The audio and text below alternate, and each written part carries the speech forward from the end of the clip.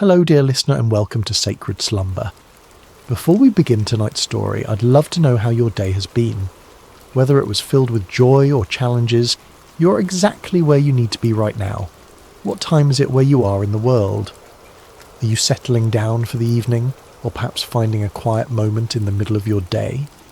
Wherever you are listening from, know that you are part of our global community of souls, seeking peace and spiritual connection. If this is your first time joining us, please consider subscribing to Sacred Slumber. We're here to bring you stories that nourish the spirit and calm the mind. Tonight, we journey to ancient Judah, to a time when God called a young man named Jeremiah to carry a message of both warning and hope. This is a story about divine calling, about being reshaped by loving hands, and about finding purpose even in the midst of struggle. So settle in, take a deep breath, and let us begin. In the 13th year of King Josiah's reign over the kingdom of Judah, when the morning mist still clung to the hills of Anathoth, a young man named Jeremiah sat beneath the shade of an ancient olive tree. The leaves whispered secrets in the gentle breeze, and somewhere in that whisper something stirred within his heart. Something he couldn't yet name, but could feel as surely as the warm earth beneath his feet. Jeremiah was not like the other young men of his village. While they spoke boldly of their plans and dreams, he preferred the quiet company of his thoughts. While they gathered in the marketplace to debate and jest, he found himself drawn to solitary places where he could listen to the deeper rhythms of life. His father, Hilkiah, was a priest, and perhaps that was why Jeremiah felt such a natural pull toward the sacred, toward the spaces where heaven seemed to touch earth. On this particular morning, as the sun climbed higher and cast dancing shadows through the olive branches, Jeremiah felt that familiar stirring grow stronger. It was as if someone were calling his name from a great distance, though he heard no voice with his ears. The sensation was both thrilling and terrifying, like standing at the edge of a vast ocean, knowing you were meant to step in but uncertain of your ability to swim. Then, as clearly as if someone had spoken directly into his ear, came the words that would change everything. Before I formed you in the womb, I knew you. Before you were born, I set you apart. I appointed you as a prophet to the nations. Jeremiah's heart raced. He looked around, half expecting to see someone standing nearby, but he was alone with only the olive tree and the endless blue sky as witnesses. The voice came again, gentle yet unmistakable. "Jeremiah, I have called you to be my messenger." The young man's immediate response was one of panic. "Sovereign Lord," he whispered, his voice barely audible even to himself. "I don't know how to speak. I am too young. Who would listen to me? I am nobody special, just a priest's son from a small village. Surely you have made a mistake." But the presence that surrounded him was filled with such love and certainty that his fears began to quiet. "Do not say you are too young," came the gentle correction. "You must go to everyone I send you to and say whatever I command you. Do not be afraid of them, for I am with you and will rescue you." In that moment, Jeremiah felt something touch his lips. Not a physical touch, but something deeper, more real than anything he had ever experienced. "I have put my words in your mouth," the voice continued. "See, today I appoint you over nations and kingdoms to uproot and tear down, to destroy and overthrow, to build and to plant." As the presence gradually faded, leaving only the normal sounds of morning, birds singing, leaves rustling, the distant lowing of cattle, Jeremiah remained sitting beneath the olive tree, stunned by what had just occurred. His life had been ordinary just moments before, and now he was being called to something extraordinary. The weight of it should have crushed him, but instead he felt a strange peace settling over his spirit. He didn't yet understand what lay ahead, couldn't foresee the years of rejection and persecution that awaited him, or the deep wells of sorrow he would have to draw from. He only knew that the God of his fathers had spoken to him, had chosen him for a purpose that was both terrible and wonderful. And though he trembled at the thought of it, something deep within him whispered back, "Yes, Lord, I will go." Months passed after Jeremiah's calling, and he found himself struggling with the enormity of his task. The messages that came to him were not easy ones. Words of warning about the spiritual condition of Judah, prophecies of coming judgment if the people didn't turn back to their God. How could he, a young man with no credentials or authority, stand before the elders and priests and kings with such heavy words? One morning, as Jeremiah prayed in the quiet of his chamber, seeking guidance for this impossible mission, he heard the familiar voice of the Lord speaking to him once again. "Go down to the potter's house, and there I will give you my message." Jeremiah had passed by the potter's house countless times in his life, but had never paid it much attention. It was a humble building on the outskirts of the village, marked by the constant sound of the spinning wheel and the earthy smell of wet clay. As he approached that day, however, he felt a sense of anticipation, as if he were about to witness something profound. The potter was an elderly man named Malachi, whose hands bore the calluses and clay stains of decades spent at his craft. His hair was white as wool, and his eyes held the patient wisdom of someone who had spent his life creating beauty from formless earth. When Jeremiah arrived, Malachi looked up from his wheel and smiled, as if he'd been expecting him. "Shalom, young prophet," Malachi said, his voice warm with genuine kindness. "Please sit and watch. I have work to do." Jeremiah settled himself on a wooden stool in the corner of the workshop, fascinated despite himself. He had never really watched a potter at work before, had never paid attention to the intricate process of creation that happened in this simple space. The wheel began to turn, and Malachi placed a lump of clay in the centre, his hands moving with practiced precision. At first the clay seemed to resist, wobbling and threatening to collapse. But Malachi's hands were steady and sure, applying just the right amount of pressure, guiding the clay upward into the beginning of what would become a vessel. Jeremiah watched in wonder as the formless lump slowly took shape, a wide base, curving sides, the promise of something beautiful and functional. But then something went wrong. Perhaps there was a stone in the clay, or a dry patch that wouldn't bend. The emerging vessel began to collapse, its sides caving in despite the potter's careful ministrations. Jeremiah expected to see frustration on Malachi's face, perhaps anger at the ruined work. Instead, the old man simply smiled and pressed the clay back into a lump, ready to begin again. "The clay has its own nature," Malachi explained, his hands already starting to reshape the material. "Sometimes it has hard spots, or air bubbles, or impurities that make it difficult to work with. But clay is forgiving. It can always be reformed, reshaped, made into something new." As Jeremiah watched, the potter began again, this time working the clay more thoroughly, removing the impurities that had caused the first attempt to fail. Slowly, patiently, lovingly, a new vessel began to emerge, different from the first but no less beautiful. In fact, this second creation seemed to have a character all its own, shaped by the very challenges that had destroyed its predecessor. It was then that Jeremiah heard the voice of the Lord speaking to him, as clear as if someone were standing beside him. "Can I not do with you, Israel, as this potter does? Like clay in the hand of the potter, so are you in my hand." The words hit Jeremiah like a revelation. He understood now why he had been sent to this place, why he needed to witness this simple yet profound act of creation. The people of Judah were like clay in God's hands, sometimes stubborn, sometimes marred by the impurities of sin and rebellion. But God was not a harsh taskmaster who would discard them when they failed to take shape properly. He was like Malachi, patient and loving, willing to reshape them again and again until they became the vessels he had always intended them to be. "The message I want you to carry," the Lord continued, "is not just one of judgment, but of hope.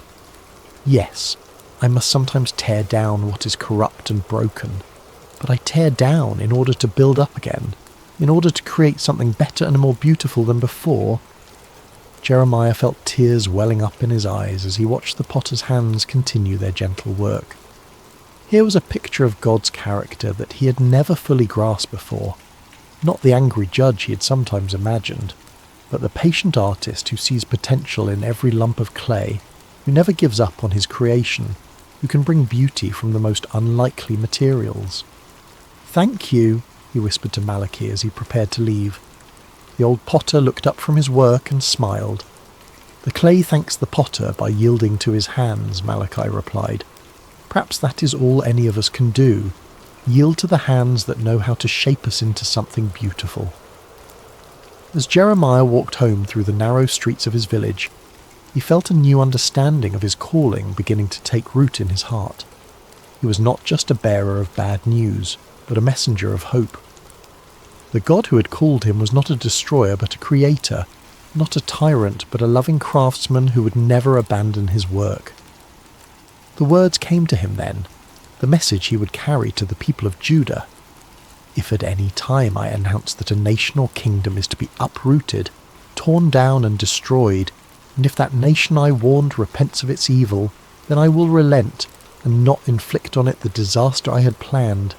And if at another time I announce that a nation or kingdom is to be built up and planted, and if it does evil in my sight and does not obey me, then I will reconsider the good I had intended to do for it." It was a message of both warning and promise, of judgment and mercy intertwined. Like the potter's hands, God's discipline was always aimed at restoration, always working toward the creation of something more beautiful than before. Armed with this new understanding, Jeremiah began his prophetic ministry in earnest. But if he had hoped that his message of God's love and patience would be readily received, he was quickly disillusioned. The people of Judah, from the poorest peasant to the most powerful priest, seemed determined to resist the very hands that were trying to reshape them. His first major public appearance came during the reign of King Jehoiakim, Josiah's son, who had turned away from his father's reforms and allowed idolatry to flourish once again throughout the land. Jeremiah stood in the temple courts, his voice carrying across the stone courtyard as he delivered the message God had given him. "This is what the Lord says," he proclaimed, his young voice growing stronger with each word. "Reform your ways and your actions, and I will let you live in this place. Do not trust in deceptive words and say, 'This is the temple of the Lord, the temple of the Lord, the temple of the Lord.' If you really change your ways and your actions and deal with each other justly, if you do not oppress the foreigner, the fatherless or the widow, and do not shed innocent blood in this place, and if you do not follow other gods to your own harm, then I will let you live in this place in the land I gave your ancestors for ever and ever." The reaction was immediate and hostile. The priests, who had grown comfortable with their compromises and political alliances, saw Jeremiah's words as a direct threat to their authority. The wealthy merchants and nobles who had prospered by exploiting the poor and forming partnerships with pagan nations heard his call for justice as an attack on their way of life. "Who does this young man think he is?" they muttered among themselves. "He speaks of judgment and destruction like some kind of doomsday prophet. Where is his authority? Where are his credentials?" But Jeremiah continued, his heart breaking even as he spoke the words God had given him. He could see the spiritual adultery that had infected his beloved nation, the way they had turned from the God who had delivered them from Egypt and given them this promised land. They had made alliances with foreign powers, adopted their gods, and forgotten the covenant that had made them a people set apart. "My people have committed two sins," he declared, his voice now thick with emotion. "They have forsaken me, the spring of living water, and have dug their own cisterns, broken cisterns that cannot hold water." The imagery was powerful and heartbreaking. Jeremiah could see it so clearly. A nation that had access to the purest, most life-giving water imaginable, yet had chosen instead to dig broken wells that left them thirsty and desperate. They had exchanged their glory for worthless idols, their security for political alliances that would ultimately fail them.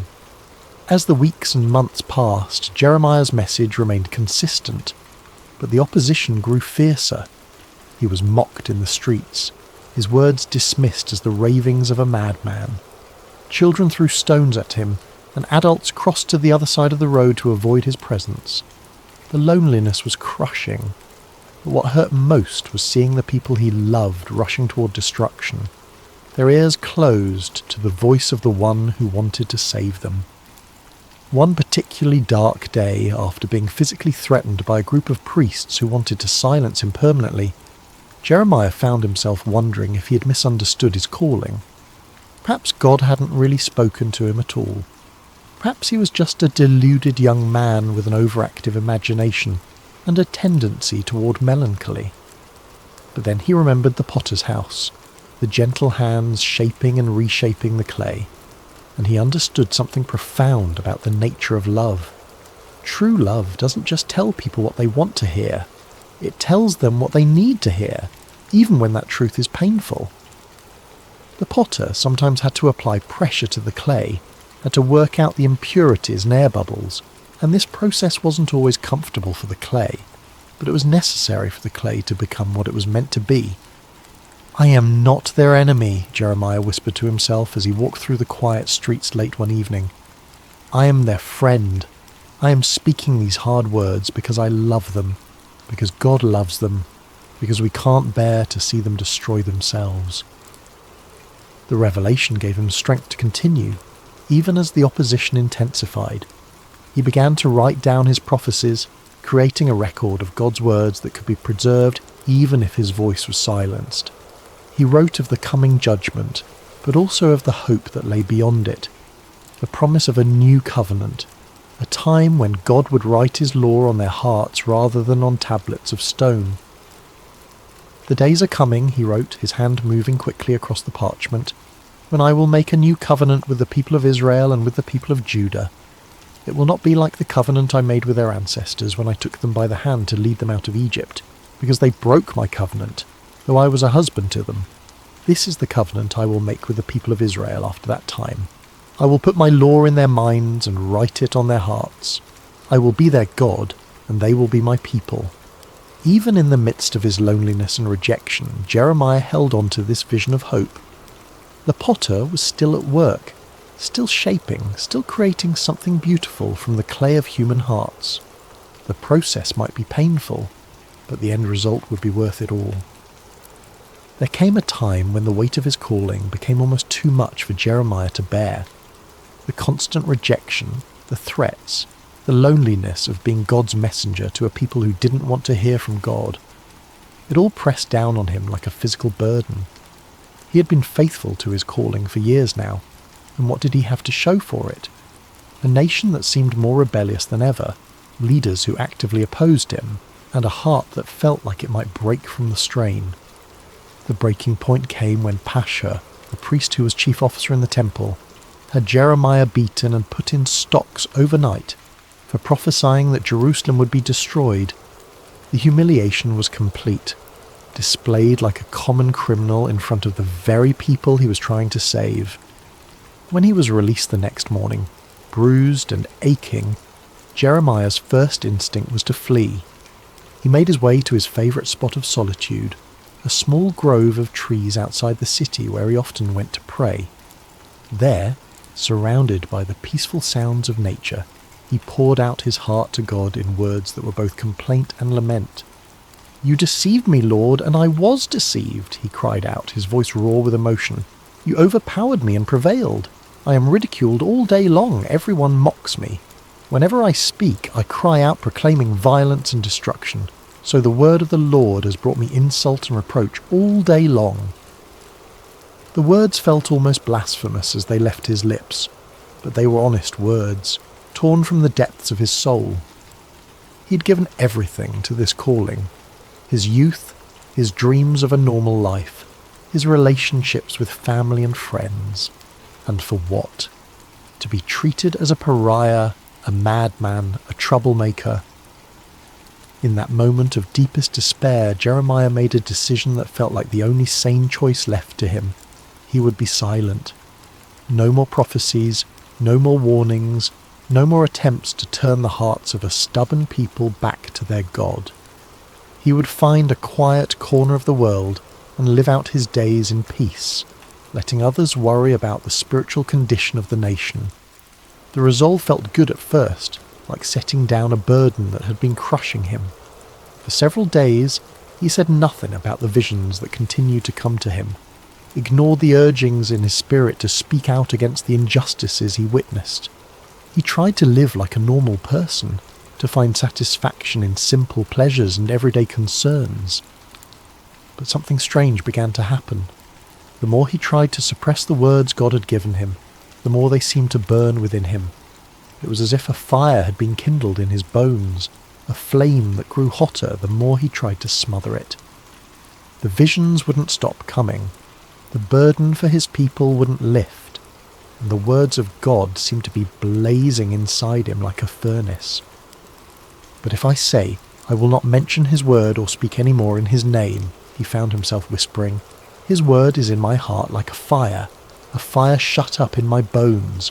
I am weary of holding it in. Indeed, I cannot. The realization came to him gradually, like dawn breaking over the mountains. He couldn't stop being a prophet any more than he could stop being human. This wasn't just something he did. It was who he was. God had formed him in the womb for this purpose, had written this calling into the very fabric of his being. To deny it would be to deny himself, to attempt to live as someone he was never meant to be. But more than that, he began to understand that his struggles and sufferings were not signs that he had failed in his calling, but evidence that he was fulfilling it exactly as God intended.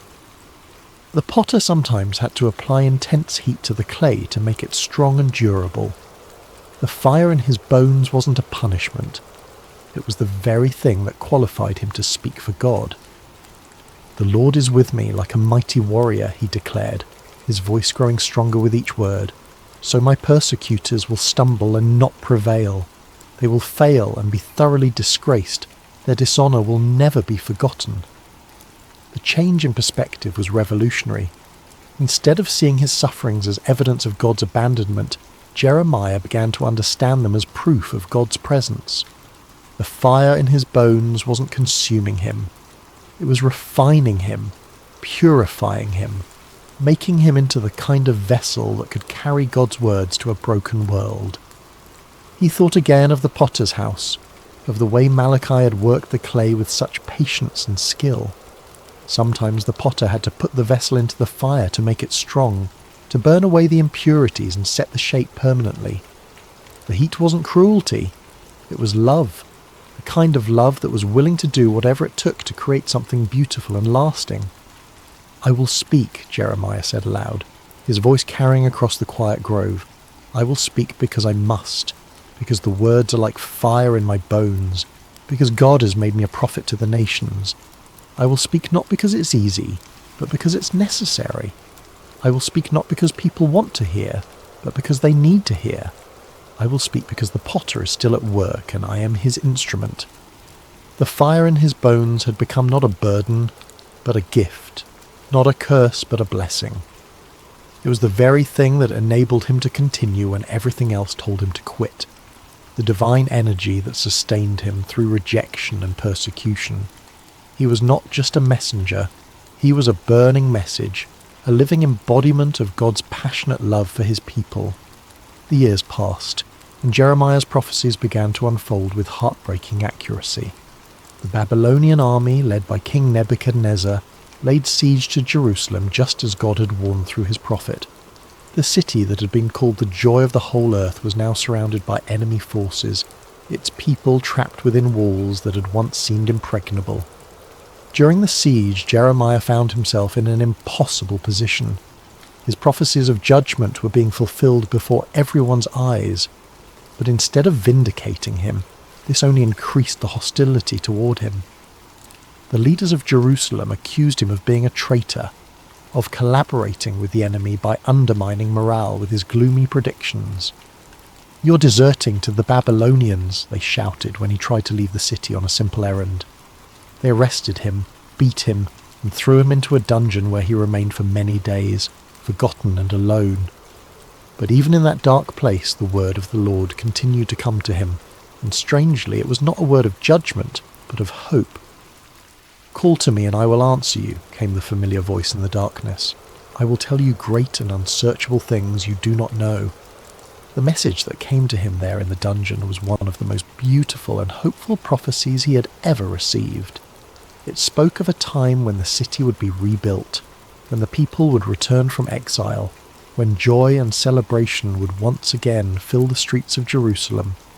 It was a promise of restoration so complete and wonderful that it seemed almost too good to be true. "I will bring health and healing to it," God promised. "I will heal my people and will let them enjoy abundant peace and security.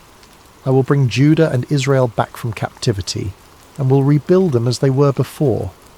I will cleanse them from all the sin they have committed against me, and will forgive all their sins of rebellion against me. Then this city will bring me renown, joy, praise, and honour before all nations on earth that hear of all the good things I do for it." Even as the sounds of warfare grew louder outside his prison walls, Jeremiah held on to these words of hope. The potter was still at work, still shaping, still creating something beautiful from the broken clay of human hearts and human history. When the city finally fell, it was as devastating as Jeremiah had predicted. The temple was destroyed, the walls torn down, the leaders killed or carried away into exile.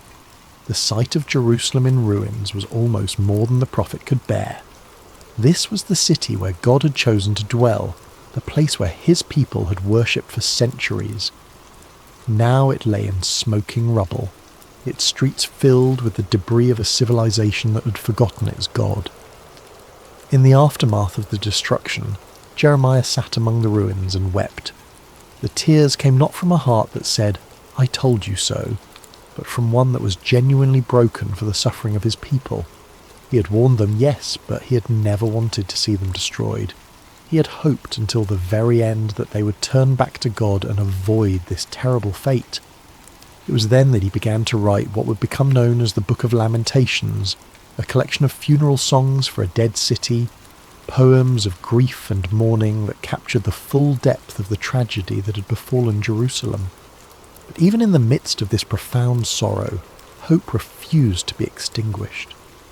"Because of the Lord's great love we are not consumed," he wrote, his hand trembling as he formed the words. "For his compassions never fail. They are new every morning. Great is your faithfulness." The words seemed to come from somewhere deeper than his own understanding, as if the Spirit of God was using his human grief to express a divine truth that transcended the immediate circumstances. Yes, Jerusalem had fallen.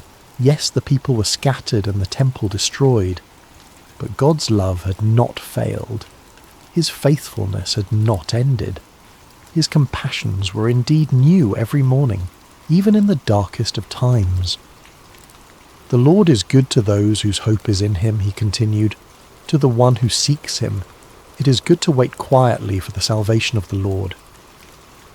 As he wrote these words, Jeremiah began to understand something profound about the nature of hope. It wasn't based on circumstances or on the absence of suffering. True hope was rooted in the character of God himself, in his unchanging love and faithfulness. The potter might allow the clay to be broken, but he would never abandon it. He might permit the vessel to be shattered, but only so that he could create something even more beautiful from the pieces.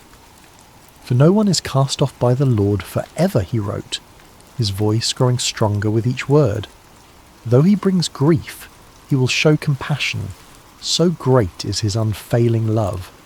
For he does not willingly bring affliction or grief to anyone."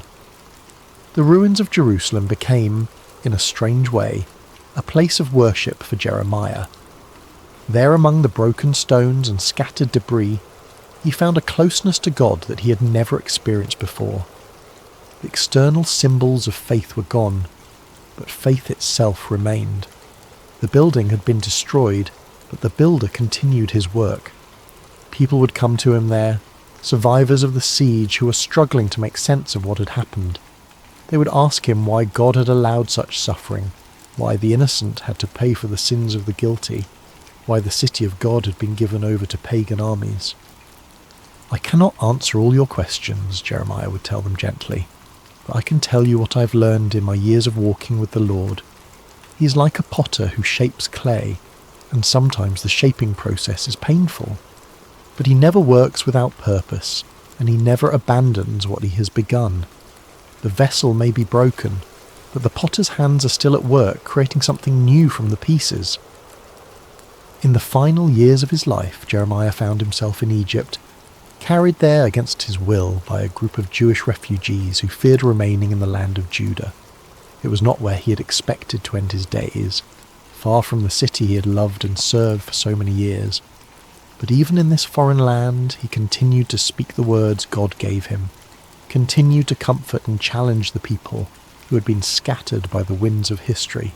As he sat one evening by the banks of the Nile watching the sunset over the ancient land of the Pharaohs, Jeremiah reflected on the long journey that had brought him to this place. He was no longer the young man who had trembled beneath the olive tree at his first calling. His hair was now white, his hands marked by years of writing and rewriting God's words, his heart scarred by decades of rejection and persecution. But he was not bitter. Somehow, through all the pain and struggle, he had learned to see his life as part of a larger tapestry that God was weaving through history. He was just one thread in that tapestry, but he had been woven in exactly the right place, at exactly the right time, for exactly the right purpose. A young Jewish woman approached him as he sat by the water, her eyes reflecting the same uncertainty and pain he had seen in so many faces over the years. "Prophet," she said softly, "my heart is broken. I have lost everything. My home, my family, my future. How can I believe that God still cares about me?" Jeremiah smiled and gestured for her to sit beside him. "Let me tell you a story," he said, his voice warm with the wisdom of long experience. "Once God sent me to a potter's house to watch him work. The potter was shaping a vessel on his wheel, but something went wrong. The clay became marred, misshapen, useless for its intended purpose." The young woman leaned forward, intrigued despite her sorrow. "I expected the potter to throw the clay away," Jeremiah continued. "After all, it was ruined, wasn't it? But instead, he gathered it up and began again. He worked the clay, removed the impurities, and slowly shaped it into something new. The second vessel was different from the first, but it was beautiful in its own way. Perhaps even more beautiful because it bore the marks of the potter's patient love. "But what does this mean for me?" the woman asked. "How does this help me with my broken heart?" Jeremiah reached down and picked up a small piece of clay from the riverbank. "This is what God showed me that day," he said, working the clay gently in his hands. "You are not ruined. You are not beyond hope. You are clay in the potter's hands, and he is still shaping you. The breaking you've experienced is not the end of your story. It's the beginning of a new chapter." As he spoke, the clay in his hands began to take shape, becoming a small but perfectly formed vessel. "God's love is like this potter's skill," he continued. "It can take the most broken, damaged clay and create something beautiful from it. Your pain is not wasted. Your tears are not meaningless. They are part of the process by which God is making you into the person he always intended you to be." The woman began to weep, but they were not tears of despair. They were tears of hope, of recognition, of a heart that was beginning to heal. "How do you know this?" she whispered. "How can you be so sure?" Jeremiah smiled, and in that smile was the peace of a man who had wrestled with God and found him faithful. "Because I have been clay in the potter's hands for 40 years, he said simply. "I have been broken and reshaped more times than I can count. I have questioned, doubted, even tried to run away from his calling. But through it all, I have learned one thing. The potter never gives up on his clay. He never throws it away. He keeps working, keeps shaping, keeps creating until the vessel is exactly what he envisioned it to be." As the stars began to appear in the darkening sky, Jeremiah continued to speak with the young woman and others who had gathered around them. He told them of the promises God had made, of a time when the exiles would return, when the city would be rebuilt, when God would make a new covenant with his people. He reminded them that their current suffering was not the end of the story, but part of a larger narrative of redemption and restoration. The potter is still at work, he said as the evening drew to a close. In your lives, in the life of our nation, in the great sweep of history itself, he's shaping something beautiful from the clay of human hearts and human history. Trust his hands, yield to his touch, and know that whatever he is creating in you and through you, it will be more wonderful than you can imagine. That night, as Jeremiah lay down to sleep, he thought once more of the potter's house and the lesson that had shaped his entire ministry. He had been privileged to be God's messenger, to speak his words to a generation that desperately needed to hear them. He had endured rejection, persecution, and exile, but he had also experienced the incredible intimacy of walking with God through every trial. His life had not been easy, but it had been meaningful. He had been clay in the potter's hands, shaped and reshaped according to God's perfect will. And though he would not live to see the full fulfillment of the promises he had proclaimed, he knew with absolute certainty that the potter's work would continue. The hands that had shaped him would continue to shape others, generation after generation, until the final masterpiece was complete. The last words he wrote in his journal that night were these: "The steadfast love of the Lord never ceases. His mercies never come to an end. They are new every morning. Great is your faithfulness. The Lord is my portion, says my soul, therefore I will hope in him." And in the quiet darkness of a foreign land, far from the ruins of Jerusalem but close to the heart of God, Jeremiah slept peacefully, knowing that the potter's hands were still at work, still shaping, still creating something beautiful from the clay of human hearts. The message he had carried for 4 decades would outlive him, would speak to countless generations of broken people who needed to know that they were not beyond hope, that the potter never gives up on his clay, and that his love truly is new every morning. The story of Jeremiah reminds us that even in our darkest moments, even when our lives seem shattered beyond repair, we are never beyond the reach of the potter's hands. Like clay on the wheel, we may be broken, but we are never discarded. We are loved, shaped, and reshaped by hands that know exactly what we can become. And in the end, that is enough. That is everything.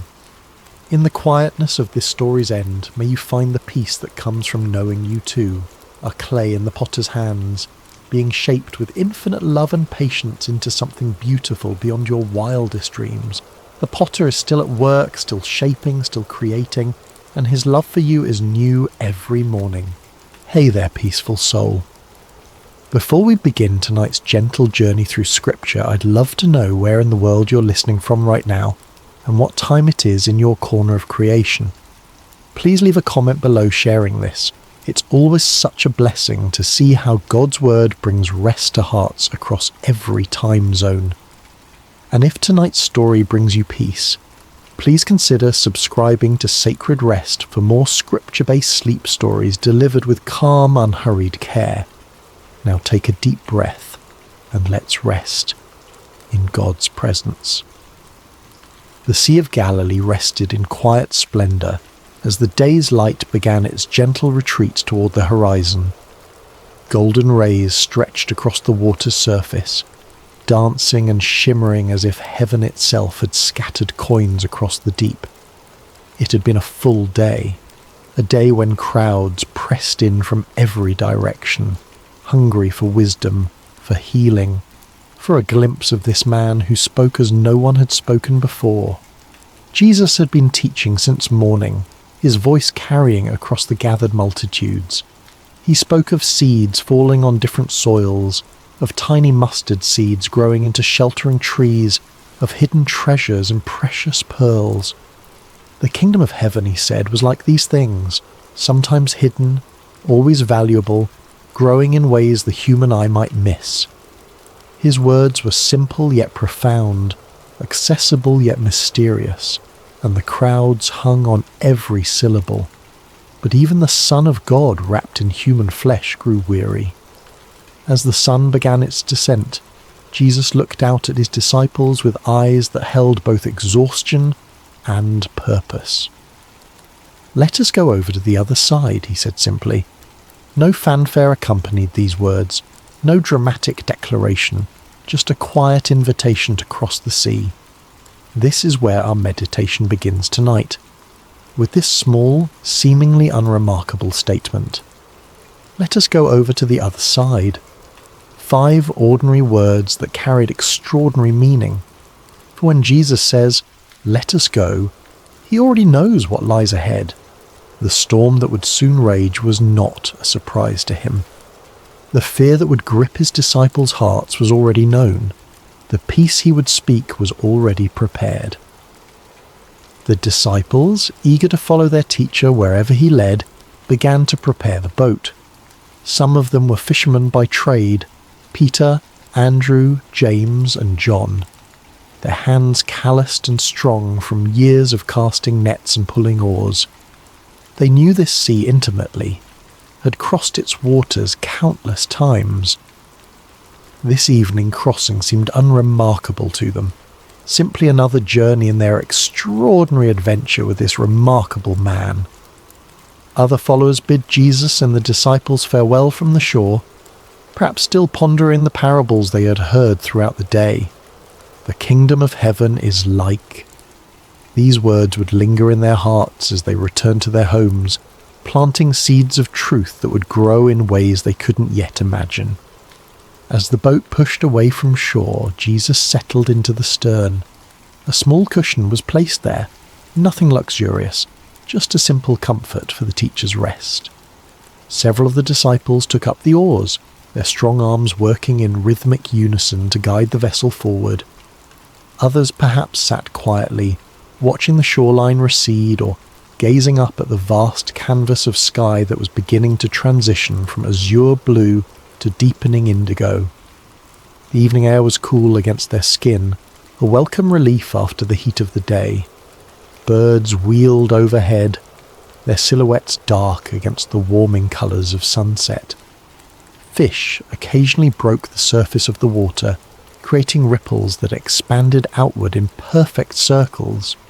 All seemed peaceful, all seemed well. Jesus, his body surrendering to weariness, closed his eyes. The gentle rocking of the boat, the quiet splash of water against its sides, the distant calls of birds, these formed a lullaby that invited rest.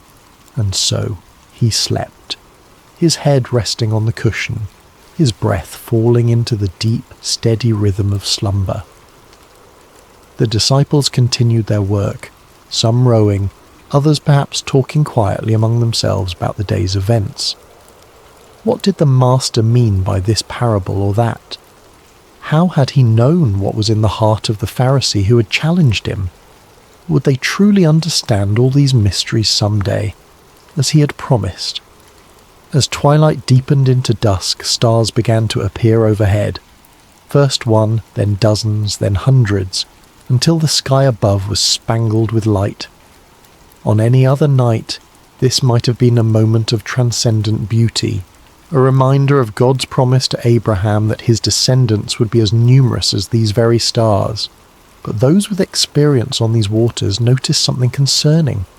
The air had changed, becoming charged with an expectancy that seasoned fishermen recognized. A slight shift in the wind's direction, a subtle change in temperature, small signs that spoke volumes to those who knew how to read them.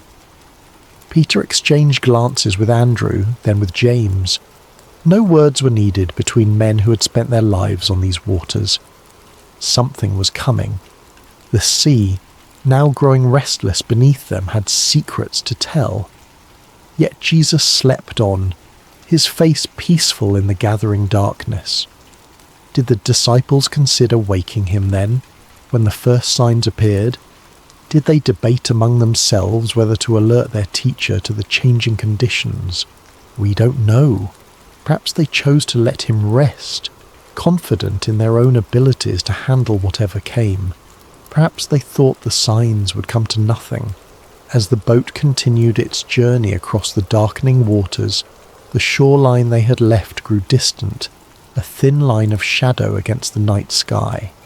Ahead lay their destination, the country of the Gerasenes, but it remained out of sight, beyond the curve of the horizon. They were in the middle space now, too far from where they had been to return quickly, not yet close enough to where they were going to find shelter. It is in these middle spaces of our lives that storms often find us. Not when we're safely harboured, not when we've reached our destination, but in the vulnerable in-between, in the waiting, in the journeying, in the not yet there. The disciples could not know what lay ahead, but Jesus did. His rest was not the ignorant sleep of one caught unaware, but the peaceful repose of one who knows the end from the beginning. In this, there is profound comfort for us tonight as we rest. Whatever journey we're on, whatever middle space we find ourselves in, Jesus knows. He has already seen what we have not yet encountered. As our minds begin to slow and our bodies relax into this moment of rest, let us picture ourselves in that boat. Feel the gentle rocking beneath you. Hear the quiet splash of water against wood. See the stars appearing one by one in the vast expanse above, and know that Jesus is there with you, perfectly at peace even as the first winds of change begin to stir. It began with a whisper, a subtle change in the rhythm of the night. The stars that had shone so brightly overhead began to disappear, one by one, as clouds moved across the sky like silent spectators gathering for some celestial event.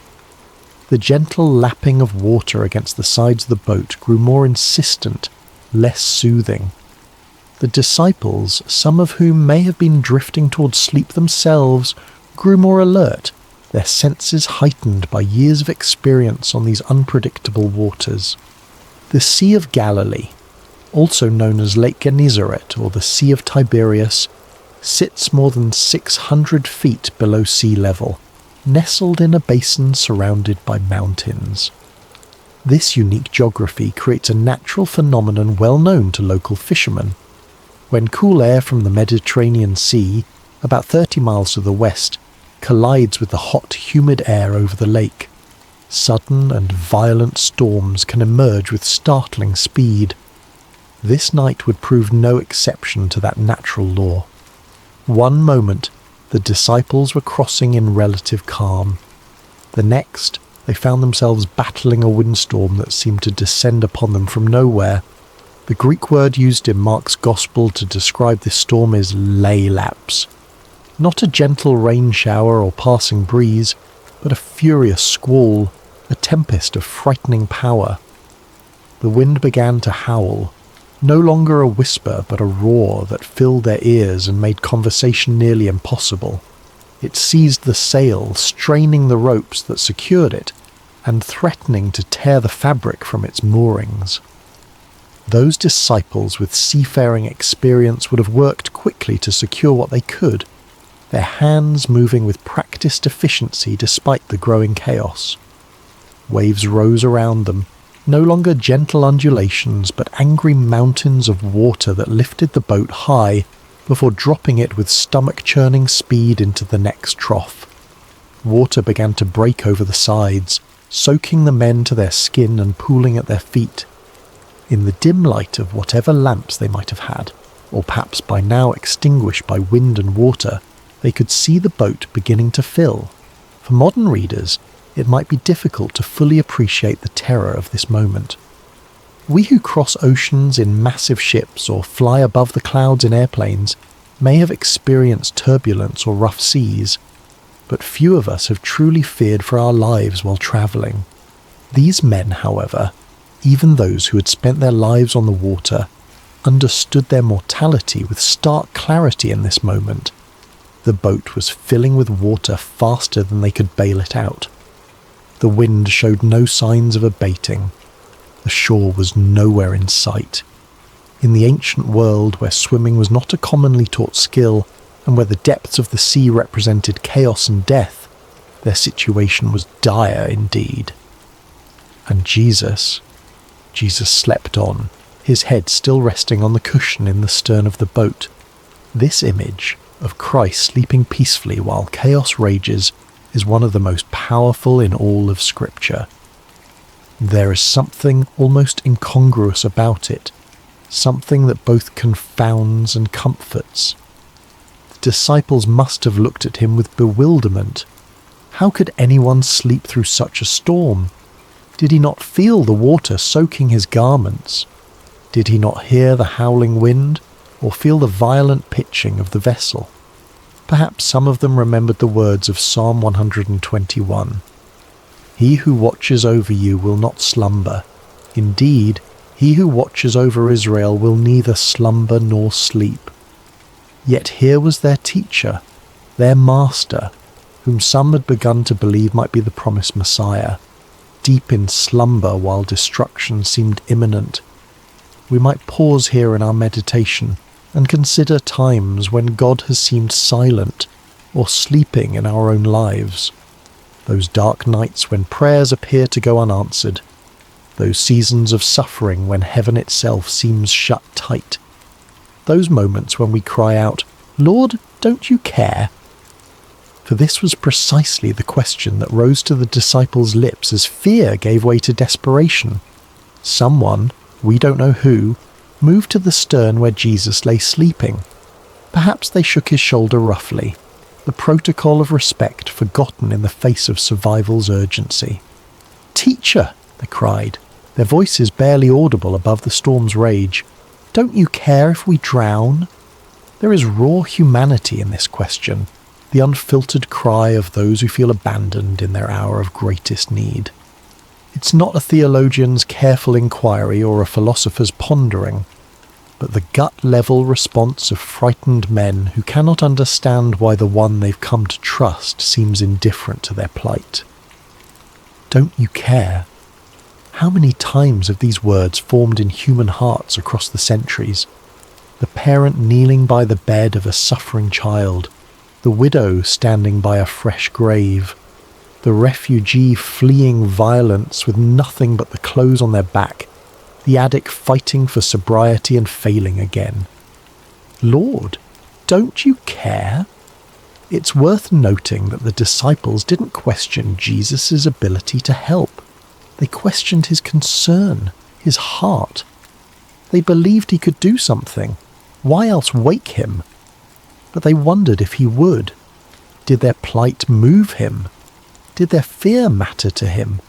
Was he as invested in their well-being as they had come to believe? In asking this question, they revealed something profound about the nature of faith. True faith isn't just believing that God can, it's trusting that God will, that his heart is good, that his love is sure, that his timing is perfect. And this is often where our faith is tested most severely, not in questioning God's power, but in questioning his character, his concern, his care. As we continue to settle into rest tonight, let's acknowledge any storms that may be raging in our own lives. Perhaps there are circumstances that have caused us to wonder if God sees, if God cares.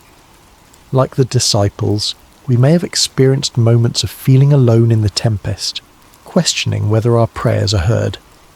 The beauty of this story, and the comfort it offers us even now, is that Jesus' response to their cry reveals the truth about his heart.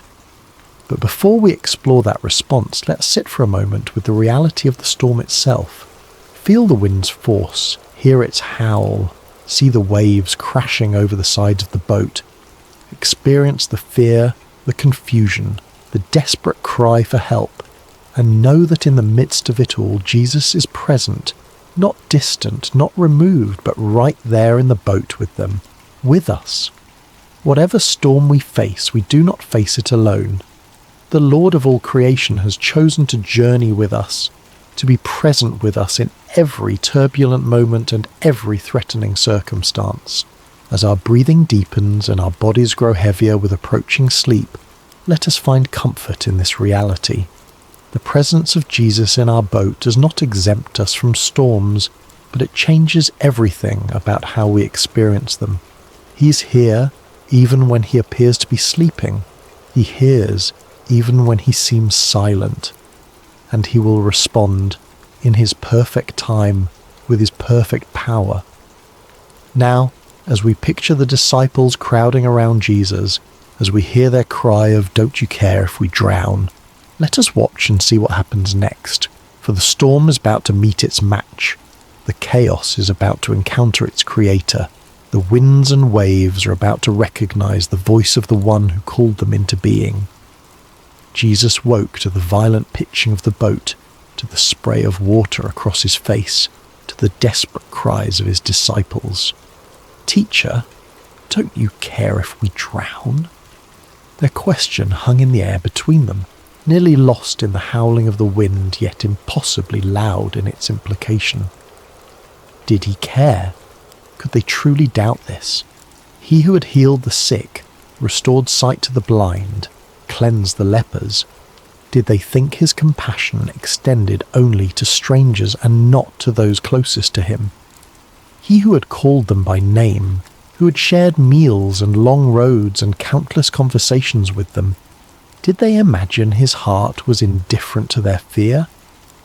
Yet Jesus did not respond to their question directly. He did not immediately reassure them of his care or explain his apparent indifference. Instead, he rose, calm, unhurried, sovereign, and turned his attention to the storm itself. Mark's Gospel tells us that he got up, rebuked the wind, and said to the waves, "Quiet, be still." The Greek phrase used here, siopa pephimoso, carries the sense of be silent, be muzzled. It is the language one might use to quiet a disruptive animal or silence a disturbing noise. There is authority in these words, command and expectation of immediate obedience, and obey they did. The wind, which had been screaming across the water with destructive force, died away at once. The waves, which had been crashing over the sides of the boat and threatening to sink it, flattened into submission. The entire chaotic scene transformed in an instant from deadly peril to perfect calm. Imagine witnessing this moment. 1 second, you're fighting for your life against one of nature's most terrifying displays of power. The next, you're floating on a sea as smooth as glass under a clearing sky. The contrast would be disorienting, almost unbelievable. The silence following such tumult would ring in your ears. The stillness after such violent motion would leave you feeling strangely weightless. Only then, after demonstrating his authority over creation itself, did Jesus turn back to his disciples, and his words to them were not what they might have expected. No warm reassurance that yes, of course he cared, no gentle understanding of their fear. Instead, he asked them 2 pointed questions. Why are you so afraid? Do you still have no faith? These questions weren't meant to shame or condemn. Jesus was not expressing disappointment so much as issuing an invitation to examine the gap between what they professed to believe about him and how they responded when those beliefs were tested by circumstance. The first question, why are you so afraid, invites examination of the source of our fears. Fear often arises from a perception of threat coupled with a sense of powerlessness to address that threat. The disciples feared drowning because they perceived the storm's power and recognized their inability to control it. But Jesus was suggesting another perspective. When he is in our boat, the equation changes. The presence of the Creator fundamentally alters the balance of power in any situation. The second question, do you still have no faith, probes even deeper. These disciples had witnessed Jesus perform miracle after miracle. They had seen him heal diseases medicine couldn't touch. They had watched him cast out demons that had tormented their victims for years. They had even seen him challenge the religious authorities of their day with an authority that clearly came from above. Yet when the storm came, when their own lives were threatened, their faith faltered. They reverted to fear rather than resting in confidence that the God who had demonstrated his power in so many other circumstances remained just as powerful in their present crisis. This is a common human pattern, isn't it? We can intellectually believe in God's power and love. We can recall times when we've experienced His faithfulness. We can even testify to others about how He has worked in our lives. But when new challenges arise, particularly ones that feel overwhelming or threatening, we can forget everything we know and surrender to panic. Jesus' questions invite a different response. They challenge us to align our emotional reactions with our professed beliefs, to allow what we know about God's character to inform how we feel when facing life's storms. This is not about denying fear. Fear is a natural human emotion that even Jesus experienced in the Garden of Gethsemane. Rather, it's about preventing fear from distorting our view of God and His activity in our lives. The disciples' fear had led them to question Jesus' care for them. "Don't you care if we drown?" His questions in return invited them to question their fear instead. Was it consistent with what they knew of Him? Was it justified in light of who He had revealed Himself to be? As we continue our journey toward rest tonight, these questions can guide our own reflection. What fears keep us awake at night? What storms in our lives have made us wonder if God cares? And more importantly, what do we know about the character of Jesus that might speak to those fears? If Jesus is truly who Scripture reveals Him to be, all-powerful yet deeply compassionate, sovereign yet intimately involved, holy yet merciful, then our fears must be evaluated in light of these truths. Not dismissed or denied, but placed within the larger context of who God is and how He works. The disciples in that boat had to reconcile their experience of the storm with their experience of Jesus' power over it. We too must reconcile our experience of life's challenges with our understanding of God's character and capabilities. This reconciliation doesn't happen once and for all. It's an ongoing process, a continued growth in trust that develops as we walk with Him through both calm seas and raging tempests. Perhaps the most comforting truth in this entire account is the simple reality that Jesus was in the boat with them. He had said, "Let us go over to the other side, you will," not "let me meet you on the other side," or "to try to make it to the other side." When Jesus says, "let us go," He commits to the entire journey, not just the destination. Similarly, when Jesus calls us to follow Him, He doesn't promise absence of storms. He doesn't guarantee that the path will be smooth or the journey comfortable. What He does promise is His presence with us in whatever we face. "I am with you always," He would later tell His followers, "to the very end of the age." This presence changes everything. It doesn't always change our circumstances, though sometimes, as in this story, it dramatically does. But it always changes the meaning of those circumstances and how we can respond to them. As we feel sleep drawing nearer, let us rest in this truth. Whatever storm we face, Jesus is in our boat, not as a passive passenger, but as the Lord of wind and wave, the one whose word can transform chaos into calm, the one whose presence transforms our fear into faith. The question Jesus asks, "Why are you so afraid?" isn't meant to dismiss our feelings, but to direct our focus toward the greater reality of His presence and power. The perfect love He embodies casts out fear, not by pretending the storm doesn't exist, but by reminding us that He exists within the storm with us, and that makes all the difference. In the aftermath of the storm's sudden cessation, a profound silence settled over the Sea of Galilee. The only sounds remaining might have been the gentle lapping of now calm waters against the boat's hull, the dripping of seawater from soaked clothing and hair, and perhaps the still rapid breathing of men whose hearts had not yet caught up with the dramatic change in their circumstances. The contrast could not have been more stark. Moments before, chaos had reigned, wind howling, waves crashing, men shouting in fear. Now, perfect stillness surrounded them. The sky was clearing, stars reappearing like hesitant witnesses emerging after danger has passed. The sea, which had threatened to claim their lives, now cradled their boat with gentle care. In this strange new quiet, Jesus' words hung in the air. Why are you so afraid? Do you still have no faith? These questions weren't harsh or condemning. They were asked by the same voice that had just commanded the elements and been instantly obeyed.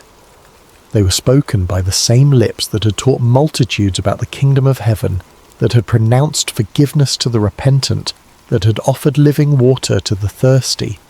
His tone may have been one of genuine curiosity rather than criticism, a teacher using a powerful experiential lesson to reveal what was in his students' hearts.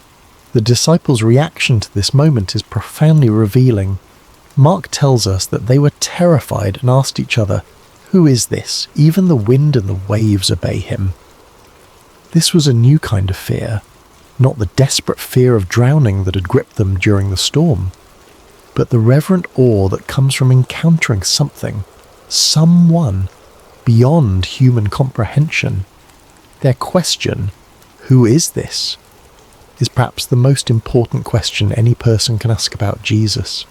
It's a question that has echoed through centuries across cultures within countless human hearts.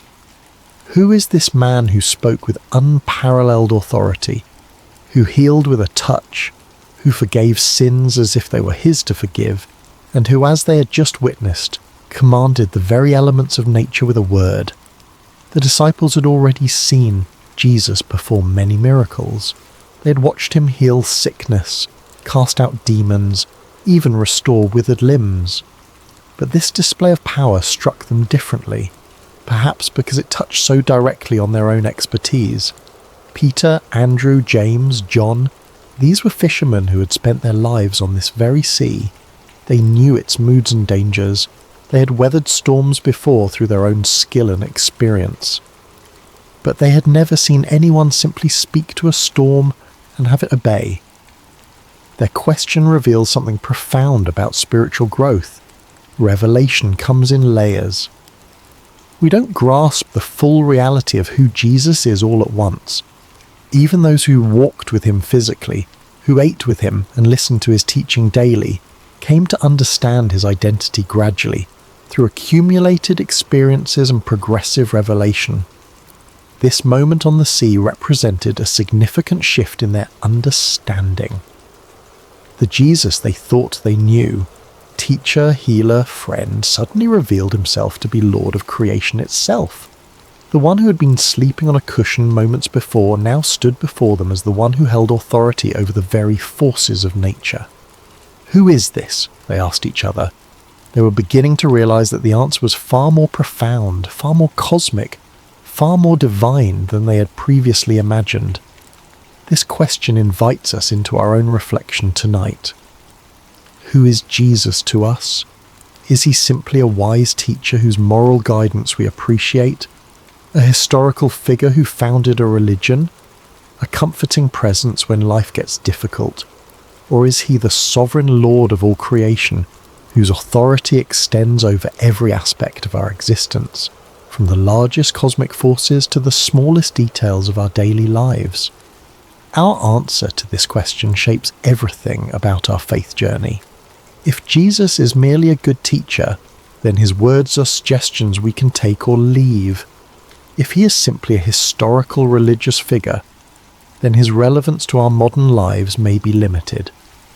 But if he is who he claimed to be, the Son of God, one with the Father, the Word made flesh, then every word he spoke carries divine authority.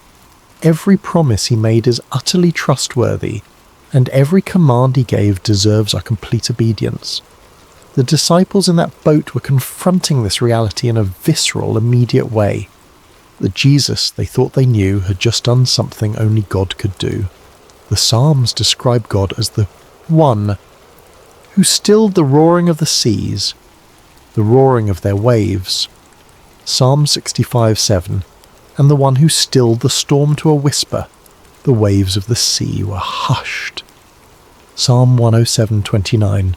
Now they had seen Jesus do exactly this, with their own eyes in their own boat, in response to their own cry for help. Their question, "Who is this?" was not merely rhetorical. It reflected genuine wrestling with an expanding understanding of Jesus' identity. And this wrestling is an essential part of authentic faith. God does not expect us to have perfect theological understanding from the beginning of our journey with him. He reveals himself to us gradually, meeting us where we are and gently expanding our capacity to know him as he truly is. For the disciples, this storm became a classroom, a place where their understanding of Jesus grew deeper and wider. Similarly, the storms of our lives often become the context in which we come to know God more truly.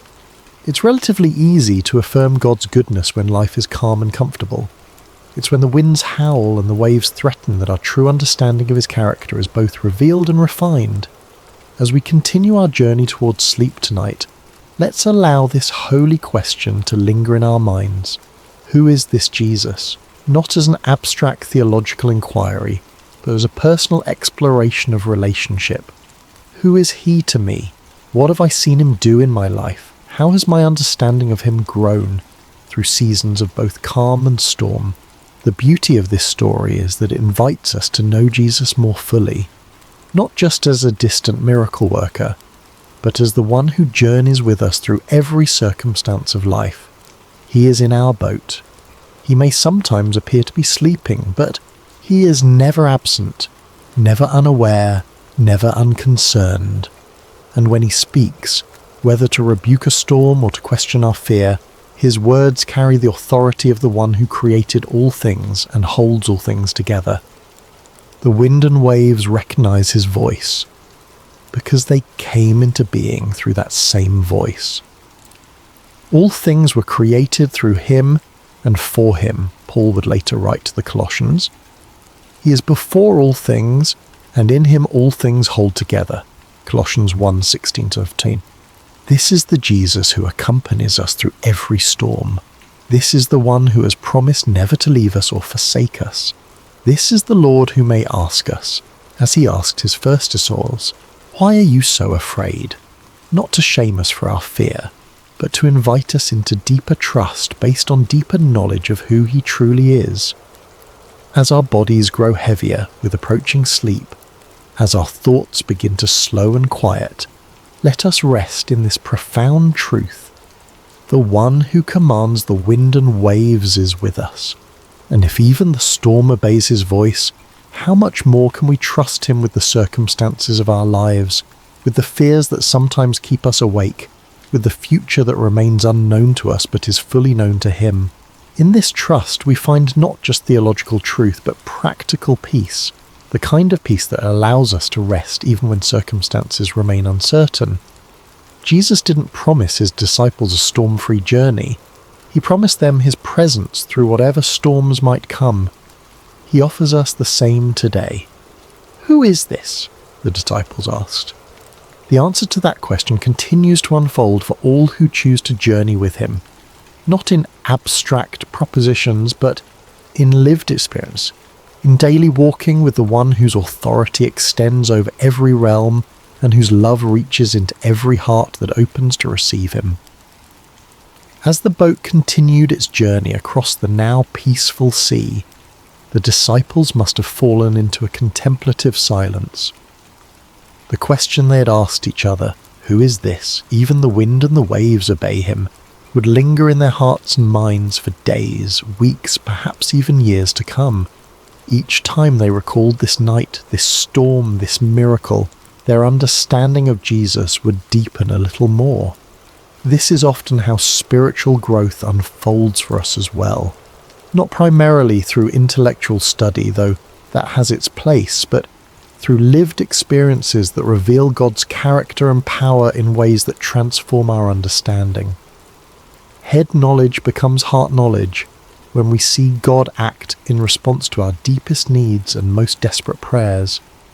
The disciples were beginning to grasp something profound. Jesus was not merely with them, he was over all things. His presence in their boat didn't just mean companionship, it meant protection, provision, and peace that transcended circumstances. Even when he appeared to be sleeping, his sovereignty remained active and absolute.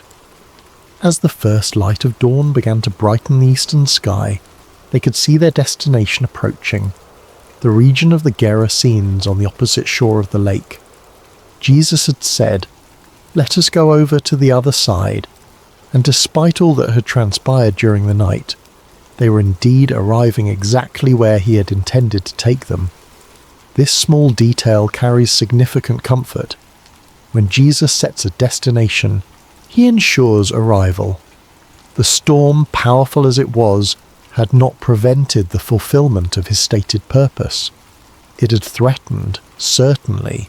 It had frightened the disciples badly. But in the end, it had simply become another opportunity for Jesus to reveal more of himself to those who followed him. This pattern appears throughout Scripture and throughout the lives of those who walk with God.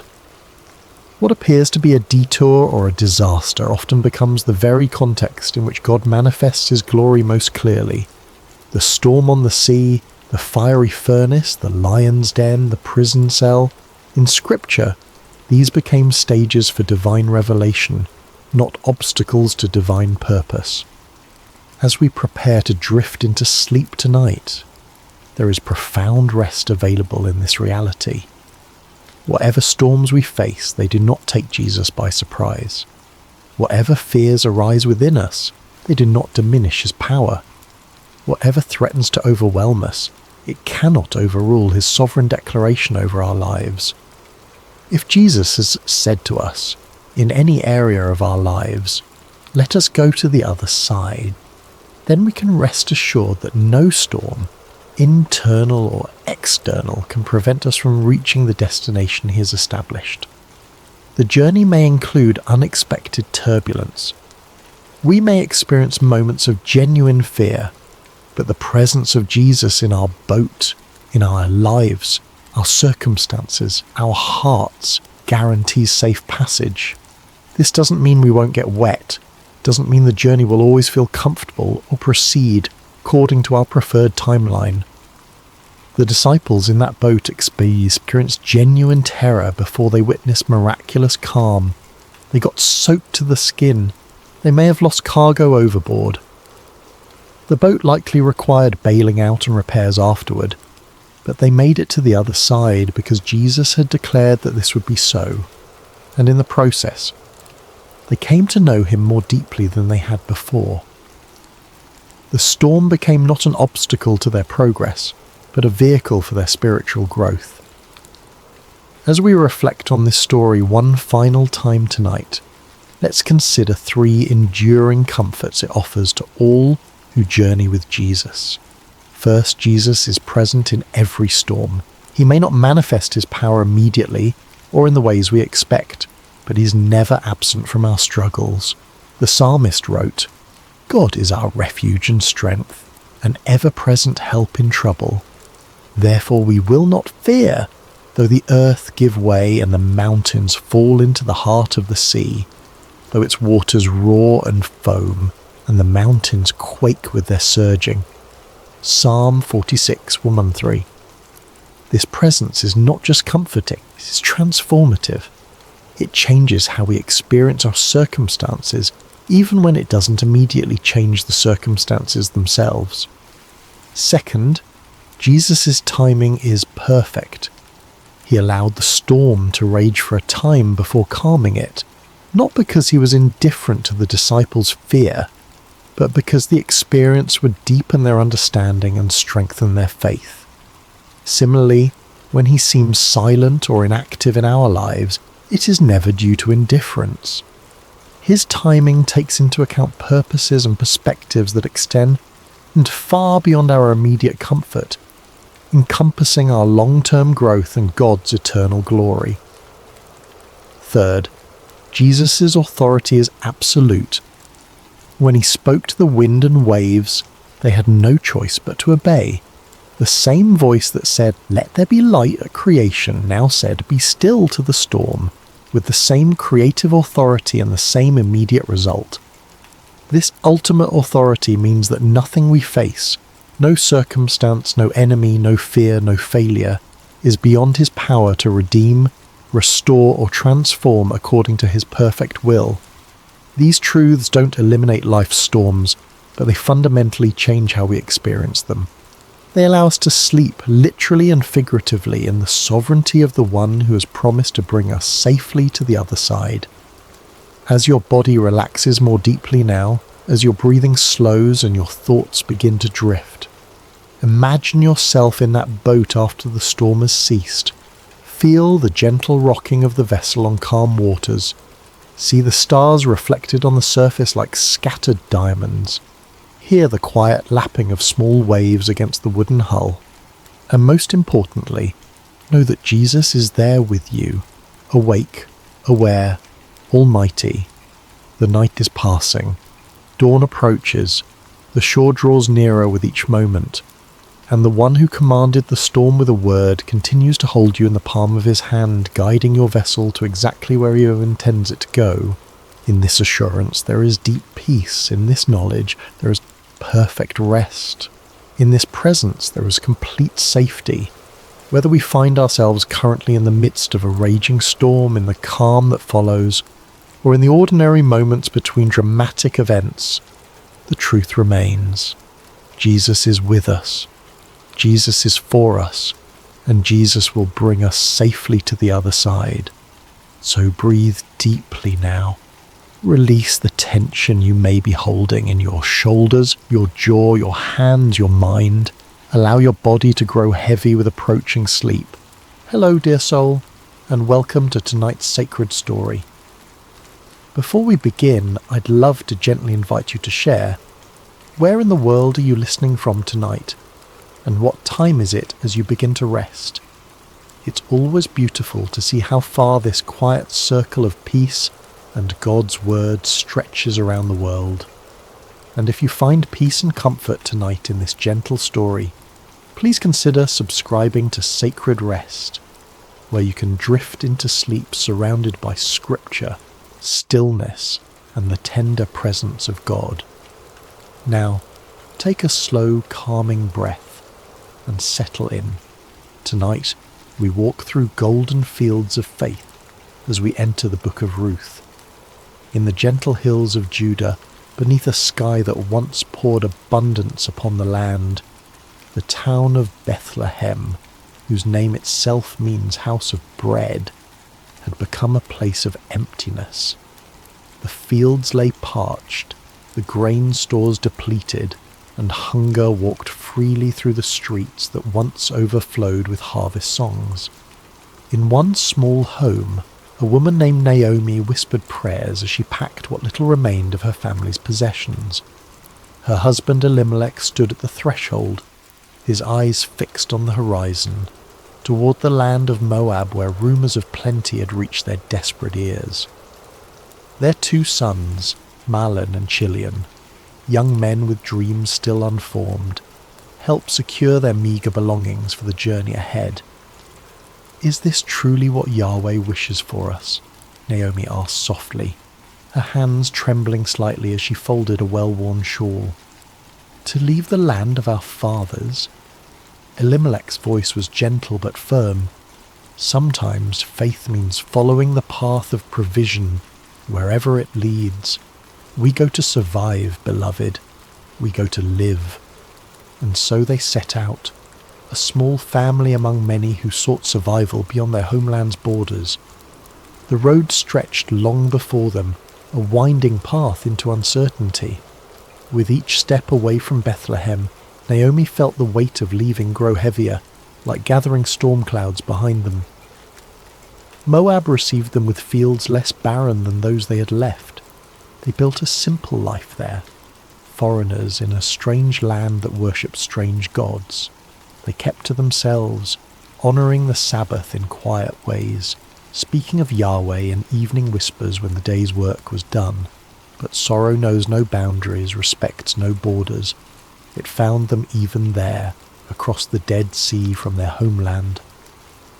First came the quiet, unexpected night when Elimelech did not wake with the dawn. Naomi wept as they buried him according to their customs, as best they could in foreign soil. Her sons stood like slender reeds on either side of her, bending in the wind of grief but not breaking. Time continued its patient march. The sons found wives among the Moabite women. Mahlon married Ruth, a woman with gentle eyes and a voice like summer rain. Chilion took Orpah, whose laughter could brighten even their darkest days of longing for home. For 10 years they lived thus, not in abundance, but in enough, until enough became too little and the shadows returned. First Marlon grew ill, his strength fading like evening light. Then Chilion, as if unable to walk this world without his brother, followed him into that quiet night from which no traveller returns. 3 widows remained, their grief a shared language that needed no translation. When news reached them that the famine had lifted in Judah, Naomi's heart turned homeward. What remained for her in this land of sorrows? Better to die in the place of her birth, among her own people, than to continue as a stranger in a land that had taken everything she loved.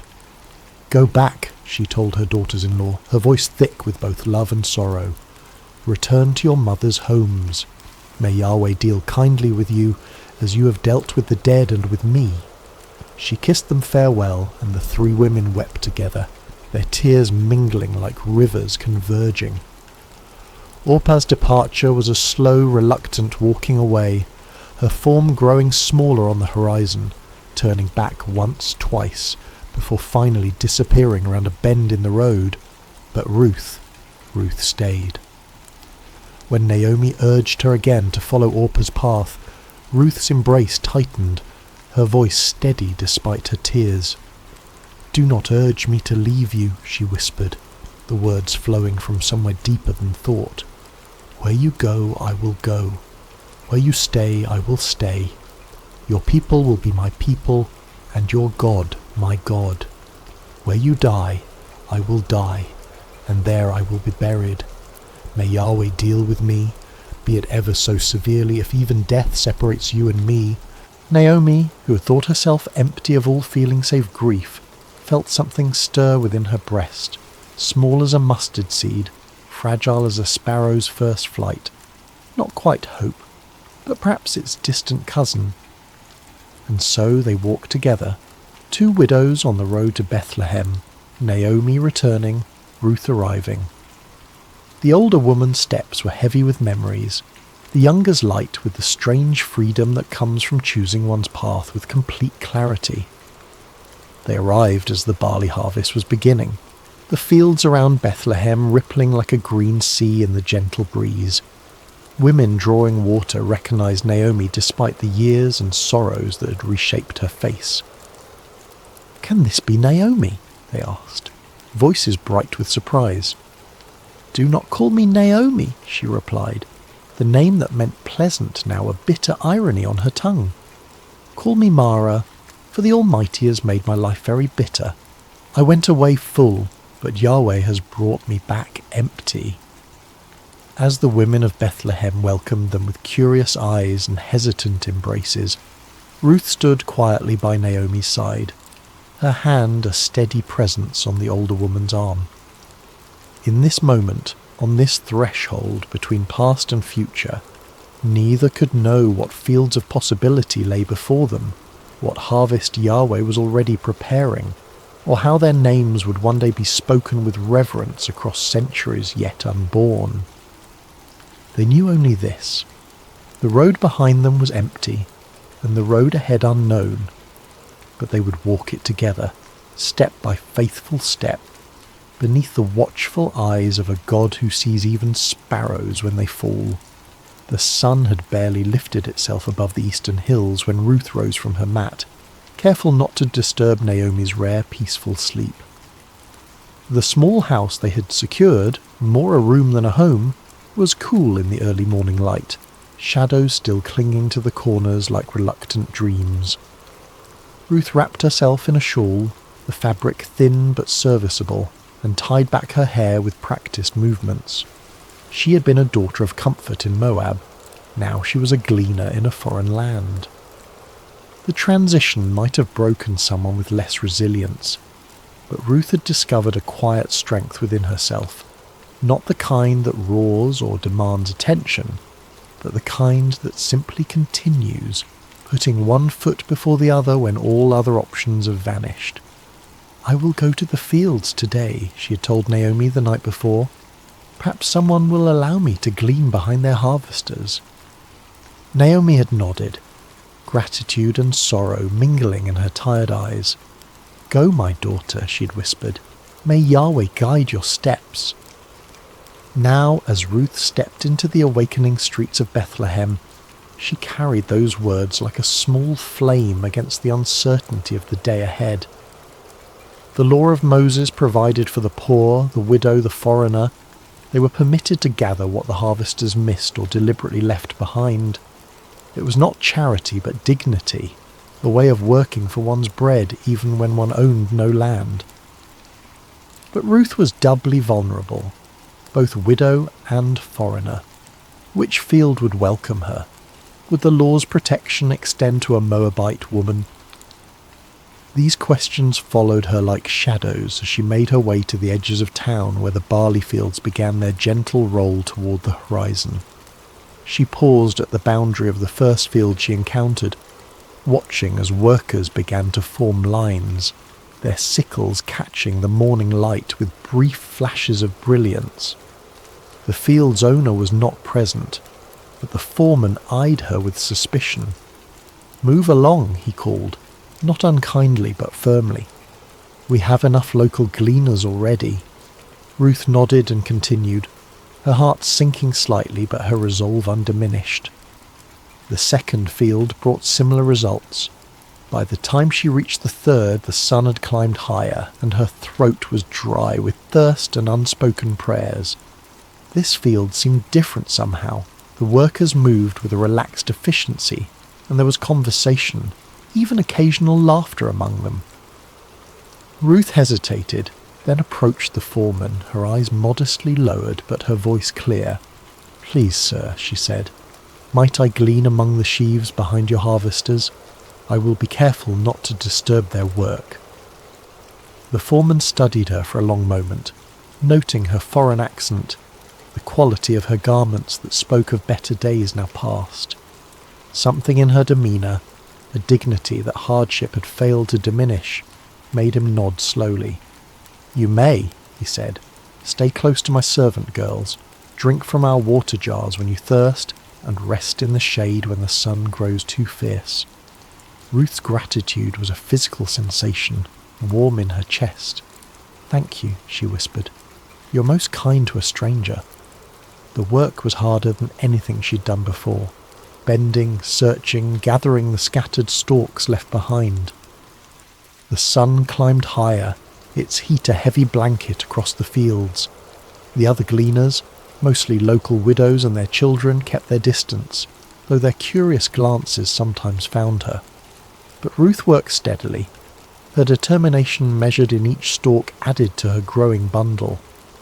By midday she'd gathered enough to make the effort worthwhile, though her back ached and her hands were rough with new blisters.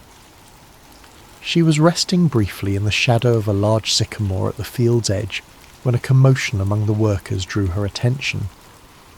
A man had arrived, tall, broad-shouldered, with the bearing of someone accustomed to respect.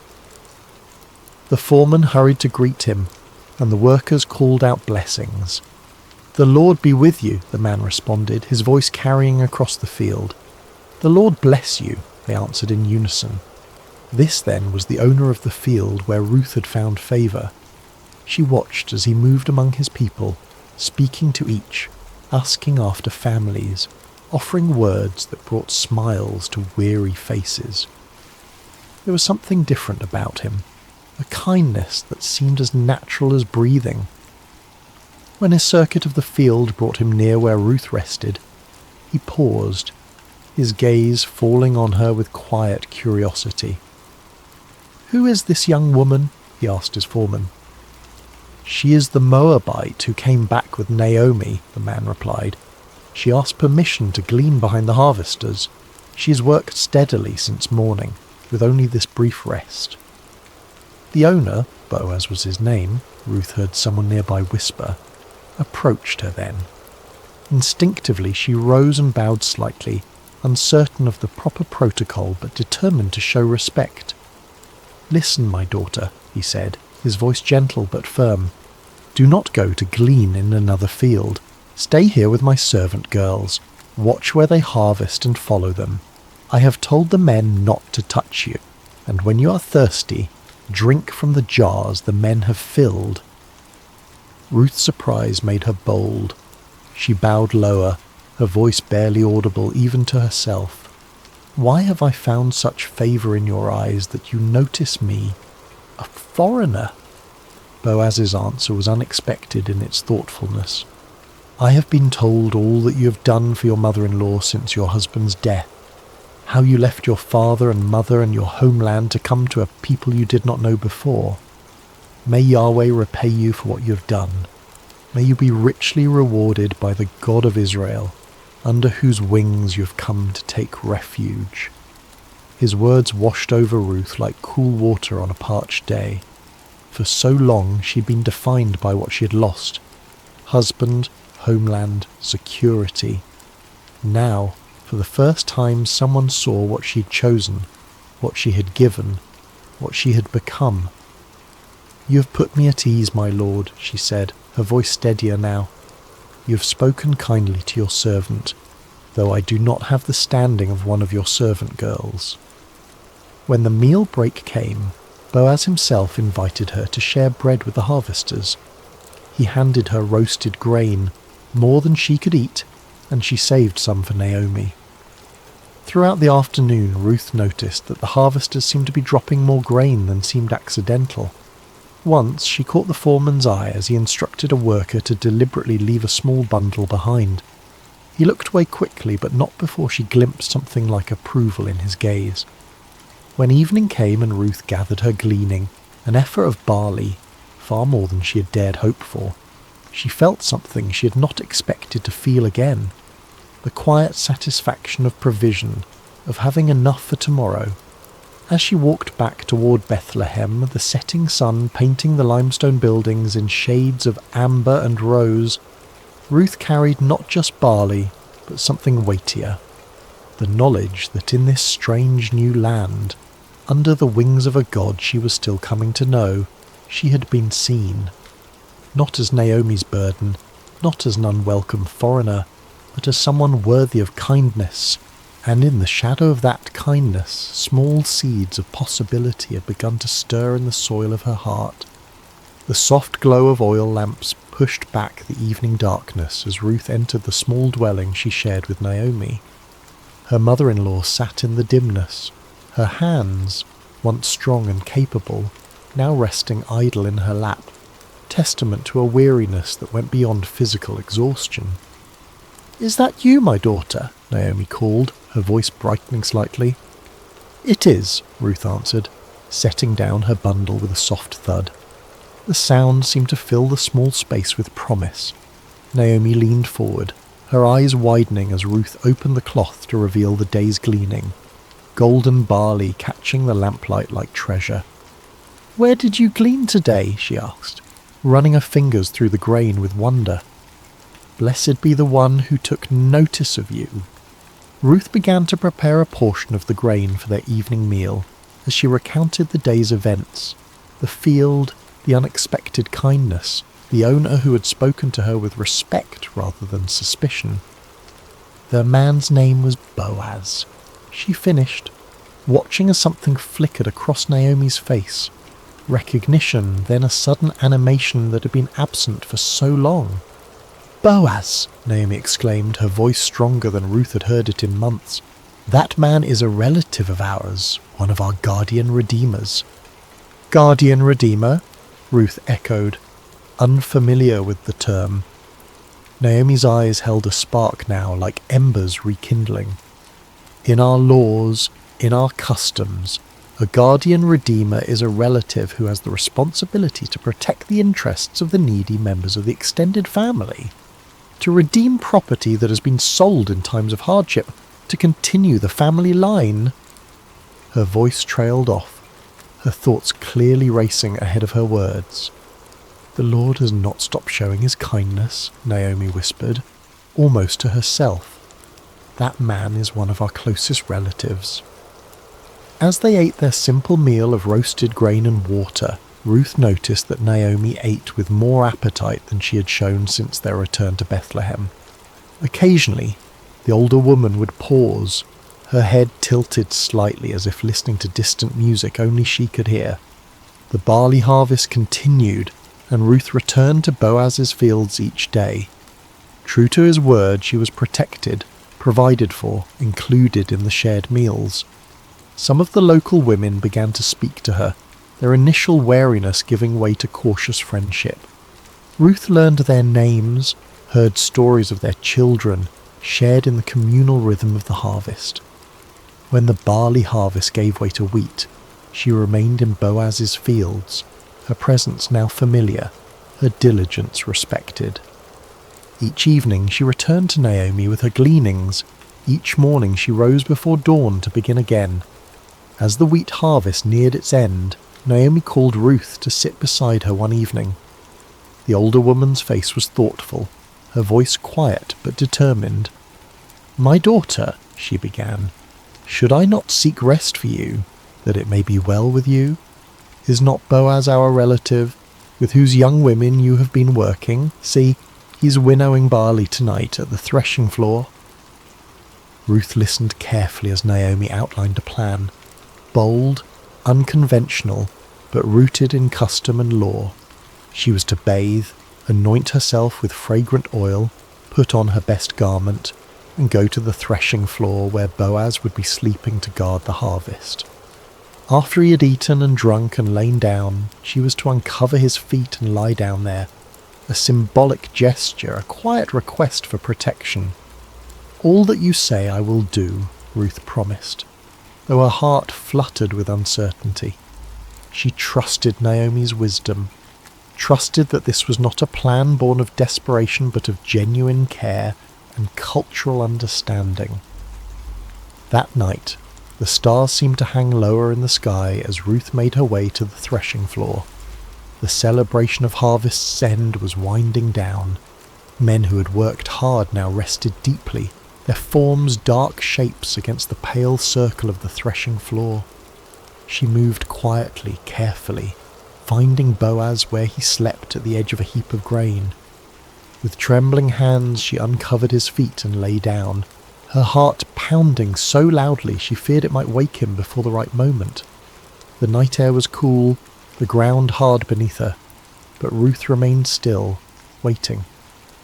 Near midnight, Boaz stirred, startled to find someone at his feet. "Who are you?" he asked, his voice thick with sleep but not angry. "I am Ruth, your servant," she answered, her voice barely above a whisper. "Spread the corner of your garment over me, for you are a guardian redeemer." There was a long silence during which Ruth could hear only her own heartbeat and the distant call of a night bird. Then Boaz spoke, his voice warm with emotion she hadn't expected. "The Lord bless you, my daughter," he said gently. "This kindness is greater than what you showed earlier. You have not run after younger men, whether rich or poor, and now don't be afraid. I will do for you all you ask. All the people of my town know that you are a woman of noble character."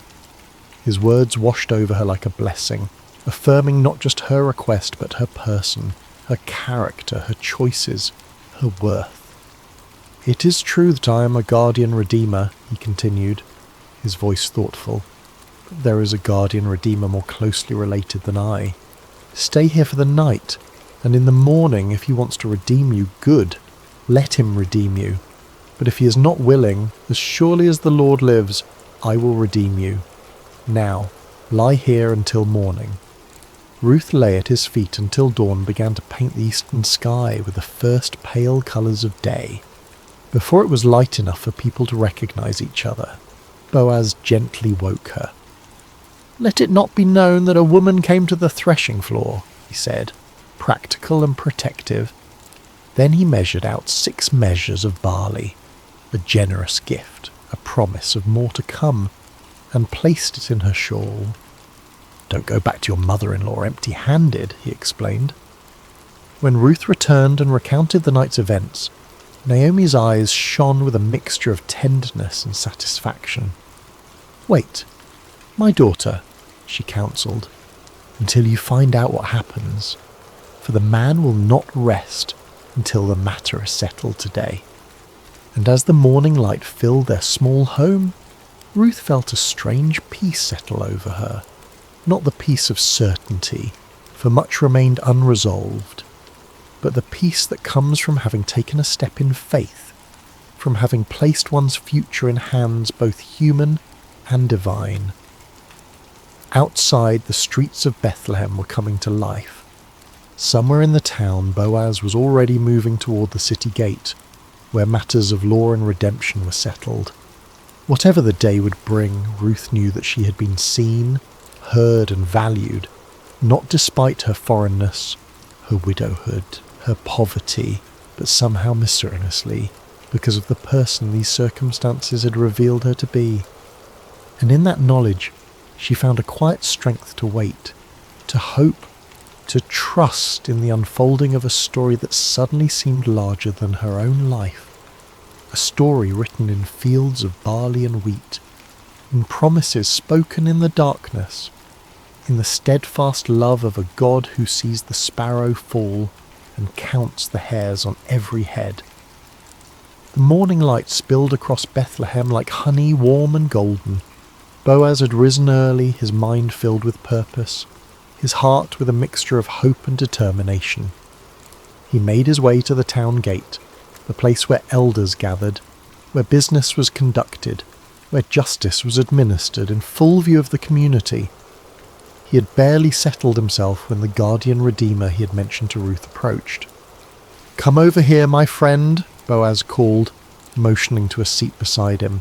"Sit down here." The man complied, curious about this formal invitation. Boaz then gathered 10 elders of the town, asking them to sit as witnesses. What was about to transpire was no small matter.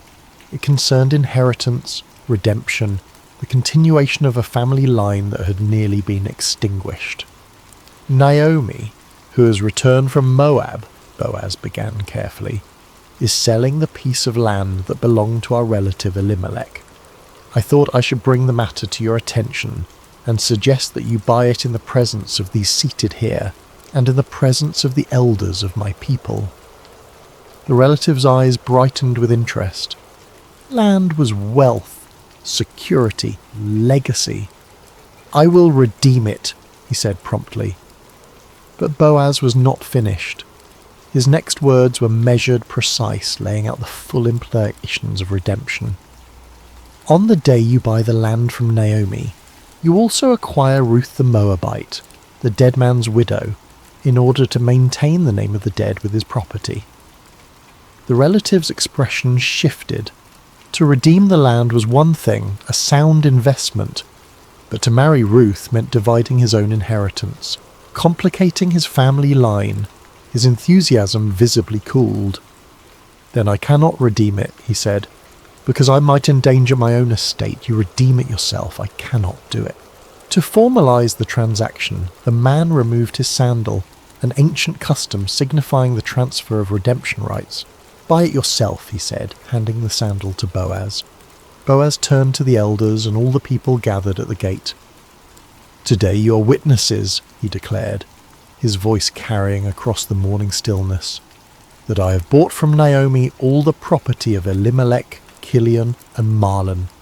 I have also acquired Ruth the Moabite, Mahlon's widow, as my wife, in order to maintain the name of the dead with his property, so that his name will not disappear from among his family or from his hometown." The elders and all at the gate responded with one voice, "We are witnesses. May the Lord make the woman who is coming into your home like Rachel and Leah, who together built up the family of Israel. May you have standing in Ephrathah and be famous in Bethlehem. Through the offspring the Lord gives you by this young woman, may your family be like that of Perez, whom Tamar bore to Dia." Their blessing echoed against the stone walls of Bethlehem, a public proclamation of hope and expectation. In that moment, among witnesses and with proper legal procedure, Ruth's journey from widow to wife, from foreigner to family, from gleaner to landowner was complete. When Boaz returned to tell Ruth what had transpired, he found her helping Naomi prepare the midday meal, her movements graceful despite the humble task. At the sight of him in the doorway, both women paused, their eyes questioning. "It is done," he said simply. "All that I promised has been accomplished." Ruth's marriage to Boaz was celebrated with the quiet joy of those who have known sorrow and found unexpected sweetness on the other side. Naomi, who had returned to Bethlehem empty, now found herself part of a home filled with new beginnings. The seasons turned, bringing change to the land and to the small family. When Ruth's time came to deliver her first child, the women of Bethlehem gathered around her. The same women who had once whispered about the foreign daughter-in-law, now offering support and wisdom as she laboured. The child was a son, strong and healthy. They placed him in Naomi's arms, this woman who had lost both husband and sons, who had called herself bitter and empty. Now, as she cradled her grandson, the women of Bethlehem blessed her. "Praise be to the Lord, who this day has not left you without a guardian redeemer. May he become famous throughout Israel. He will renew your life and sustain you in your old age. For your daughter-in-law, who loves you, and who is better to you than 7 sons, has given him birth." They named the child Obed, which means serving or worshipping, a name that spoke of gratitude, of recognition that this child was not just the continuation of a family line, but a gift from a God who sees the end from the beginning. What none of them could know, as they celebrated the birth with bread and wine and laughter, was that this child, Obed, would one day be the grandfather of David, the shepherd boy who would become Israel's greatest king. And from David's line centuries later would come the Messiah, the ultimate redeemer, whose story of love and sacrifice would echo Ruth's loyalty and Boaz's redemption on a cosmic scale. As Boaz watched Ruth with their son, he marvelled at the intricate weaving of their lives, how sorrow had led to joy, how loss had opened the door to finding, how endings had become beginnings. He thought of the day he had first noticed Ruth in his fields, her quiet dignity as she gleaned among the sheaves. How could he have known then what this foreign woman would come to mean not only to him, but to the future of his people? In the soft twilight of their home, with Naomi singing gentle lullabies to Obed and Ruth's hand warm in his own, Boaz understood that some harvests are gathered not in fields of grain, but in the human heart, in acts of kindness, in choices of loyalty, in the courage to begin again when all seems lost. Outside their window, the hills of Bethlehem were turning purple with evening shadows. Somewhere in those hills, shepherds watched their flocks, stars began their nightly vigil, and the world continued its ancient rhythms of planting and harvest, of birth and death, of loss and redemption. But within this one small home, within these few beating hearts, a miracle had occurred. The quiet, everyday miracle of restoration, of empty hands being filled again, of bitter lives turning sweet, of a future reclaimed from the ashes of the past. And as night fell over Bethlehem, as oil lamps were lit and evening prayers whispered, as the infant Obed drifted into sleep secure in the knowledge of being utterly loved, the story of Ruth and Boaz, of faithful love and kindness reciprocated, became another golden thread in the tapestry of faith that would one day welcome the world's Redeemer. The stars appeared one by one in the deepening blue of the evening sky, like silver seeds scattered across a celestial field. In homes throughout Bethlehem, oil lamps cast their gentle glow against limestone walls, and families gathered for evening meals, for prayers, for the sharing of the day's small victories and concerns. In one such home, the home of Boaz, Ruth, and Naomi, the day was drawing to its peaceful close. Little Obed, now a toddler with his father's strong build and his mother's gentle eyes, had been tucked into bed after a story from his grandmother Naomi. His breathing had deepened into the steady rhythm of childhood sleep, innocent and complete. Ruth sat in the courtyard, her fingers working methodically at a loom, creating fabric for their household. The rhythmic movement of the shuttle was soothing, meditative, a dance between yarn and skill that produced something both beautiful and necessary. Boaz watched her from the doorway, struck again by the quiet grace that had first drawn him to her in the fields. "Your hands create such beauty," he said softly, joining her in the cool evening air. Ruth smiled, her eyes never leaving her work. "My mother taught me to weave when I was a child," she replied. "She said that the making of cloth is like the making of a life, thread by thread, day by day, until a pattern emerges that was invisible at the beginning."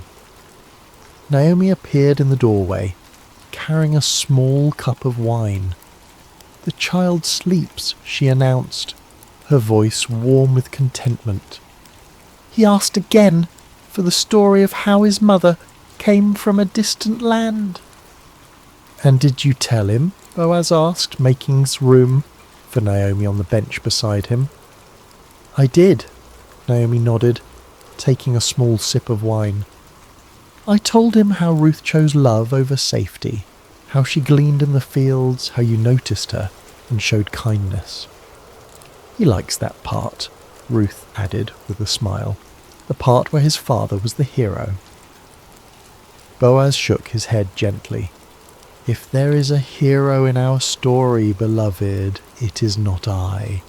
It is you who left everything familiar to follow Naomi. It is Naomi who endured loss upon loss, yet found the strength to return home. It is the Lord who guided each step, though we could not see the path ahead." The three sat in comfortable silence for a moment, each lost in their own thoughts. The night air was cool but not cold, fragrant with the scent of ripened fruit from the small orchard that bordered their property. In the distance, a shepherd's flute played a melancholy tune, its notes drifting over the sleeping town like a blessing. "Do you ever think," Naomi said eventually, her voice thoughtful, "of how differently things might have unfolded if the famine had never come, if my sons had lived, if Ruth had returned to her mother's house as Orpah did?" Boaz reached for Ruth's hand, his calloused palm enveloping her smaller one. "I think of it often," he admitted. "How 1,000 different choices, 1,000 different circumstances might have led us all elsewhere. Yet here we are, brought together by both sorrow and joy." Ruth set aside her weaving, her eyes reflecting the first bright stars. "In Moab," she said softly, "we had a saying, 'The path to the garden often leads through the desert.' I did not understand it fully until I lived it." "And now?" Naomi asked. "Now I understand that sometimes the desert is necessary," Ruth answered. "Sometimes the empty road, the lonely field, the long night of waiting, these are not detours from God's plan, but the very path itself."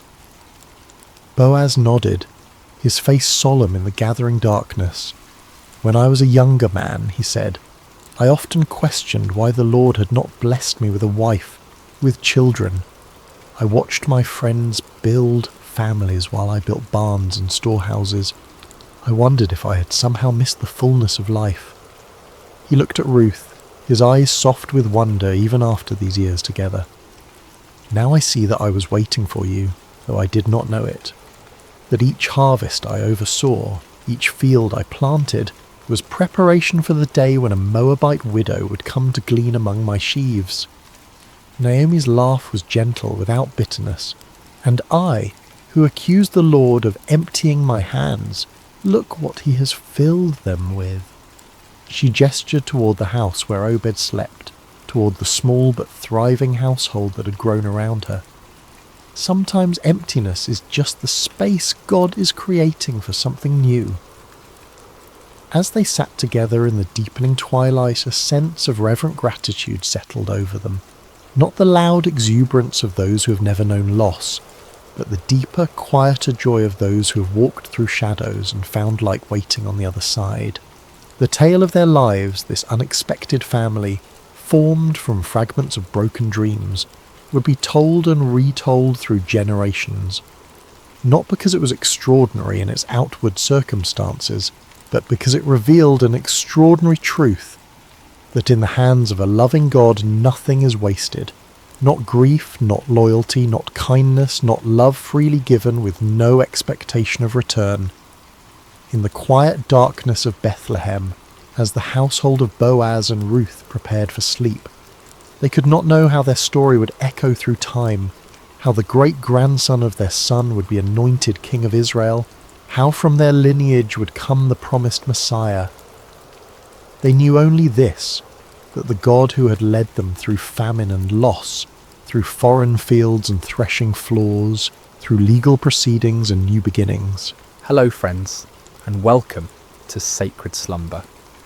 I hope your day has been filled with blessings, no matter what time you're joining us or where you are in this beautiful world.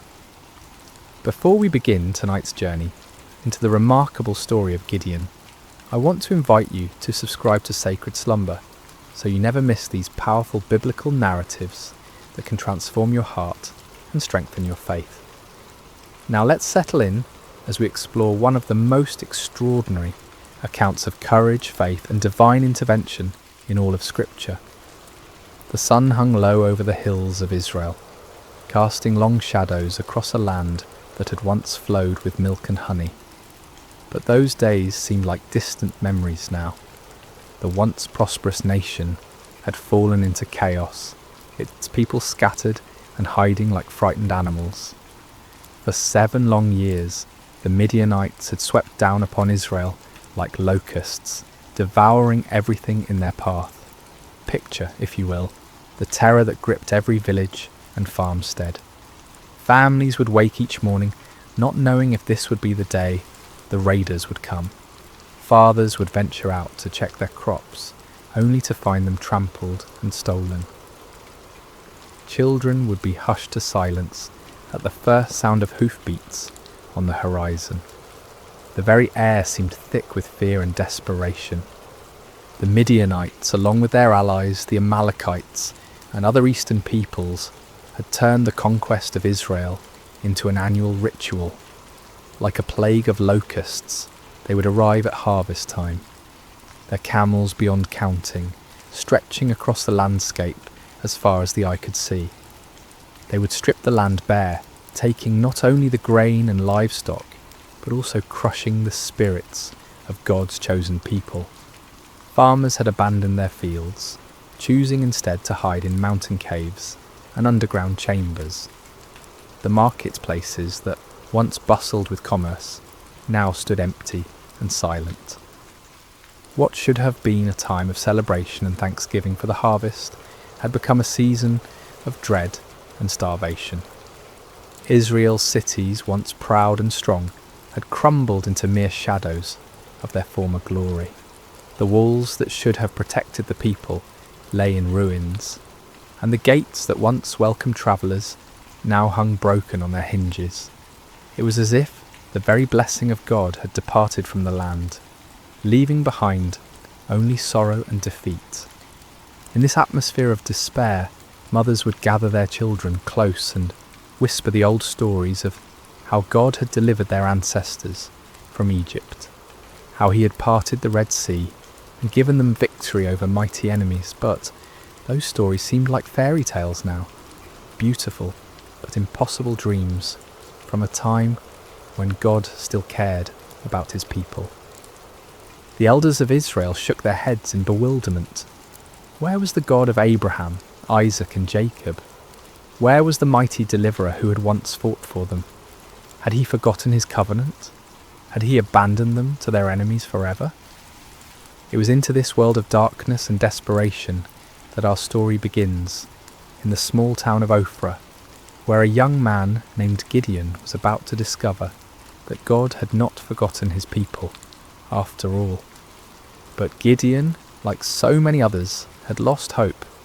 He had watched his family's livelihood disappear year after year, and he had grown tired of empty promises and unanswered prayers. On this particular day, as storm clouds gathered on the horizon, both literally and figuratively, Gideon was engaged in the dangerous work of threshing wheat, but he wasn't doing it in the traditional threshing floor, where the grain could be properly separated from the chaff by the wind. Instead, he was hidden away in a wine press, a place where grapes were normally crushed to make wine. It was cramped, inefficient, and poorly ventilated, but it offered something more valuable than convenience. It offered concealment from enemy eyes. As Gideon worked in his makeshift hiding place, sweat dripping from his brow in the confined space, he embodied the broken spirit of his entire nation. Here was a man reduced to secret, fearful labour just to provide basic sustenance for his family. The very act of threshing wheat, once a joyful community celebration, had become a furtive, isolated struggle for survival. Little did Gideon know that this moment of apparent defeat would become the launching pad for one of the most remarkable displays of God's power in human history. The God who seemed absent was actually watching, waiting, and preparing to use this unlikely hero in ways that would astound both friend and foe alike. The rhythm of Gideon's work was steady but tense. Each strike of his flail against the wheat stalks echoed softly in the confined space of the wine press. His eyes darted frequently toward the opening above, watching for any sign of danger. The precious grain he was salvaging represented not just food for today, but hope for tomorrow, assuming the Midianites didn't discover his hiding place. The silence of the afternoon was broken by an unexpected voice. "The Lord is with you, mighty warrior." Gideon's heart nearly stopped. He spun around, flail raised defensively, expecting to see a Midianite scout who had somehow discovered his secret location. Instead, he found himself face to face with a figure unlike any he had ever encountered. The stranger sat calmly beneath the great oak tree that overlooked the wine press, his presence somehow both commanding and peaceful. The greeting struck Gideon as almost mockingly ironic. Mighty warrior? Him? The man who was reduced to threshing wheat in secret, constantly looking over his shoulder in fear. And the Lord is with you? If that were true, then why was Israel suffering under such devastating oppression? "Pardon me, my lord," Gideon replied, his voice heavy with skepticism and pain. "But if the Lord is with us, why has all this happened to us? Where are all his wonders that our ancestors told us about when they said, 'Did not the Lord bring us up out of Egypt?' But now the Lord has abandoned us and given us into the hand of Midian." The words poured out of Gideon like water from a broken dam. Years of frustration, disappointment, and unanswered questions came tumbling forth. He had grown up hearing the magnificent stories of God's mighty deeds, of pillars of fire and cloud, of armies defeated and nations subdued. But where was that God now? Where were those miracles when his people needed them most? The stranger listened patiently to Gideon's outburst, showing no offence at the young man's boldness or apparent lack of faith. There was something in his eyes that spoke of ancient wisdom and unlimited compassion. When Gideon finished speaking, the visitor's response was both simple and earth-shattering. "Go in the strength you have and save Israel out of Midian's hand. Am I not sending you?" The audacity of the command took Gideon's breath away. Save Israel? Him? The implications were staggering. This wasn't a request for him to join an army or support a cause. This was a divine commission to personally lead the deliverance of an entire nation from a seemingly impossible situation. "Pardon me, my lord," Gideon stammered, his mind reeling, "but how can I save Israel? My clan is the weakest in Manasseh, and I am the least in my family." Gideon's response revealed the depth of his feelings of inadequacy. In a culture where tribal strength and family position determined social standing and influence, he saw himself as doubly disqualified. His clan held no political power, commanded no great armies, and possessed no significant wealth. Within that already weak clan, he was the youngest, the most inexperienced, the least likely to be chosen for any position of leadership. But the stranger's next words would echo through the ages as one of the most profound promises ever given to a human being. I will be with you, and you will strike down all the Midianites, leaving none alive. The promise was comprehensive and absolute. Not some of the Midianites, not most of them, but all of them. The victory would be complete and decisive, but more importantly, it would not depend on Gideon's strength, wisdom, or experience. It would depend entirely on the presence and power of God himself. Still struggling to believe what he was hearing, Gideon made a request that would reveal both his desire for faith and his need for certainty. If now I have found favour in your eyes, give me a sign that it is really you talking to me. Please do not go away until I come back and bring my offering and set it before you. The stranger agreed to wait, and Gideon hurried to his house to prepare an offering. His heart raced as he worked, his hands trembling slightly as he prepared a young goat and made bread from an ephah of flour. This was not a small offering by the standards of his time, especially for a family struggling under the oppression of constant raids. Yet something within him compelled him to give generously, to honour this mysterious visitor properly.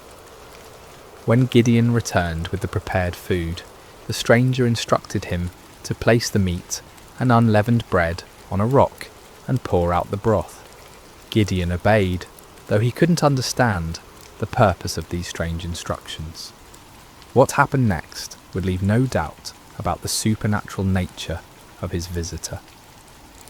The stranger touched the meat and bread with the tip of the staff he carried, and immediately fire flared from the rock, consuming the entire offering in an instant.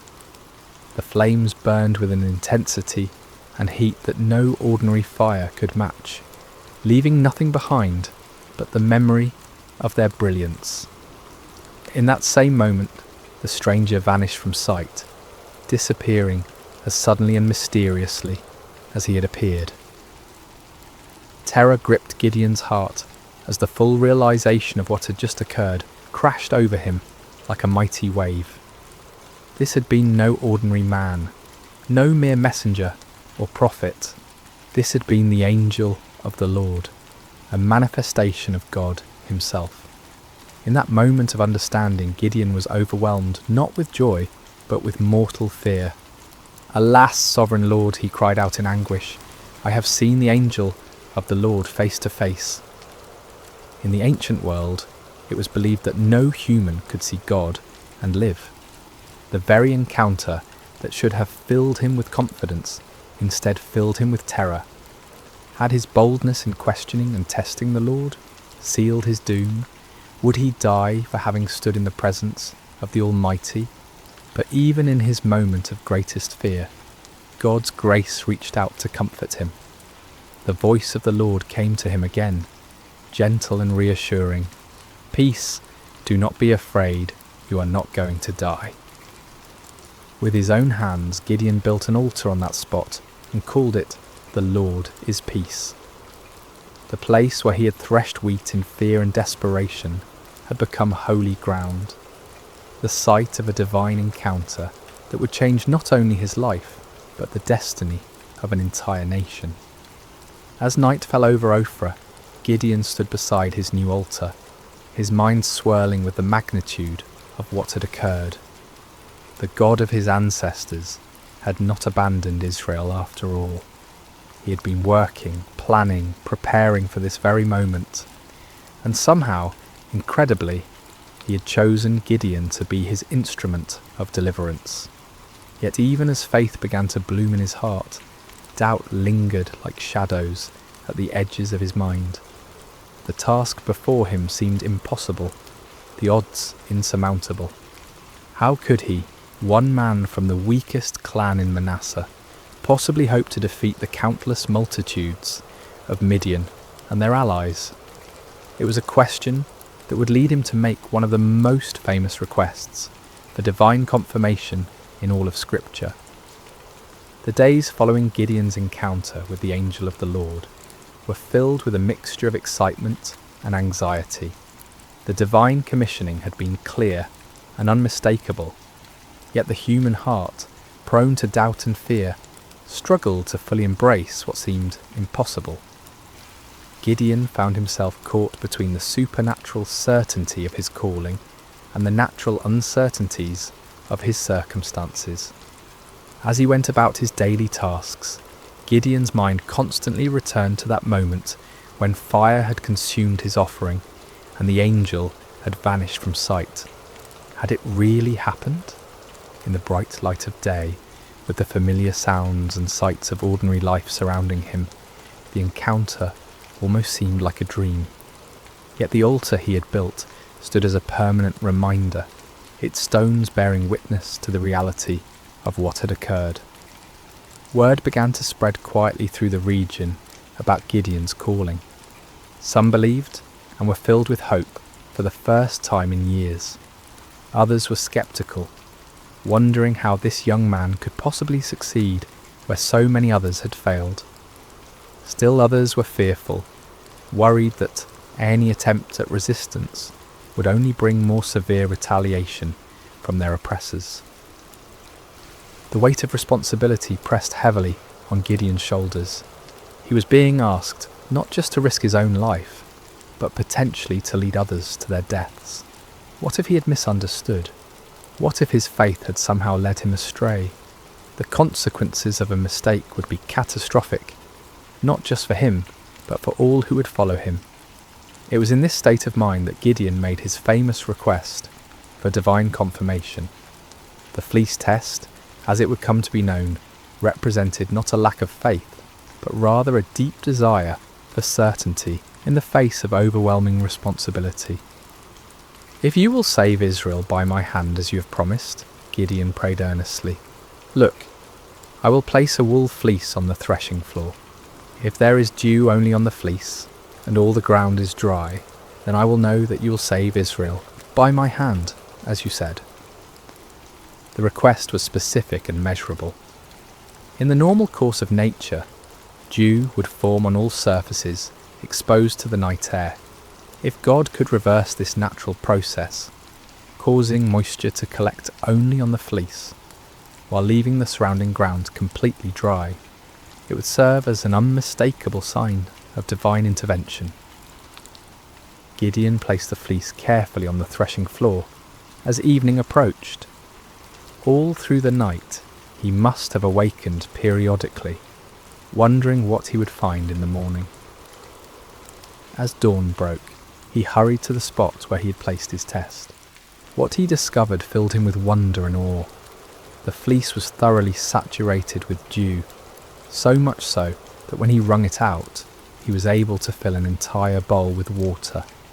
Yet all around it, the ground was completely dry, as if an invisible barrier had prevented any moisture from settling anywhere but on the wool. The sign was clear and unmistakable, yet Gideon's human nature craved even greater certainty. The magnitude of what he was being called to do seemed to justify asking for additional confirmation. With remarkable humility and boldness he approached God with yet another request. "Do not be angry with me," Gideon prayed, acknowledging that his repeated testing might seem to indicate a lack of trust. "Let me make just one more request. Allow me one more test with the fleece, but this time make the fleece dry and let the ground be covered with dew." This second test was even more remarkable than the first. It would be one thing for God to cause dew to collect on a single object, while keeping the surrounding area dry, but it would be quite another to keep one small piece of wool completely dry while saturating everything around it. This second sign would demonstrate not just God's power over nature, but his precise control over the smallest details. Again, Gideon placed the fleece on the threshing floor and waited through the night. When morning came, he found exactly what he had requested. The fleece was bone dry without a trace of moisture, while the ground all around it sparkled with heavy dew. The grass, the stones, the nearby trees, everything was wet with the night's moisture, except for that one small piece of wool. God had patiently granted both requests, demonstrating not anger at Gideon's need for reassurance, but understanding and compassion for human weakness. The fleece tests revealed important truths about the nature of faith and the character of God. Faith is not the absence of questions or doubts. Rather, it is the willingness to act in obedience despite those questions and doubts. Moreover, God's response to Gideon's requests showed his patience with those who seek him earnestly. He did not rebuke Gideon for his need for confirmation, nor did he withdraw his calling because of the young man's hesitation. Instead, he graciously provided the assurance that Gideon needed to step forward in faith. The fleece tests also demonstrated the balance between seeking divine guidance and taking action. There comes a point when further testing can become an excuse for inaction, when the desire for certainty becomes a barrier to obedience. Gideon wisely limited his requests to 2 clear signs, then proceeded to act on what he'd received. As news of these miraculous signs spread throughout the tribes of Israel, hope began to stir in hearts that had been dormant for years. Perhaps God had not forgotten them after all. Perhaps deliverance was indeed coming through this unlikely young man from Ophrah. But before Gideon could lead Israel into battle against their oppressors, he would need to assemble an army. The call went out throughout the territories of Manasseh, Asher, Zebulun, and Naphtali. Men who had been hiding in caves and mountain strongholds began to emerge, drawn by the promise of freedom and the reports of God's miraculous confirmations. The response was overwhelming. 32,000 men answered the call, a substantial army by any measure. These were not professional soldiers, but farmers and craftsmen, fathers and sons, united by their hatred of oppression and their desperate hope for liberation.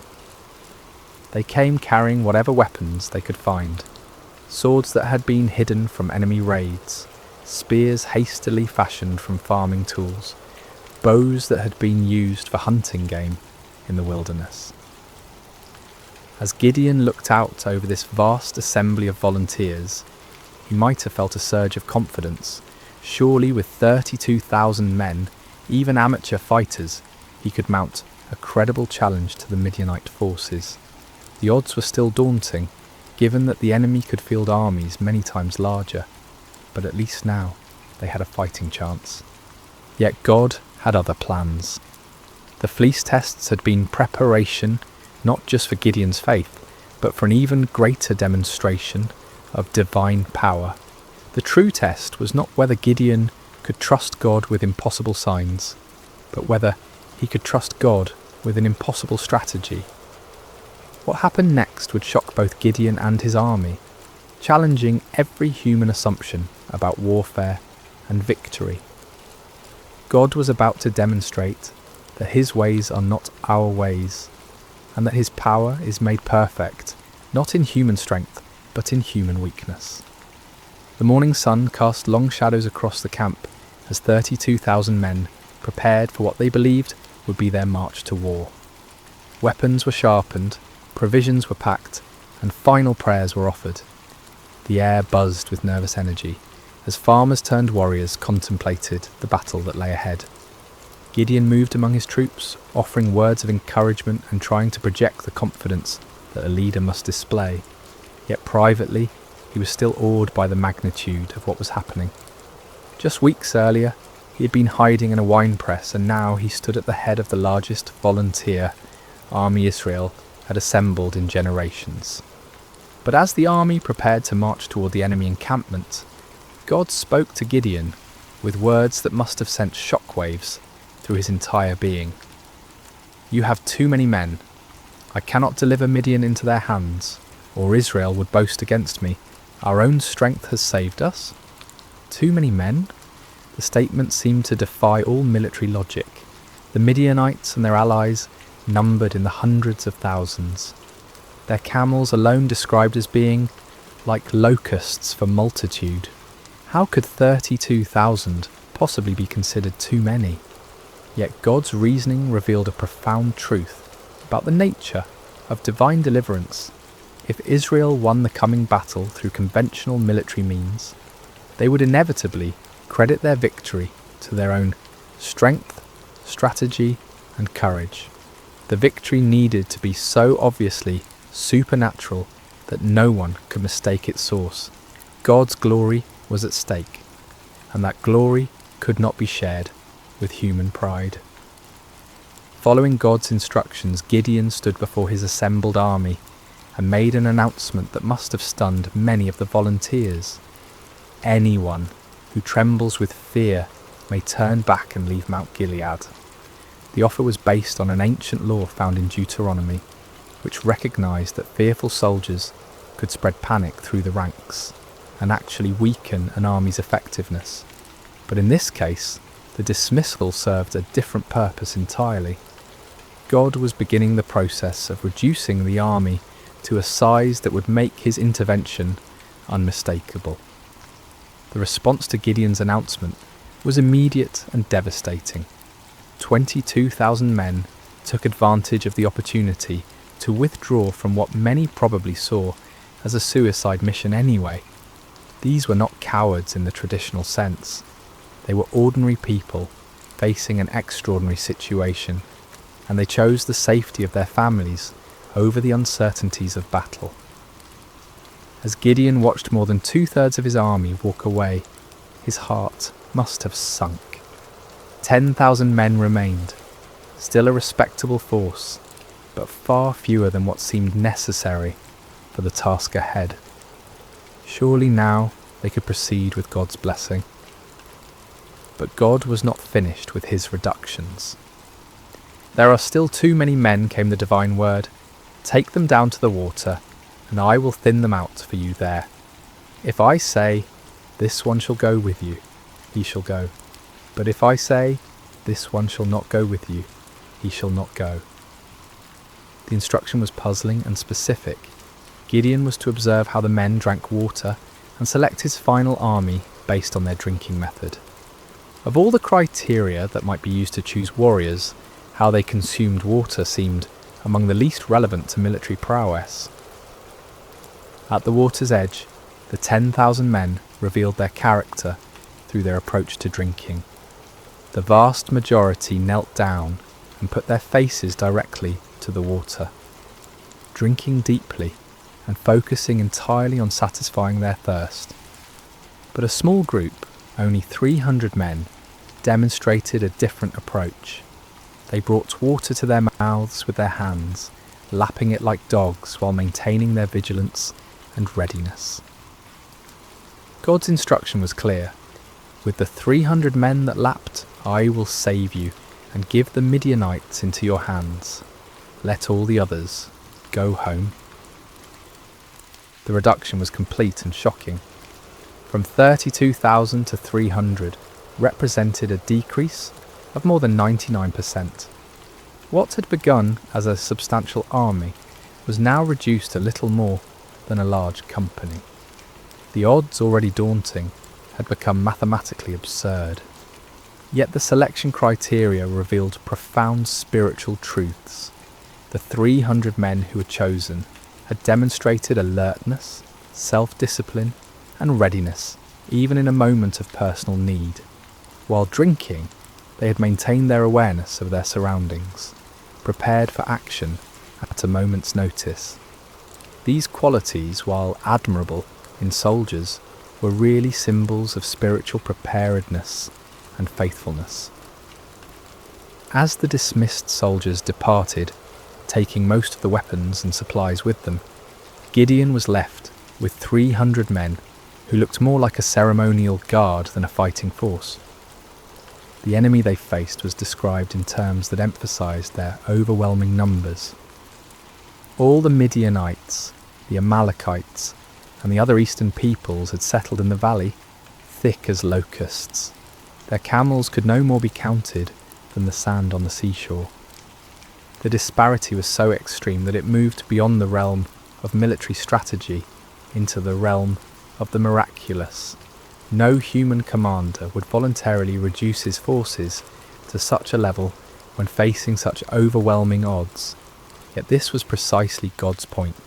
The victory that was coming would be so clearly divine in origin that no one could attribute it to human planning or prowess.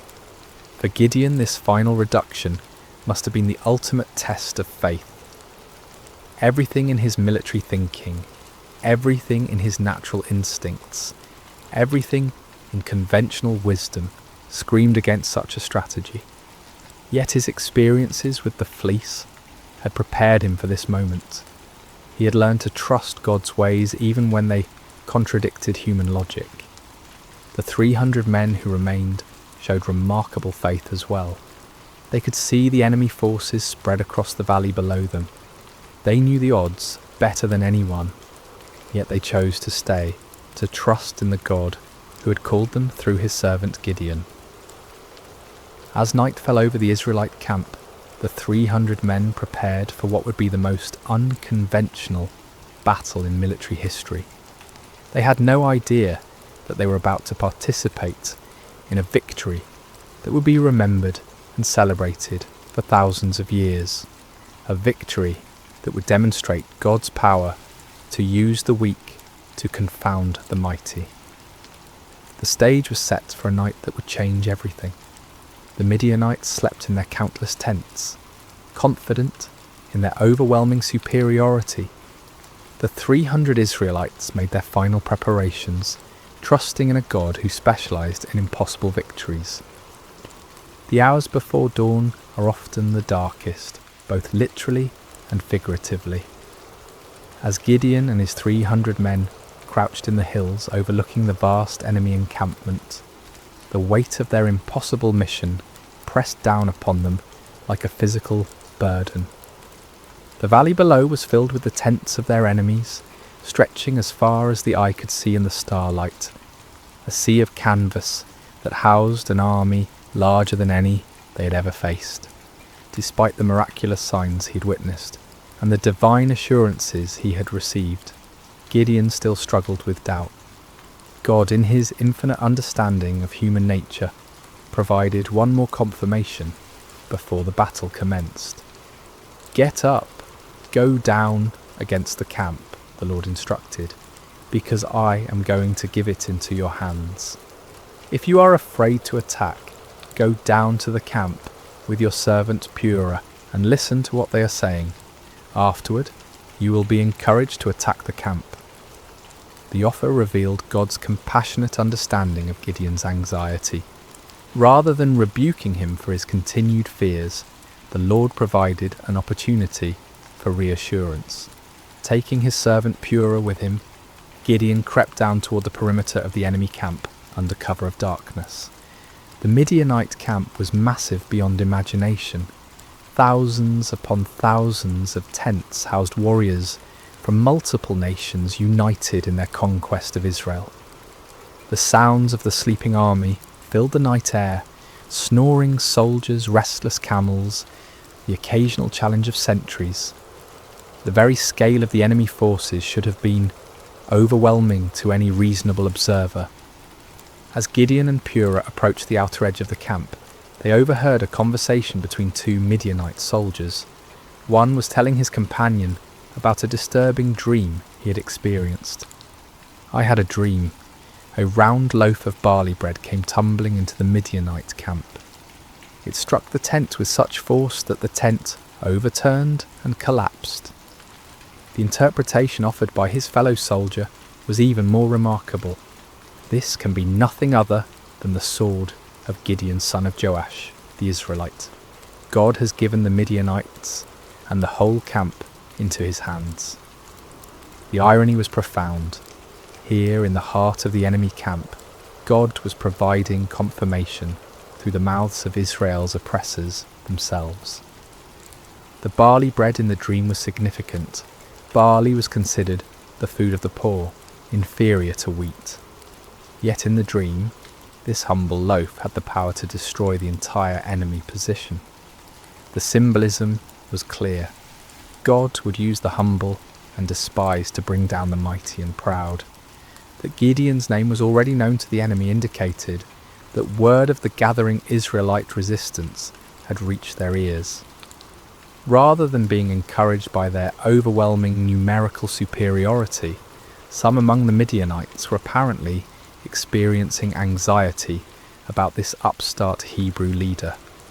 God was already working in the hearts and minds of the enemy, preparing them for defeat. Gideon and Purah retreated to their own lines, hearts pounding with excitement and renewed confidence. The doubt that had plagued Gideon was finally dispelled by this remarkable confirmation. When they reached the Israelite position, Gideon called his men together for final instructions.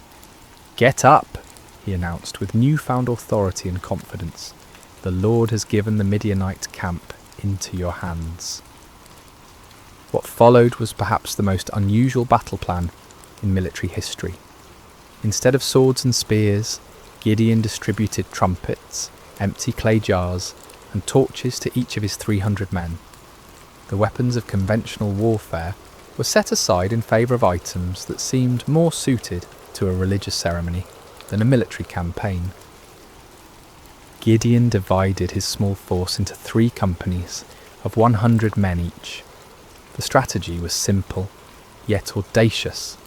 They would surround the enemy camp and, at Gideon's signal, create as much noise and confusion as possible while giving the appearance of a much larger force. "Watch me," Gideon instructed his men. "Follow my lead. When I get to the edge of the camp, do exactly as I do. When I and all who are with me blow our trumpets, then from all around the camp blow yours and shout, 'For the Lord and for Gideon.'" The plan required perfect timing and coordination. Each man would conceal his torch inside a clay jar, maintaining complete darkness and silence until the moment of attack. Then at Gideon's signal, they would simultaneously break their jars, revealing blazing torches, blow their trumpets with all their might, and shout their battle cry. The psychological impact was designed to be devastating. The enemy would suddenly find themselves surrounded by lights and noise, creating the impression of a massive attacking force. In the confusion of a night assault, with limited visibility and the disorientation of being awakened from sleep, even experienced soldiers could panic and lose their sense of direction. As the 3 companies moved into position around the vast perimeter of the enemy camp, each man must have felt the weight of the moment. They were not professional soldiers, but ordinary citizens who had answered the call to fight for their freedom.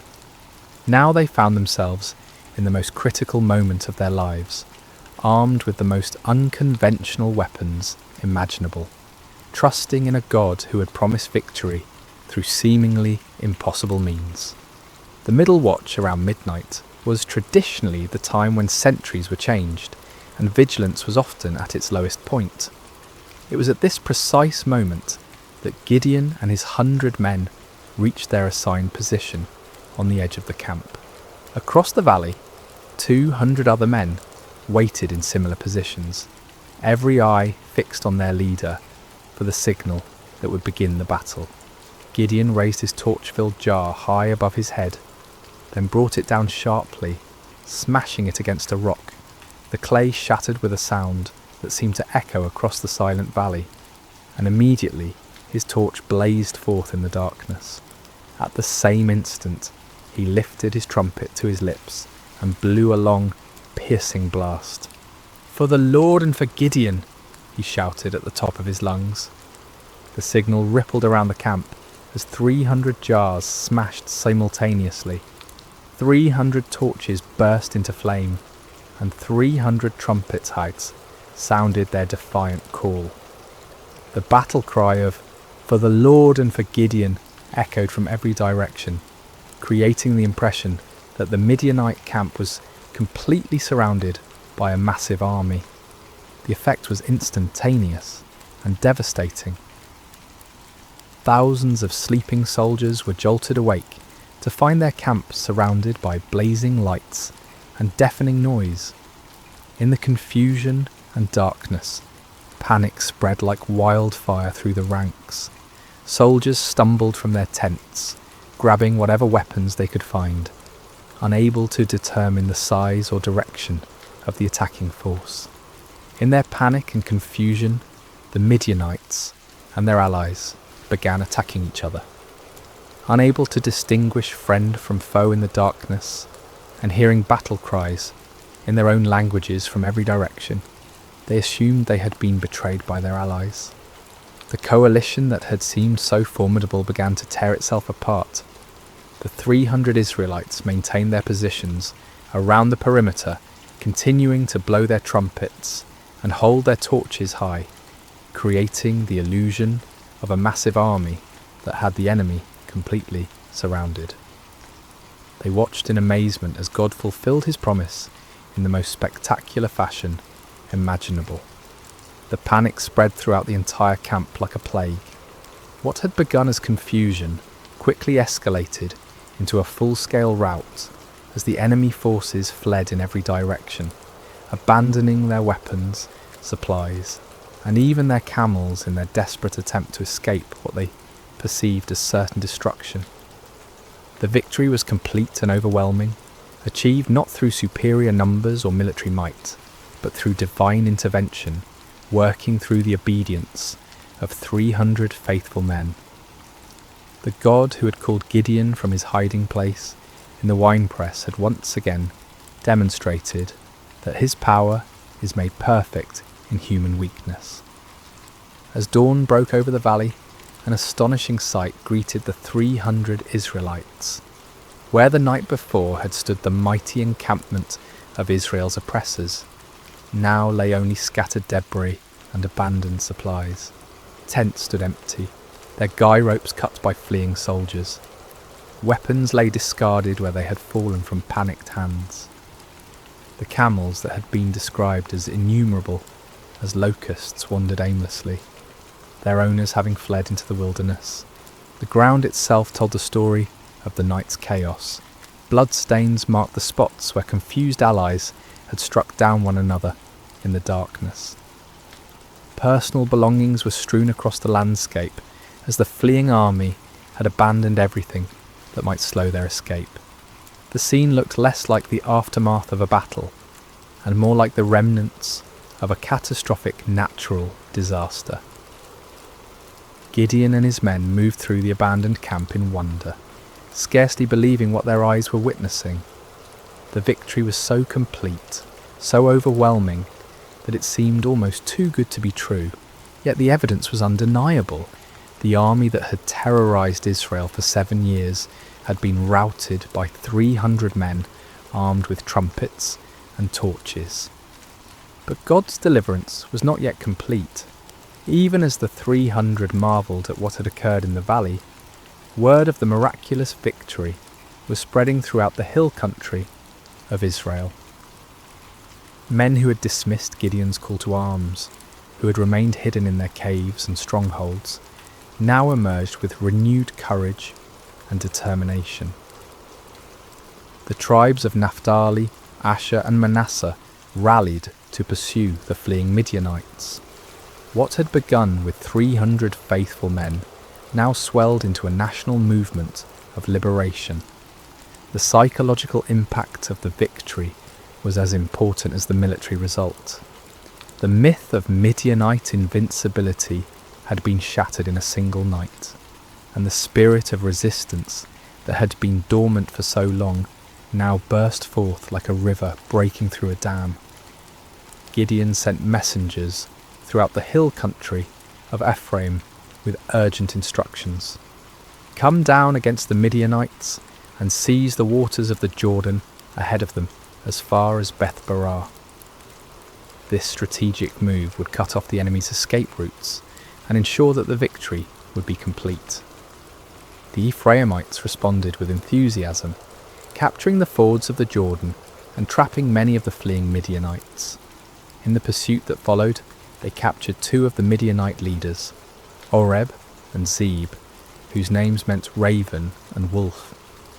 These princes, who had struck terror into Israelite hearts for years, were now defeated and killed at the places that would forever bear their names: the rock of Oreb and the winepress of Zeb.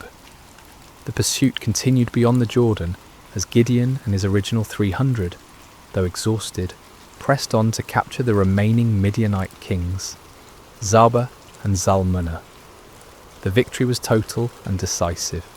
An empire that had dominated the region for 7 years was completely destroyed in a matter of days. The land of Israel enjoyed peace for 40 years during Gideon's lifetime. The oppression that had driven families into hiding was replaced by prosperity and security. Fields that had been abandoned were cultivated again. Markets that had stood empty bustled with commerce. Children who had grown up knowing only fear could now play freely in their villages. But perhaps the greatest victory was not military but spiritual. Israel had rediscovered that their God was still the same mighty deliverer who had brought their ancestors out of Egypt. The impossible victory served as a permanent reminder that with God all things are possible. The story of Gideon and the 300 speaks across the centuries, with timeless truths that challenge and encourage us today. First, we see that God uses the unlikely. Gideon was not a seasoned warrior or a natural leader. He was a fearful farmer, hiding from his enemies. Yet God saw potential that others missed. This reminds us that God's calling is not based on our qualifications, but on his purposes. Second, the reduction of Gideon's army from 32,000 to 300 demonstrates that faith matters more than numbers. In a world obsessed with statistics and metrics, God's economy operates differently. He delights in using small faithful remnants to accomplish great things, ensuring that his power, not human strength, receives the glory. Third, Gideon's requests for signs teach us about the balance between faith and doubt. God was patient with Gideon's need for confirmation, showing us that honest questions and requests for reassurance are not signs of weak faith but of a heart that desires to walk in God's will. Finally, the story shows us that obedience in the face of fear is the essence of courage. Gideon was afraid, his army was outnumbered, and the strategy seemed foolish. Yet they obeyed, and God honoured their faithfulness with victory. When we feel unqualified for the tasks before us, when the odds seem insurmountable, when we need reassurance before taking steps of faith, the story of Gideon reminds us that our God specialises in impossible victories. He is still calling ordinary people to extraordinary purposes, still using the weak to confound the mighty, still turning fearful hearts into faithful warriors. The God who met Gideon at the winepress is the same God who meets us in our hiding places today, calling us to step out in faith and watch him work miracles through surrendered lives. Just as the 300 trumpets and torches became instruments of divine victory, our simple obedience can become the means through which God accomplishes his purposes in our generation. May we have the courage to answer when he calls, the faith to trust when he leads, and the persistence to follow when he sends us into battles that seem impossible to win. For with God, the 300 can defeat the multitudes, and faith can move mountains that seem immovable. The story of Gideon reminds us that our greatest victories come not when we feel strong and capable, but when we acknowledge our weakness and depend completely on God's strength. In those moments of surrender, we discover that we serve a God who delights in doing the impossible through the most unlikely people. And so the story ends where it began, with an invitation to faith, a call to courage, and a promise that the God who delivered Israel through Gideon and the 300 is still delivering his people today, one impossible victory at a time. Hello there, dear friend. Before we begin this peaceful journey together, I want to know a little about you. How has your day been? Whether it's been filled with joy or challenges, busy moments or quiet pauses, you're exactly where you need to be right now. What time is it where you are in the world? Are you settling in for the night, taking a midday rest, or perhaps greeting the early morning hours? Wherever you are, from the bustling cities of New York to the quiet countryside of England, from the mountains of Colorado to the shores of Australia, you're welcome here in this sacred space. If this story brings you peace, I'd love for you to subscribe to Sacred Slumber, where we gather each week to find rest in timeless tales of faith, hope, and gentle grace. Now, let's begin. Take a deep breath with me. Let your shoulders soften, your jaw relax, and your heart settle into this moment. Whether morning light is streaming through your window, afternoon shadows are dancing on the walls, or midnight quiet surrounds you like a gentle blanket, let us walk together through a story of gentle strength and unseen grace. We're about to enter a time long ago during the days of the judges in ancient Israel. It was a time of chaos and uncertainty, when everyone did what was right in their own eyes. But this is not a story of chaos. This is a story of peace, of quiet faithfulness, of love that chooses to remain when it would be easier to leave. This is the story of Ruth, a young woman whose loyalty would echo through generations and whose humble heart would become part of the greatest story ever told. So close your eyes if you wish, breathe slowly, and let us journey together to the ancient land of Moab, where our story begins beside still waters of the soul. In the rolling hills of Moab, where the morning mist clung to the barley fields like a gentle prayer, lived a young woman named Ruth. She had married into a Hebrew family who had come to Moab during a time of famine in their homeland of Bethlehem. Her husband's name was Mahlon, and his mother was Naomi, a woman whose very name meant pleasant, and whose heart had once been full of joy. But sorrow has a way of finding us, even in the most peaceful places. First, Naomi's husband Elimelech died, leaving her alone with her 2 sons in a foreign land. The boys had grown into men and married Moabite women, Ruth and her sister-in-law Orpah. For 10 years they lived together, and Ruth learned to love not just her husband, but his faith, his God, and especially his mother, who had welcomed her with open arms. Then tragedy struck again, swift and merciless. Both Mahlon and his brother Chilion died, leaving 3 widows to face an uncertain world alone. In those days, a woman without a husband or sons had little hope of survival. They were vulnerable, forgotten, with no one to provide for them or protect them. Naomi sat in her small house, looking at the 2 young women who had become like daughters to her. The silence was heavy with grief, but also with decision. She had heard news from Bethlehem that the famine there had ended, that the Lord had visited his people and given them bread.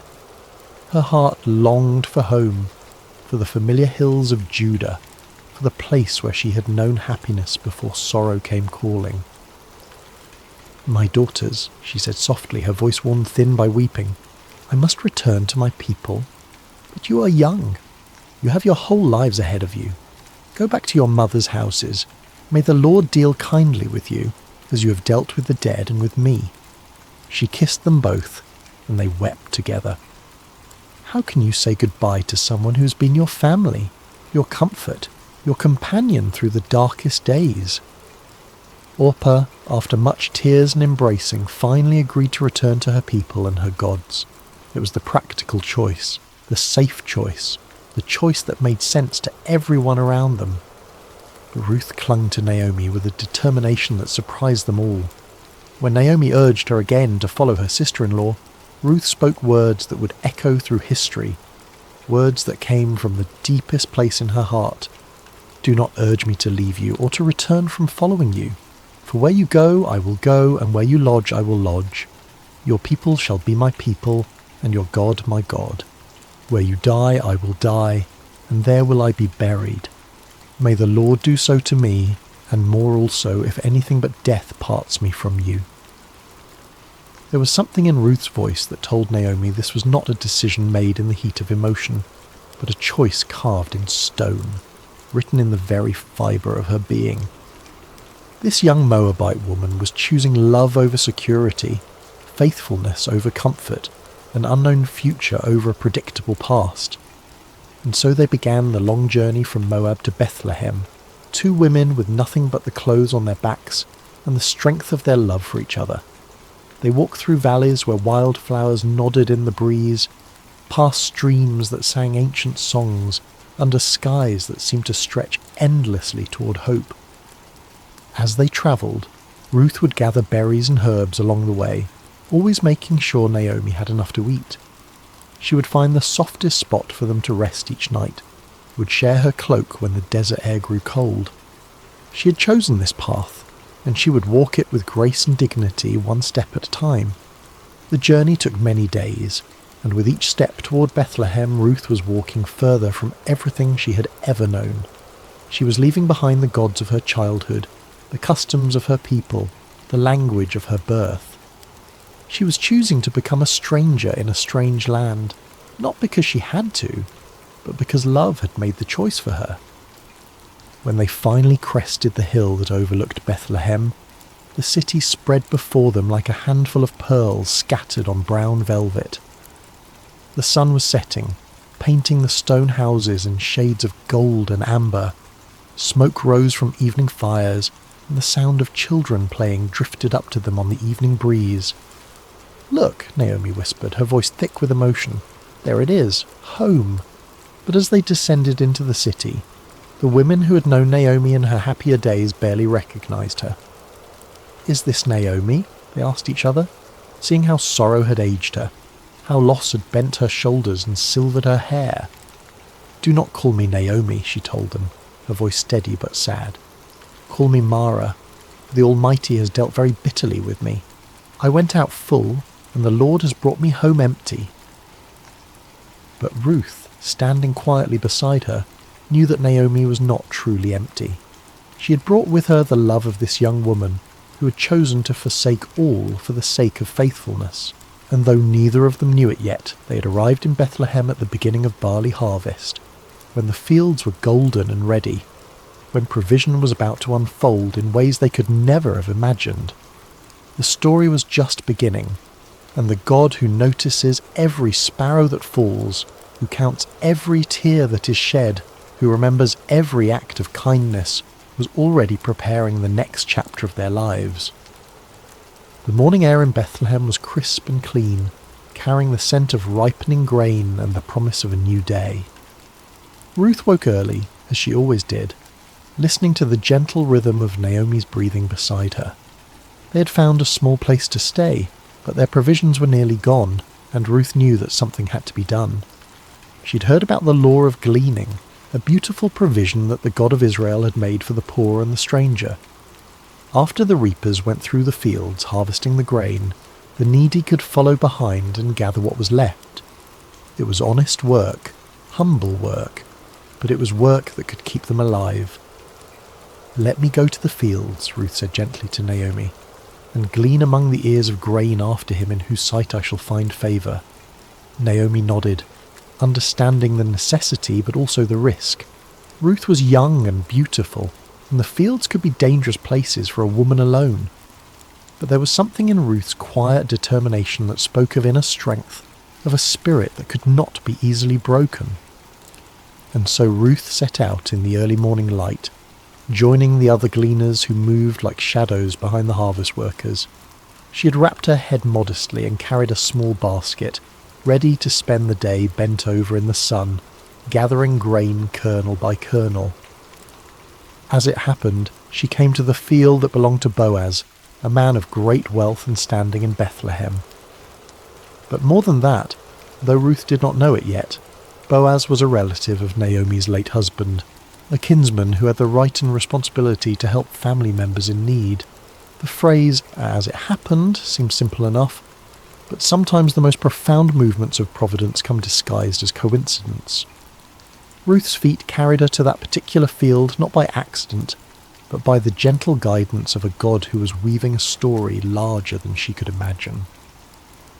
Boaz arrived at his field that morning, as was his custom, to greet his workers and oversee the harvest. He was a man in his middle years, with kind eyes and calloused hands that spoke of honest work. When he saw his reapers, he called out, "The Lord be with you," and they responded, "The Lord bless you."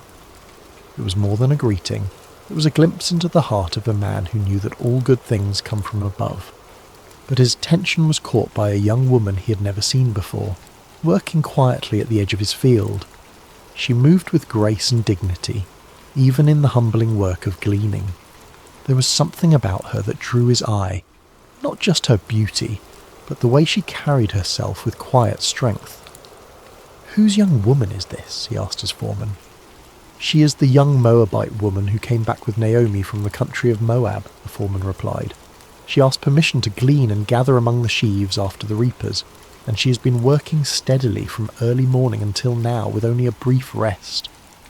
Boaz watched her for a moment longer, seeing how she worked without complaining, how she was careful not to take more than was rightfully hers, how she paused to help an elderly gleaner who had dropped her grain. His heart was moved by her diligence and her kindness. He approached her quietly, not wanting to startle her. "Listen, my daughter," he said gently. "Do not go to glean in another field, and do not leave this one. Stay close to my young women. Keep your eyes on the field that they are reaping, and go after them. I have charged the young men not to touch you, and when you are thirsty, go to the vessels and drink what the young men have drawn." Ruth was so surprised by his kindness that she fell on her face and bowed to the ground. "Why have I found favour in your sight," she asked, "that you should take notice of me, since I am a foreigner?" But Boaz had already heard the story of her loyalty to Naomi, how she had left her own people to care for her mother-in-law. "All that you have done for your mother-in-law since the death of your husband has been fully told to me," he said, his voice warm with admiration. "How you left your father and mother and your native land and came to a people that you did not know before. The Lord repay you for what you have done, and a full reward be given you by the Lord, the God of Israel, under whose wings you have come to take refuge." Ruth's eyes filled with tears at his words. She had not expected such kindness from a stranger, such recognition of her small acts of faithfulness. "You have comforted me and spoken kindly to your servant," she said softly, "though I am not one of your servants." As the day wore on, Boaz continued to watch over her. At mealtime, he invited her to eat with his workers, to dip her bread in the wine and share in the meal. He even made sure she had roasted grain to take home to Naomi. When she returned to her gleaning, he quietly instructed his workers to leave extra grain for her to find, to make her work easier and more fruitful. The sun was beginning to set when Ruth finally made her way home, her basket heavy with grain. She had gathered an ephah of barley, enough to feed herself and Naomi for many days. But more than that, she carried with her the memory of unexpected kindness, of a man who had seen beyond her status as a foreigner and a widow to recognize the faithfulness of her heart. When she showed Naomi all that she'd gathered and told her about the kindness of Boaz, Naomi's eyes brightened for the first time in months. "Blessed be he by the Lord," she said, "whose kindness has not forsaken the living or the dead. The man is a close relative of ours, one of our redeemers." Ruth continued to glean in the fields of Boaz throughout the barley harvest and the wheat harvest, always welcomed, always protected, always provided for. She would come home each evening with grain and with stories of the kindness she had experienced. And slowly, so slowly that neither of them noticed it happening, hope began to take root in their hearts once again. Little did they know that this was only the beginning of a story that would change not just their lives, but the course of history itself. For the God who sees every act of kindness, who remembers every sacrifice made in love, was already preparing the next chapter of their beautiful story. The harvest season was drawing to a close, and the grain had been gathered from the fields and brought to the threshing floor.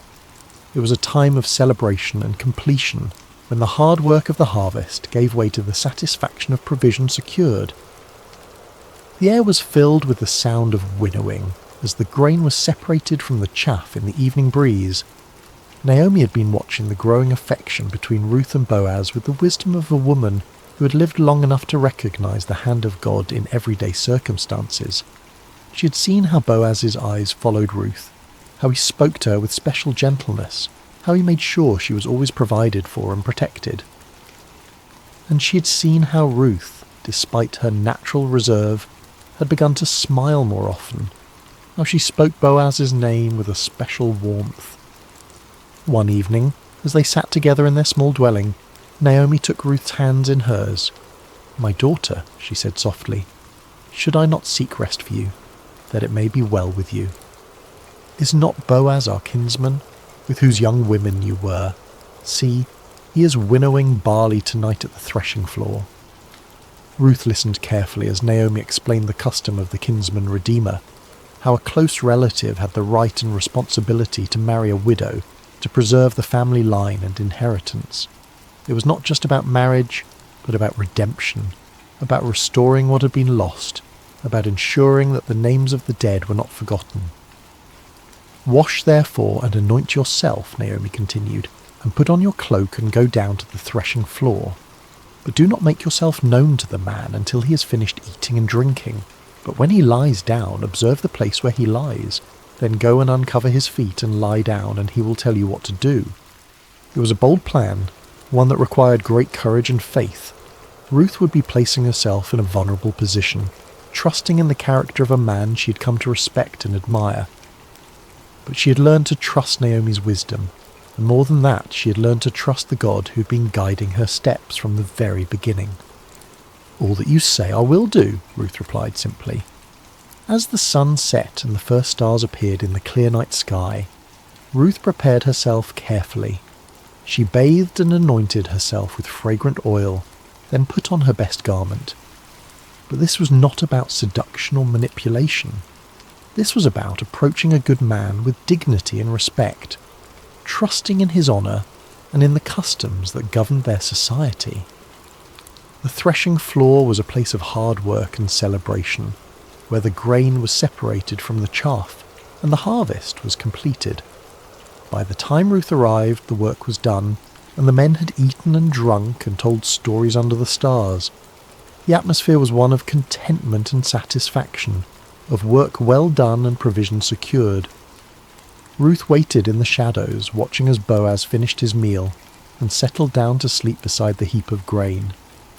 It was his responsibility to guard the grain through the night, to ensure that nothing was stolen or damaged. The night was warm and peaceful, filled with the sounds of crickets and the gentle rustle of the evening breeze. When all was quiet and Boaz was sleeping peacefully, Ruth approached with silent steps. Her heart was beating fast, but her movements were sure and deliberate. She gently uncovered his feet and lay down, then waited in the darkness for him to wake. It was midnight when Boaz stirred, suddenly aware of someone at his feet. He was startled but not afraid, turning carefully to see who was there. In the dim starlight he could make out the form of a woman, and he recognized her immediately. "Who are you?" he asked softly. "I am Ruth, your servant," she replied, her voice steady despite her racing heart. "Spread your wing over your servant, for you are a redeemer." It was a beautiful way of asking for his protection and provision. Using the imagery of a bird sheltering her young under her wing, she was asking him to fulfill the role of kinsman redeemer, to marry her and restore the inheritance of her late husband. Boaz was deeply moved by her words, by the trust she had placed in him, by the way she had approached him with such dignity and grace. "May you be blessed by the Lord, my daughter," he said warmly. "You have made this last kindness greater than the first in that you have not gone after young men, whether poor or rich." He was older than Ruth, a man of substance and position, and he was amazed that she would choose him over the many young men who would have been eager to marry such a beautiful and virtuous woman. Her choice spoke of wisdom and character, of a heart that valued kindness and faithfulness over youth and passion. "And now, my daughter, do not fear," he continued. "I will do for you all that you ask, for all my fellow townsmen know that you are a worthy woman. And now it is true that I am a redeemer. Yet there is a Redeemer nearer than I." There was another relative who had the first right of redemption, and Boaz was too honourable to proceed without giving that man the opportunity to fulfil his duty. "Remain tonight," he said gently, "and in the morning if he will redeem you, good, let him do it. But if he is not willing to redeem you, then, as the Lord lives, I will redeem you. Lie down until the morning." Ruth lay down again at his feet, comforted by his words and his promise. She had taken a great risk in coming to him, but she had found in Boaz a man of integrity and honour, someone who would do what was right even when it was difficult. When the morning came, before anyone else was stirring, Boaz quietly measured out 6 measures of barley and helped Ruth arrange it in her cloak. "Do not go back to your mother-in-law empty-handed," he said with a smile. Then he sent her on her way before anyone could see her and misunderstand her presence there. Ruth returned home with her heart full of hope and her arms full of grain. When Naomi saw her coming, she knew immediately that something significant had happened. "How did you fare, my daughter?" she asked eagerly. Ruth told her everything that had happened, every word that had been spoken, every kindness that had been shown. When she finished, Naomi smiled with satisfaction. "Wait, my daughter," she said, "until you learn how the matter turns out, for the man will not rest but will settle the matter today." And so they waited, 2 women who had learned that sometimes the greatest acts of faith happen in the quiet moments, when we trust in the goodness of others and in the providence of God. The next chapter of their story was about to unfold, and with it the fulfillment of promises they had hardly dared to hope for. The morning sun was just beginning to warm the stones of Bethlehem when Boaz made his way to the city gate. This was where the elders gathered, where business was conducted, where legal matters were settled according to the ancient customs of Israel. His heart was full of purpose as he took his seat and waited for the other Redeemer to pass by. He didn't have to wait long. Soon he saw the man approaching, and Boaz called out to him by name.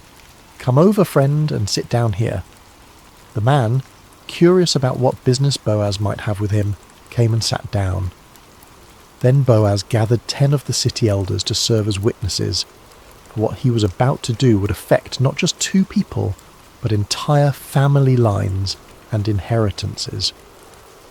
"Naomi, who has come back from the country of Moab," Boaz began, his voice carrying clearly in the morning air, "is selling the parcel of land that belonged to our relative Elimelech. So I thought I would tell you of it and say, buy it in the presence of those sitting here and in the presence of the elders of my people. If you will redeem it, redeem it. But if you will not, tell me, that I may know. For there is no one besides you to redeem it, and I come after you." The other man considered this carefully. A piece of land was valuable, an investment that could bring profit and increase his holdings. "I will redeem it," he said confidently. But Boaz was not finished. "The day you buy the field from the hand of Naomi, you also acquire Ruth the Moabite, the widow of the dead, in order to perpetuate the name of the dead in his inheritance." Suddenly the proposition became more complicated. To marry Ruth would mean that any children born to them would be considered the heirs of her first husband, not his own. The land would eventually pass to them, not to his existing family line. What had seemed like a good business deal now became a sacrifice that would cost him more than he was willing to pay.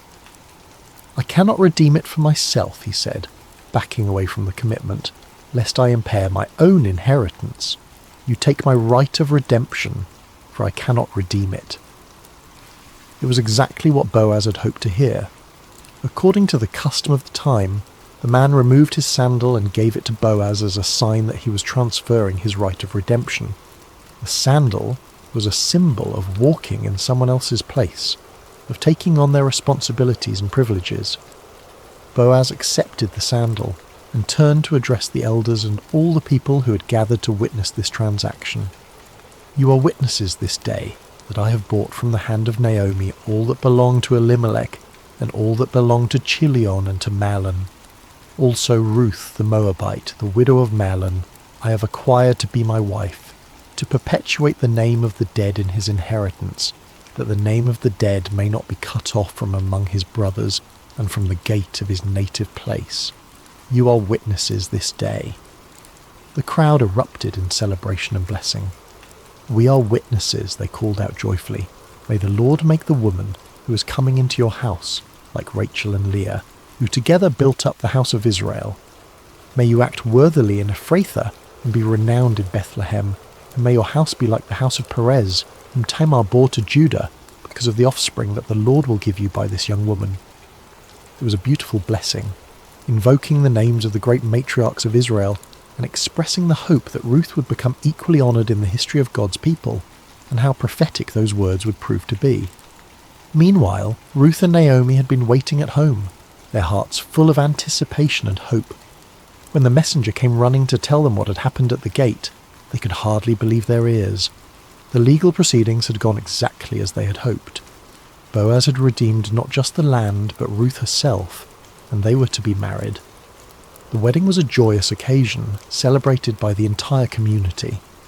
Ruth, the young Moabite woman who had arrived in Bethlehem as a poor widow, was now the honoured wife of one of the most respected men in the city. But more than that, she had found in Boaz a man who valued her faithfulness, who cherished her loyalty, who would love and protect her for the rest of their days. As the seasons passed, Ruth and Boaz settled into a life of contentment and purpose. Boaz was a generous provider, and Ruth was a wise and gentle wife. Naomi, no longer bitter but filled with joy, lived with them and was cared for in her old age. The house that had once echoed with sorrow now rang with laughter and love. And then came the greatest blessing of all.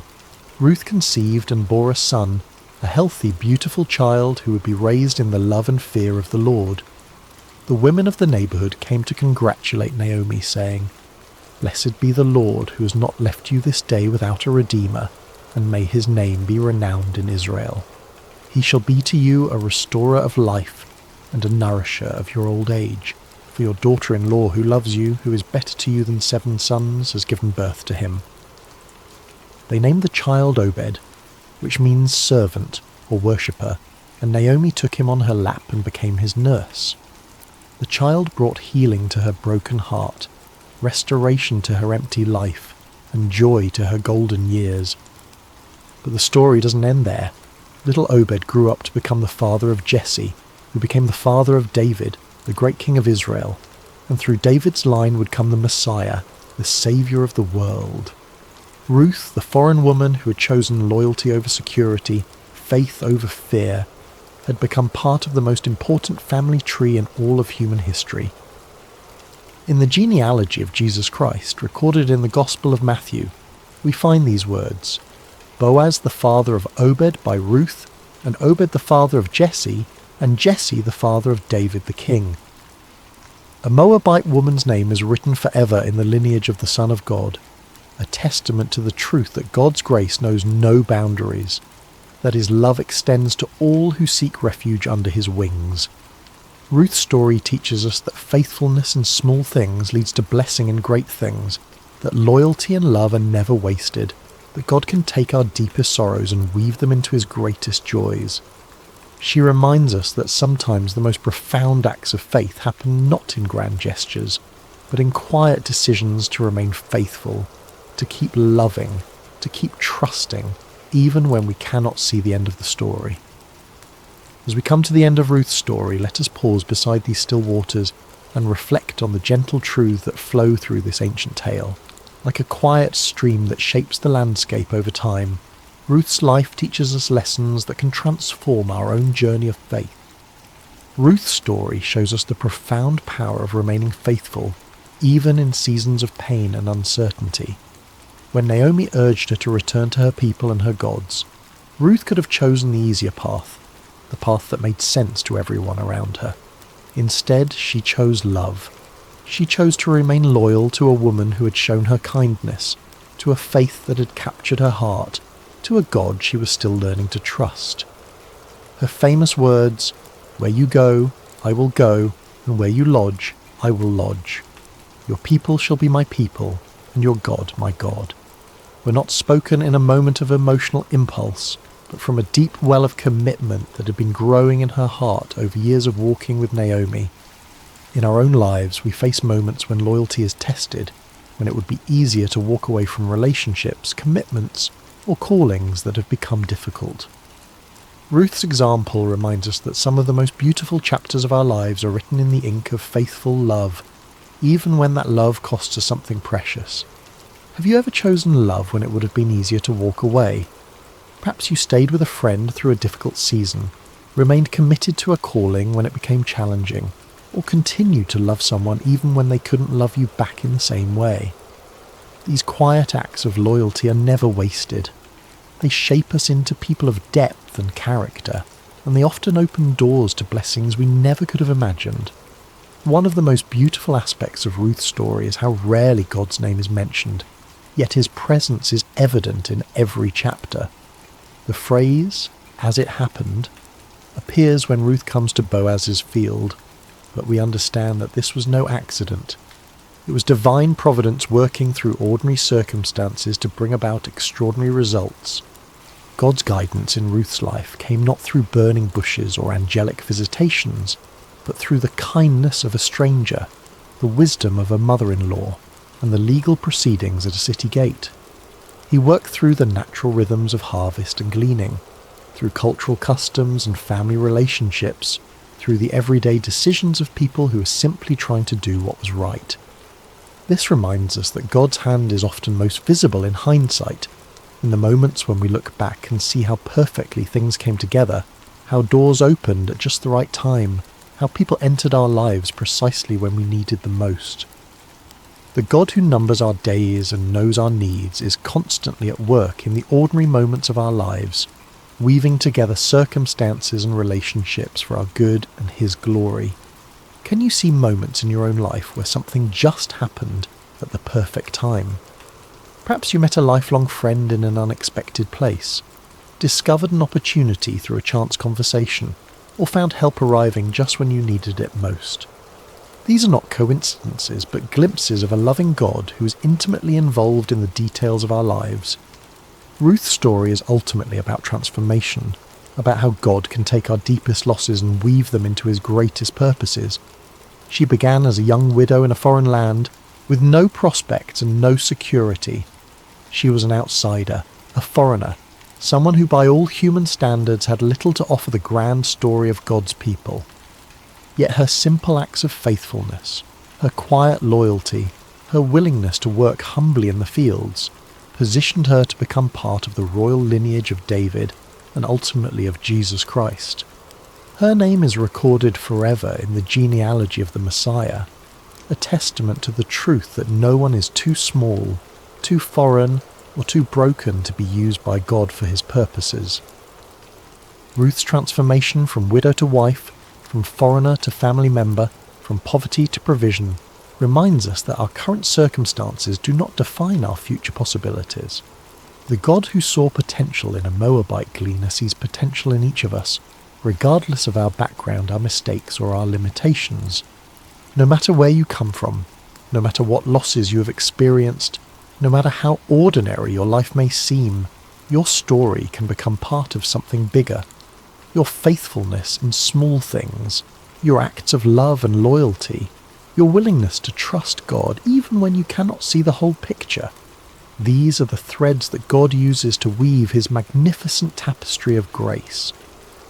Perhaps you are in a season of loss right now, wondering if your pain has any purpose, if your faithfulness matters, if your small acts of love make any difference. Ruth's story whispers hope into those questions. It reminds us that God wastes nothing, that he can bring beauty from ashes, that he specializes in writing stories of redemption and restoration. The title of Ruth's story, Beside Still Waters, comes from the 23rd Psalm, where David writes about the Good Shepherd, who leads his sheep beside still waters and restores their souls. Ruth's life exemplifies this truth. In the midst of chaos and uncertainty, she found peace in her commitment to love and faithfulness. In the midst of loss and grief, she discovered that God's provision was always enough for each day. Her story teaches us that peace is not the absence of problems, but the presence of God in our problems. It is not found in perfect circumstances, but in perfect trust. Ruth faced real challenges, real losses, real fears, but she faced them with a spirit of quiet faith and humble obedience. The still waters of God's peace are available to us in every season of life. They flow not from our circumstances, but from our relationship with the one who is the source of all peace. When we, like Ruth, choose to trust in God's goodness, even when we cannot see his plan, when we choose to remain faithful even when the path is unclear, we find ourselves beside still waters where our souls can be restored. As you drift toward rest tonight, may you carry with you the gentle strength of Ruth's example. May you know that even in quiet places, even in fields of sorrow, even in long roads and sleepless nights, grace is never far away. The God who saw Ruth's faithfulness, who provided for her needs, who wove her story into his greater plan, is the same God who sees you tonight. Your acts of loyalty may seem small, but they matter. Your faithfulness in ordinary moments is building something beautiful. Your willingness to trust when you cannot see the whole picture is positioning you for blessings you cannot yet imagine. Rest now in the peace that comes from knowing you are held by a love that will never let you go, guided by a wisdom that sees the end from the beginning, and called into a story that is bigger and more beautiful than you can possibly imagine. May you sleep beside still waters, where your soul can be restored, your strength can be renewed, and your hope can be refreshed for whatever tomorrow may bring. The God who led Ruth from loss to legacy, from sorrow to joy, from emptiness to fullness is leading you too, and his plans for you are good. Sweet dreams, dear friend. May you wake tomorrow with the quiet confidence that comes from knowing you are deeply loved, perfectly guided, and part of a story that extends far beyond what you can see. Like Ruth, who could never have imagined that her simple decision to stay loyal to Naomi would lead to her becoming the great-grandmother of King David, you too are part of a tapestry being woven by hands far wiser than your own. Your faithfulness today, your love tomorrow, your trust in the unseen God who walks beside you, these are the threads that he is using to create something beautiful, something lasting, something that will echo through generations. Rest now in the shadow of his wings, knowing that you are safe, you are seen, and you are more precious than you know.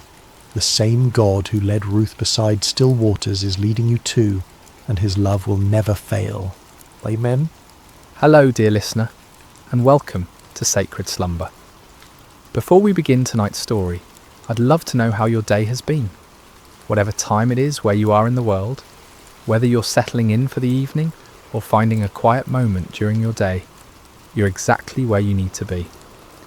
We have listeners joining us from every corner of the globe, and it's beautiful to think that we're all connected through these ancient stories that continue to speak to our hearts today. If this story brings you peace and you'd like to hear more like it, please consider subscribing to Sacred Slumber. Now let us journey back over 3,000 years to a time when the hills of ancient Israel echoed with the cries of an oppressed people, and discover how God chose the most unlikely hero to deliver them. The sun blazed mercilessly over the barren hills of ancient Israel, its heat seeming to mock the suffering people below. For 7 long years, the shadow of oppression had fallen across the promised land, like a plague that would not lift. The Midianites, fierce nomadic warriors from the desert, had swept down upon Israel like locusts, devouring everything in their path. In caves carved into limestone cliffs, families huddled in darkness, their faces gaunt with hunger and hollow with despair. Children, who should have been playing in village squares instead, learned to recognise the distant thunder of approaching hoofbeats, the signal to flee deeper into their rocky refuges. The once fertile valleys that had flowed with milk and honey now lay trampled and barren, stripped clean by the endless raids of their oppressors. The Israelites had forgotten what it meant to harvest their own crops. Each year they would plant in hope, tending their fields with trembling hands, always listening for the sound that would send them running. And each year, just as the grain began to ripen, the Midianites would come. They arrived like a sandstorm, their camels innumerable as the sand by the sea, their warriors dark silhouettes against the burning sky, They took everything, left nothing, and vanished back into the wilderness, leaving behind only dust and desperation. In this time of darkness, when hope seemed as distant as the stars, there lived a young man named Gideon. He was not what anyone would call a mighty warrior. His hands, though calloused from labour, had never gripped a sword in battle. His shoulders, though broad from years of farm work, had never carried the weight of armour. His eyes, though keen from watching the horizon for danger, had never gazed unflinchingly into the face of an enemy. On this particular day, Gideon found himself doing what had become all too common among his people. Hiding. He was in his father's wine press, a stone basin carved deep into the earth, meant for treading grapes. But instead of the purple stain of harvest, this hollow held only wheat stalks and the sound of desperate threshing. Gideon worked quickly, quietly, glancing nervously toward the rim of the pit above him. This was no place to thresh grain, but it was hidden from watching eyes, concealed from raiders who might snatch away even this meagre portion of food. The irony was not lost on him. Here he was, a descendant of Abraham, to whom God had promised this very land, reduced to working in secret, like a thief in his own inheritance. The wheat he threshed was barely enough to keep his family alive, and even this small amount had to be hidden from those who would steal it away. As Gideon worked, sweat dripping from his brow to mingle with the grain dust, he wondered where the God of his fathers had gone. The elders still told stories around carefully concealed fires, stories of a time when the Lord had parted the sea, when he had brought down the walls of Jericho, when his presence had dwelt among them in power and glory. But those seemed like tales from another world, stories of a God who had perhaps grown tired of his people and turned his face away. The rhythmic sound of the flail striking grain filled the small space, a lonely percussion that seemed to echo the beating of his own discouraged heart. Each strike felt like a prayer he didn't know how to voice, a desperate plea to heaven from a pit in the earth. And then, without warning, the monotonous rhythm was broken by a voice. "The Lord is with you, mighty warrior." Gideon's flail froze mid-swing. His heart hammered against his ribs as he spun around, expecting to see a Midianite soldier who had discovered his hiding place. Instead, he saw a figure sitting beneath the oak tree above the winepress, a man whose presence seemed to make the very air shimmer with an otherworldly light. The stranger's words echoed in Gideon's mind. Mighty warrior? Him? The man who threshed wheat in secret, who started at shadows, who had never held anything more dangerous than farming tools? Surely this visitor was either mocking him or mistaken about who he was addressing.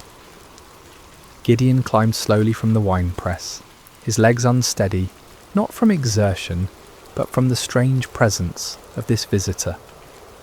The man beneath the oak appeared ordinary enough, yet something in his bearing, something in the way the light seemed to gather around him, spoke of anything but ordinary humanity.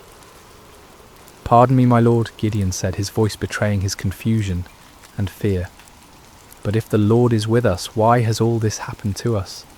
Where are all his wonders that our ancestors told us about when they said, 'Did not the Lord bring us up out of Egypt? But now the Lord has abandoned us and given us into the hand of Midian.'" The words tumbled out of him like water breaking through a dam. 7 years of bottled frustration, 7 years of unanswered prayers, 7 years of watching his people suffer, while heaven remained silent. If this stranger claimed the Lord was with them, then where was the evidence? Where was the God who had once fought for Israel, with fire and earthquake, with angel armies and miraculous interventions?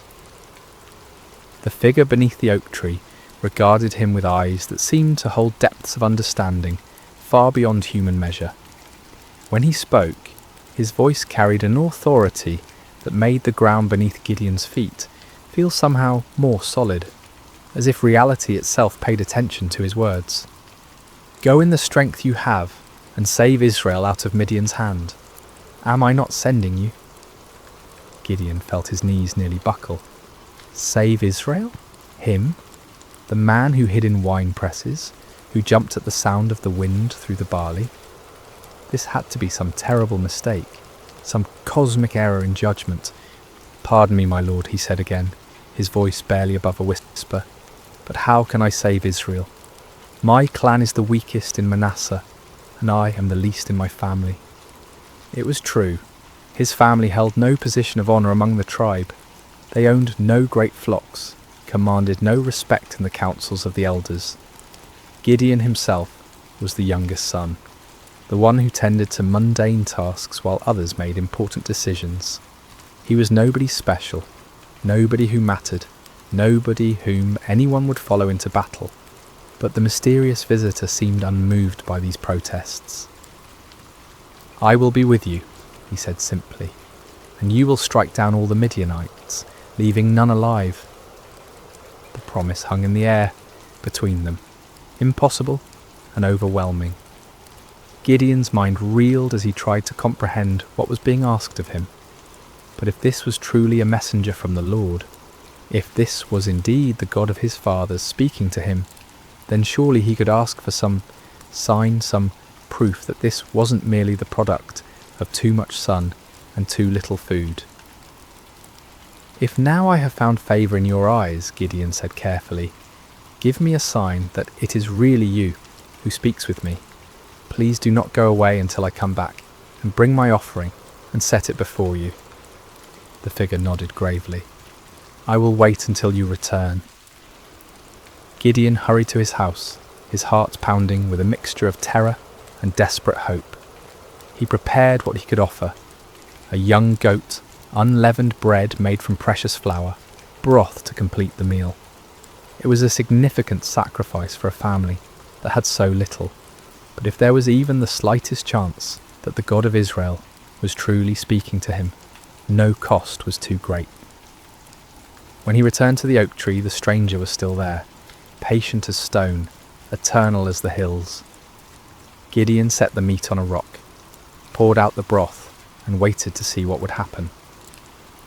The visitor extended the staff in his hand and touched the meat and bread. Instantly, fire flared up from the rock, consuming the offering completely. In the same moment, the figure vanished from sight, leaving Gideon alone with the blackened stone and the certain terrifying knowledge that he had been speaking with an angel of the Lord. "Alas, sovereign Lord," Gideon cried out, falling to his knees, "I have seen the angel of the Lord face to face." But even as fear overwhelmed him, a voice spoke from heaven itself. "Peace, do not be afraid, you are not going to die." Gideon built an altar there and called it "The Lord is Peace," but peace was far from what he felt in his heart. That very night, the Lord spoke to him again, commanding him to tear down his father's altar to Baal and cut down the Asherah pole beside it. It was to be his first act of obedience, his first step toward the impossible task that lay ahead. Under cover of darkness, accompanied by 10 servants, Gideon did as he was commanded. They worked quietly, dismantling the stone altar and chopping down the wooden symbol of false worship. In their place, Gideon built an altar to the Lord and offered a bull as a sacrifice, using the wood from the Asherah pole as fuel for the fire. When morning came, the men of the town discovered what had been done. Their rage was immediate and fierce. They demanded that Joash, Gideon's father, bring out his son to be killed for destroying the altar of Baal, but Joash surprised everyone, including his son, with his response. "Are you going to plead Baal's cause?" he asked the angry crowd. "If Baal really is a god, he can defend himself when someone breaks down his altar." From that day on, Gideon was called Jerub-Baal, meaning "let Baal contend with him." But even after this first victory, even after seeing fire consume his sacrifice and hearing the voice of the Lord, doubt still gnawed at Gideon's heart like a persistent wound. When the Midianites assembled once again for their annual raid, gathering in the valley like a dark sea of destruction, Gideon knew the time had come. Yet still he hesitated, still he needed more assurance. That night he took a wool fleece and placed it on the threshing floor. "If you will save Israel by my hand as you have promised," he prayed, "look, I will place a wool fleece on the threshing floor. If there is dew only on the fleece and all the ground is dry, then I will know that you will save Israel by my hand, as you said." In the morning the fleece was soaked with dew, while the ground around it was completely dry. Gideon wrung out the fleece and filled a bowl with water, but still he doubted. Still, he feared he was deceiving himself. "Do not be angry with me," he prayed again. "Let me make just one more request. Allow me one more test with the fleece, but this time make the fleece dry and let the ground be covered with dew." And God, patient with his fearful servant, did exactly as Gideon asked.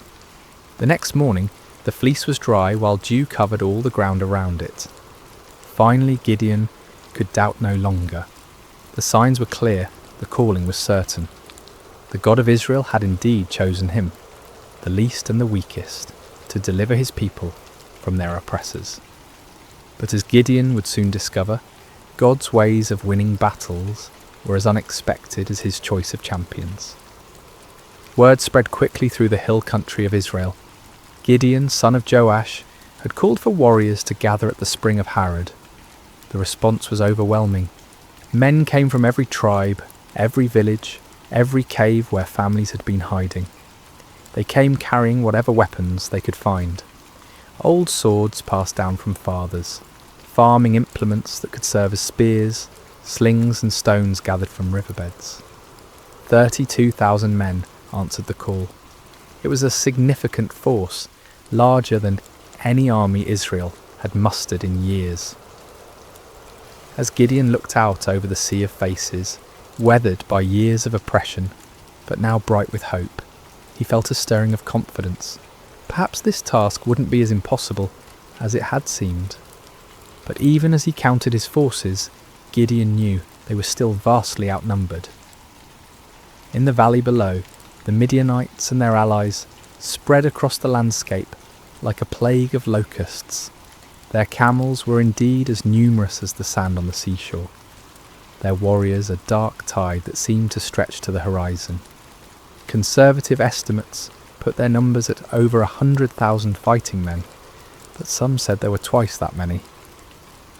Gideon was contemplating these daunting odds when the Lord spoke to him once again, and the words he heard made his blood run cold. "You have too many men," the Lord said. "I cannot deliver Midian into their hands, or Israel would boast against me. My own strength has saved me. Now announce to the army, anyone who trembles with fear may turn back and leave Mount Gilead." Too many men. Gideon stared out at his army, then down at the vast enemy host in the valley. How could 32,000 be too many when facing such overwhelming odds? But the Lord's reasoning became clear. If Israel won this battle with such numbers, they would attribute the victory to their own military might, rather than to God's power. With a heavy heart, Gideon stood before his assembled forces. These men had left their families, their hiding places, their small measures of safety to answer his call. Now he had to tell some of them to go home. "Men of Israel," he called out, his voice carrying across the gathered warriors. "The Lord has spoken to me. Anyone among you who is afraid, anyone who trembles with fear, may return to his home. There is no shame in this. Go in peace." A murmur rippled through the crowd. Some men looked relieved, others confused, still others ashamed. But slowly, surely, men began to step forward, to gather their belongings, to turn away from the camp. What started as a trickle became a stream, then a flood. By evening, 22,000 men had departed for their homes, leaving only 10,000 behind. Gideon watched them go with a mixture of understanding and dread. He couldn't blame them for their fear, not after 7 years of running and hiding, but now his army was less than a third of its original size, facing an enemy that seemed to grow larger with every passing hour. Surely now the Lord would be satisfied with the numbers. Surely now they could plan their attack, develop their strategy, prepare for battle. But as the sun set over the camp, painting the sky the colour of blood, the voice of the Lord came to Gideon once more. "There are still too many men," the Lord said. "Take them down to the water, and I will thin them out for you there." Gideon felt as if the ground was shifting beneath his feet. Still too many? 10,000 men were still too many to face 100,000? What kind of battle was the Lord planning? The next morning Gideon led his remaining men down to the spring of Harod. The water was clear and cold, bubbling up from underground sources that had never failed, even in the driest years. The men were thirsty from the march and eager to drink. Separate those who lapped the water with their tongues, as a dog laps from those who kneel down to drink, the Lord instructed. Gideon watched carefully as his men approached the water. Most of them, weary and relieved to finally rest, knelt down and put their faces directly to the stream, drinking deeply. But a few, perhaps more cautious or alert, cupped water in their hands and lapped it quickly while keeping their eyes up, watching for danger. When the test was complete, Gideon counted with growing amazement and terror. Only 300 men had lapped the water like dogs. 300 out of 10,000. 300 to face the multitudes of Midian. "With the 300 men that lapped I will save you and give the Midianites into your hands," the Lord said. "Let all the others return home." The dismissal of the remaining 9,700 men was even more painful than the first reduction. These were the men who had stayed when others fled, who had shown courage and commitment. Yet now they too had to be sent away, carrying with them the supplies and provisions that would have sustained a larger force. As evening fell over the camp, Gideon found himself staring at his tiny army.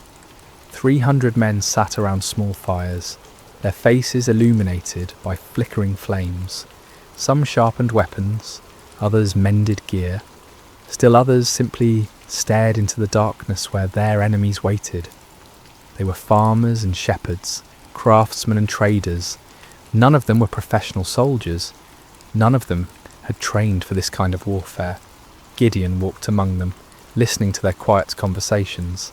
Some spoke of their families, wondering if they would ever see their wives and children again. Others talked about the enemy, speculating about Midianite tactics and weapons. A few prayed quietly, their voices barely audible above the crackling of the fires. "Do you think we can win?" one young man asked his companion, his voice carrying the weight of doubt that Gideon felt in his own heart. "With God's help," came the reply, but even that voice held uncertainty. As Gideon continued his circuit of the camp, he felt the familiar weight of fear settling on his shoulders like a heavy cloak. 300 men. It was impossible. It was madness. It was a recipe for massacre, not victory. But even as doubt assailed him, Gideon remembered the fire that had consumed his sacrifice, the signs with the fleece, the voice that had called him mighty warrior when he was anything but mighty. The God who had chosen him, who had reduced his army to an impossibly small number, was the same God who had parted the Red Sea, who had brought down the walls of Jericho with trumpets and shouts.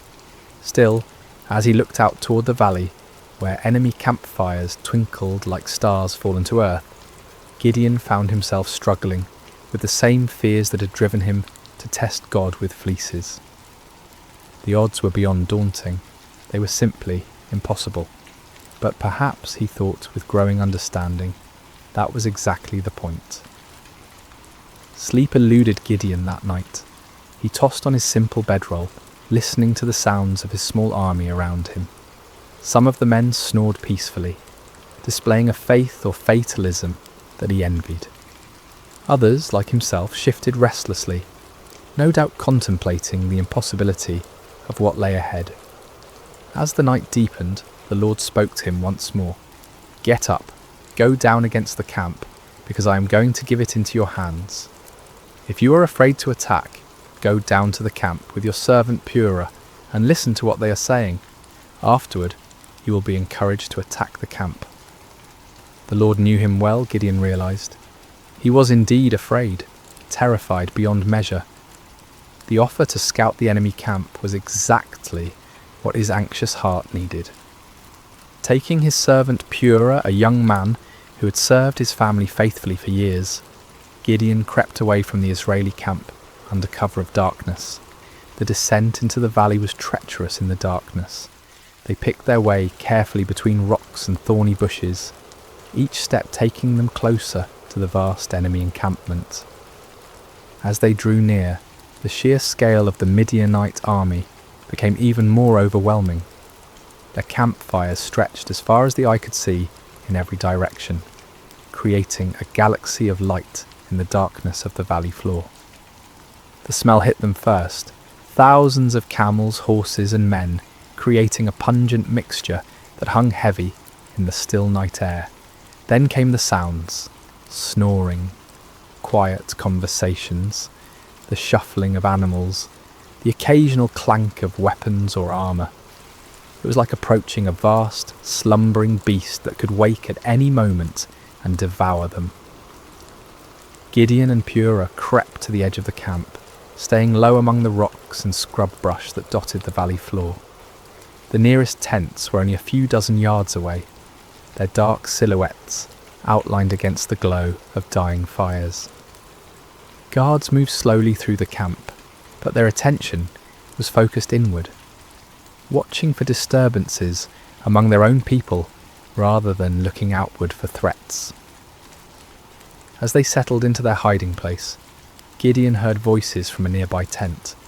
Two men were talking in low tones, their conversation carrying clearly in the still night air. "I had the most disturbing dream," one man was saying. "I dreamed that a round loaf of barley bread came tumbling into the Midianite camp. It struck the tent with such force that the tent overturned and collapsed." His companion was quiet for a moment before responding, and when he did, his voice was heavy with foreboding. "This can be nothing other than the sword of Gideon, son of Joash the Israelite. God has given the Midianites and the whole camp into his hands." Gideon felt as if lightning had struck him. Here in the heart of the enemy camp, these soldiers were talking about him, about his victory, about their own defeat. The dream was clearly a sign from God. A simple barley loaf, representing humble Israel, would overturn the mighty tent of Midian. He grasped Purah's arm, and together they crept back through the darkness, toward their own camp. But now the impossible seemed possible. Now the 300 seemed not like a pitifully small force, but like the perfect instrument of God's power. The enemy was already defeated in their hearts. All that remained was to make that defeat a reality. Back in the camp, Gideon woke his sleeping warriors. "Get up," he whispered urgently. "The Lord has given the Midianite camp into your hands." The men rose quickly, gathering around their commander in the darkness. Gideon's voice was transformed, no longer tentative and fearful, but filled with supernatural confidence. "Listen carefully," he said. "We will divide into 3 companies of 100 men each. I will give each of you a trumpet and an empty jar with a torch inside it. Watch me and do exactly what I do.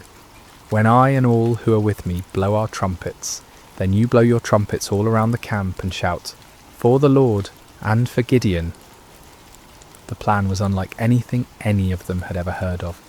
No swords, no spears, no conventional weapons at all. Just trumpets, empty pottery jars and torches. It seemed almost like madness, but there was something in Gideon's voice, something in his bearing, that convinced them this was indeed the Lord's strategy. The men moved quickly and quietly to gather the supplies they would need. Clay jars were found and emptied. Torches were prepared and placed carefully inside, so that their light was completely hidden. Each man took a trumpet, though few of them had any experience with such instruments. The plan didn't require musical skill, however, only the ability to make noise. As the first company prepared to move out, Gideon looked at his men one final time.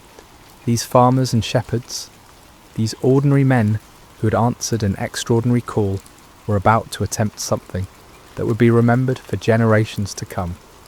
They were terrified. He could see it in their faces, but they were also determined. They had come too far to turn back now. "Remember," Gideon said quietly, "we are not fighting this battle alone. The Lord goes before us. Trust in him, follow my lead, and we will see the salvation of Israel this very night." The three companies spread out in the darkness, moving carefully around the perimeter of the enormous enemy camp. It took time to get into position, with each group having to navigate difficult terrain while carrying their unusual equipment. But finally, just as the middle watch began, just as the guards were changing and the camp was at its most vulnerable, Gideon's company reached their position on one side of the valley. He looked across the vast sea of tents and fires, knowing that his other two companies were in position on the other sides. Somewhere out there in the darkness, 200 other men were waiting for his signal, trusting him to lead them in this impossible venture. Gideon raised his trumpet to his lips, lifted his jar with its hidden torch, and prepared to find out whether the God of Israel would indeed fight for his people. The moment had come. 300 men were about to challenge an army of over 100,000, armed with nothing but faith and the most unusual weapons in the history of warfare. The fate of Israel hung in the balance, suspended in the darkness between doubt and faith, between human impossibility and divine power. The signal came like thunder splitting the night sky. Gideon's trumpet blast echoed off the hills surrounding the valley, a piercing note that seemed to come from heaven itself. In the same instant, he smashed his clay jar against a rock, releasing the torch inside to blaze forth like a star suddenly born in the darkness. "A sword for the Lord and for Gideon," he shouted at the top of his lungs. The response was immediate and devastating. All around the perimeter of the vast Midianite camp, 299 other men followed their commander's example. The sound was indescribable. 300 trumpets blowing at once, creating a wall of noise that seemed to shake the very foundations of the earth. 300 clay jars smashed simultaneously, the sound like thunder crashing over and over again. 300 torches suddenly blazed to life, creating a ring of fire around the sleeping army. And 300 voices roared out the battle cry, "A sword for the Lord and for Gideon." The effect on the Midianite camp was catastrophic. Men who had been sleeping peacefully moments before were jolted awake by the tremendous noise, their minds struggling to comprehend what was happening. In the darkness, disoriented and terrified, they saw only the ring of torches surrounding them, and heard only the overwhelming sound of trumpets and shouting. To their sleep-clouded minds, it seemed as if they were surrounded by a vast army. The torches suggested thousands of soldiers, each one marking a warrior ready to attack. The trumpet spoke of organised military might, of disciplined forces moving in coordinated assault. The unified battle cry indicated an enemy confident of victory, sure of their superior strength. Panic spread through the camp like wildfire. Men stumbled from their tents, grabbing weapons, looking desperately for officers to tell them what to do. But in the chaos and darkness, with the deafening noise continuing all around them, communication was impossible. No one could hear orders over the sound of 300 trumpets. No one could see clearly through the confusion of flickering torches and deep shadows. "We're surrounded," someone screamed. "The whole Israeli army is here," shouted another. "We're all going to die," cried a third. The panic was contagious, spreading from tent to tent, from company to company, until the entire vast army was in the grip of terror. Men began running in all directions, some trying to escape what they perceived as encirclement, others attempting to mount some kind of defence against an enemy they couldn't see or understand. In their confusion and fear, the unthinkable began to happen. Midianite soldiers, unable to distinguish friend from foe in the chaos, began attacking each other. A man running through the darkness looked like an enemy soldier. A voice shouting commands in the confusion sounded like the voice of an Israeli warrior. Every shadow could be hiding an attacker. Swords were drawn not against the 300 Israelites on the perimeter, but against fellow Midianites. Spears were thrust not at the enemy, but at allies who had become indistinguishable from foes in the panic and darkness. The great army that had terrorized Israel for 7 years was turning on itself, destroying itself in its fear and confusion. Gideon and his men maintained their positions around the camp, continuing to blow their trumpets and brandish their torches, watching in amazement as their enemies did the work of destruction for them. It was the most extraordinary battle any of them had ever witnessed, a battle won without striking a single blow, a victory achieved through terror rather than traditional warfare. As the chaos in the camp intensified, the Midianites began a massive retreat. Those who could find their camels or horses fled toward the Jordan River and beyond. Others ran on foot, abandoning their weapons, their supplies, their wounded comrades, in their desperate attempt to escape what they believed was certain annihilation. But Gideon was not content to simply watch his enemies flee. As the first light of dawn began to creep over the eastern hills, he sent messengers throughout the hill country of Israel, calling on his countrymen to join the pursuit. "Come down against the Midianites," the messengers proclaimed, "and seize the waters of the Jordan ahead of them as far as Beth-barah." The response was immediate and enthusiastic. Men who had been hiding in caves for 7 years suddenly found themselves called to active pursuit of their oppressors. They came streaming down from the hills, like water released from a dam, energized by the news that the mighty Midianite army was in full retreat. The men of Ephraim were particularly effective, seizing the fords of the Jordan River and trapping many of the fleeing enemy forces. They captured and killed Oreb and Zeb, 2 of the Midianite leaders, bringing their heads to Gideon as proof of their victory. Meanwhile, Gideon and his original 300 men continued the pursuit of the main enemy force. They crossed the Jordan River, following the fleeing armies eastward into the desert. Despite their exhaustion, despite having had no sleep and little food, they pressed on relentlessly. The psychological impact of the night's events had completely broken the spirit of the Midianite alliance. Armies that had seemed invincible just hours before were now scattered bands of demoralized fugitives. The camels that had been as numerous as sand by the seashore were now obstacles to rapid flight rather than instruments of swift attack. Gideon's small force continued to grow as more Israelites joined the pursuit. Men from Naphtali, Asher, and all of Manasseh took up arms and chased the fleeing enemy. What had begun as an impossible battle for 300 men had become a nationwide uprising, a complete reversal of 7 years of oppression. The fleeing Midianites tried to regroup at Succoth and Penuel, but the local officials, perhaps fearing retaliation, refused to provide them with food or assistance. Gideon's pursuit was relentless, driving them ever deeper into the wilderness, further from their base of operations, further from any hope of mounting a counterattack. Finally, in the desert east of the Jordan, Gideon caught up with the remnants of the great army. Zebah and Zalmunna, the 2 kings of Midian, were there with about 15,000 men, all that was left of an army that had once numbered over 100,000. Even this reduced force vastly outnumbered Gideon's 300, but their spirit was completely broken. The final battle was swift and decisive. The Midianite army, already demoralized and exhausted, offered little resistance. Zebah and Zalmunna were captured alive, bringing to an end the 7-year reign of terror that had plagued Israel. As the sun set on that remarkable day, Gideon found himself looking out over a battlefield strewn with the evidence of complete victory.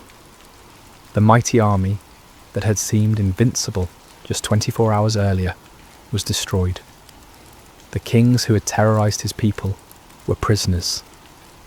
The oppression that had driven Israel into caves and hiding places was broken forever. It had all begun with 300 men, 300 trumpets, 300 torches, and faith in a God who specializes in impossible victories. The journey back to Israel was unlike anything the land had seen in generations. What had begun as a desperate flight by 300 terrified farmers had become a triumphant procession that seemed to grow with every mile.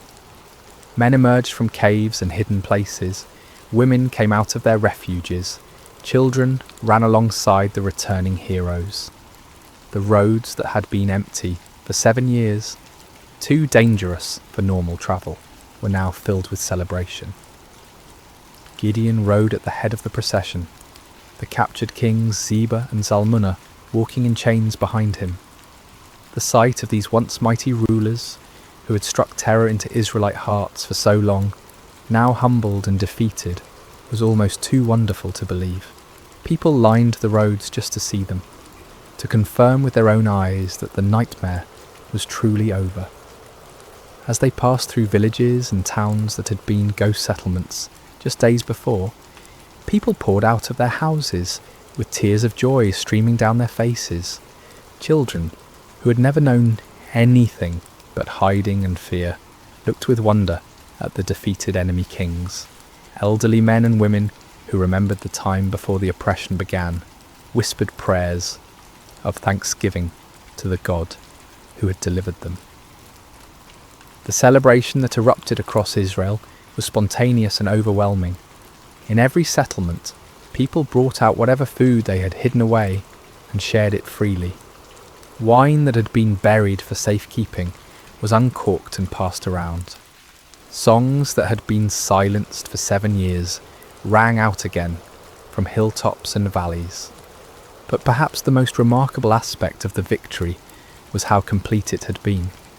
The Midianite power was not just temporarily broken, but utterly destroyed. Their military organisation was shattered, their leadership eliminated, their will to fight completely crushed. Never again would they be able to mount the kind of massive raids that had devastated Israel year after year. The psychological impact was equally profound. For 7 years, the Israelites had seen themselves as victims, as weak and helpless prey for stronger predators. Now they had witnessed their God fighting for them in the most dramatic way imaginable. The story of the 300 and their trumpets would be told and retold around campfires for generations to come. A permanent reminder that no enemy is too strong when the Lord chooses to fight for his people. When Gideon finally reached his homeland, representatives from all the tribes of Israel came to meet him. They came with a proposal that on the surface seemed like the natural conclusion to his remarkable victory. "Rule over us," they said, their voices filled with genuine admiration and gratitude. "You, your son, and your grandson, because you have saved us from the hand of Midian." It was an offer of kingship, of dynastic rule that would establish Gideon's family as the permanent rulers of Israel. After centuries of loose tribal confederation, of judges who arose in times of crisis, only to fade from prominence when the emergency passed, the people were ready for something more permanent, more stable, and who better to serve as their king than the man who had delivered them from their greatest enemy? The offer was tempting beyond measure. Gideon had gone from threshing wheat in secret to being offered the crown of all Israel. The boy who had hidden in wine presses was being invited to sit on a throne. The man who had doubted his own worth was being told that he was worthy to found a royal dynasty. but Gideon's response revealed the depth of his spiritual growth during this incredible journey. The fearful farmer, who had needed multiple signs and confirmations, had become a man who understood something fundamental about the nature of God's kingdom. "I will not rule over you," he declared firmly, "nor will my son rule over you. The Lord will rule over you." It was a profound statement of faith and wisdom. Gideon recognized that Israel's true king was the Lord himself, and that any human ruler would be merely a steward of God's authority. He had learned through his own experience that victory came not through human strength or wisdom, but through complete dependence on divine power. To accept a crown now would be to claim credit for what God alone had accomplished. The people were disappointed but not surprised. They had seen enough of Gideon's character to understand that he was not motivated by personal ambition. Still, they wanted to honour him in some way, to create some lasting memorial to his remarkable victory. Gideon did make one request of the people, though it would prove to be a fateful one. "I do ask one thing of you," he said.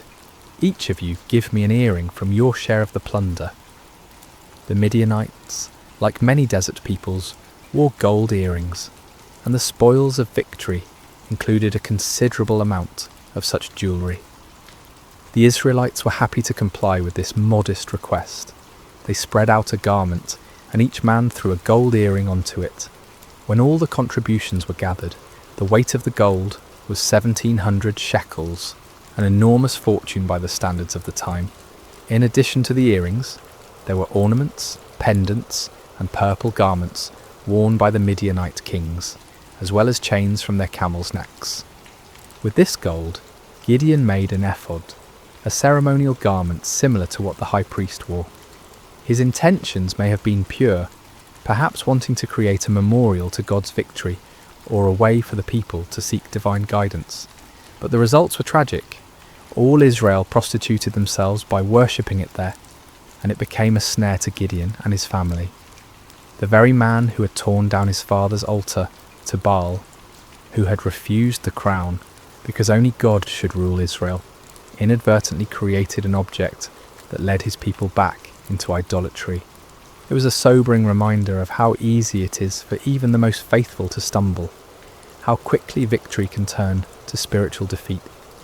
The golden ephod, created from the spoils of a battle won by faith alone, became a false god that drew the people's hearts away from the true God who had delivered them. Yet despite this failing, the primary result of Gideon's victory endured. The land had peace for 40 years during his lifetime. The Midianites never recovered from their devastating defeat. Other potential enemies, seeing what had happened to the mighty Desert Confederation, thought twice before threatening Israel. Gideon himself lived quietly on his estate, enjoying the respect of his people, but never again taking up the sword. He married and had many children, 70 sons from his various wives. One son, born to a concubine in Shechem, was named Abimelech, and he would later bring great trouble to Israel in his quest for the power his father had refused. When Gideon died at a good old age, he was buried in the tomb of his father Joash in Ophrah of the Abiezrites. His death marked the end of an era, the passing of a man who had embodied both the highest faith and the deepest human frailty.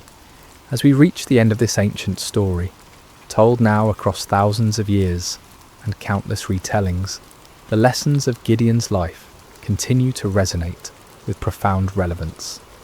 His journey from fearful farmer to victorious leader speaks to truths that transcend time and culture, offering wisdom for anyone who has ever felt inadequate for the tasks before them. The first and most striking lesson is how God chooses his instruments. When the angel called Gideon a mighty warrior while he hid in a wine press, it seemed like either a mistake or a cruel joke. Gideon was none of the things we typically associate with great leaders. He wasn't brave, wasn't confident, wasn't from an important family, wasn't trained in warfare or politics. By every human measure, he was spectacularly unqualified for the task ahead. Yet this was precisely why God chose him. The Lord deliberately selects the weak to confound the strong, the foolish to shame the wise, the lowly to humble the proud. Gideon's weakness became the perfect vessel for divine strength because there could be no question about who deserved the credit for the victory. This principle was reinforced by the reduction of Gideon's army from 32,000 to 300. With overwhelming numbers, Israel might have attributed their victory to superior military strategy or exceptional courage. With just 300 men, there could be no doubt that the victory belonged to God alone.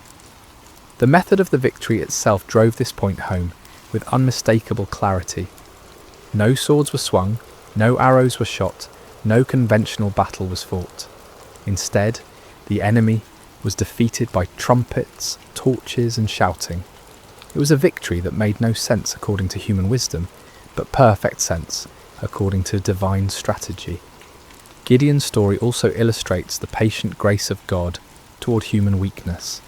When Gideon asked for signs, when he tested God with fleeces, when he needed encouragement through overhearing the enemy's dream, the Lord did not respond with anger or impatience.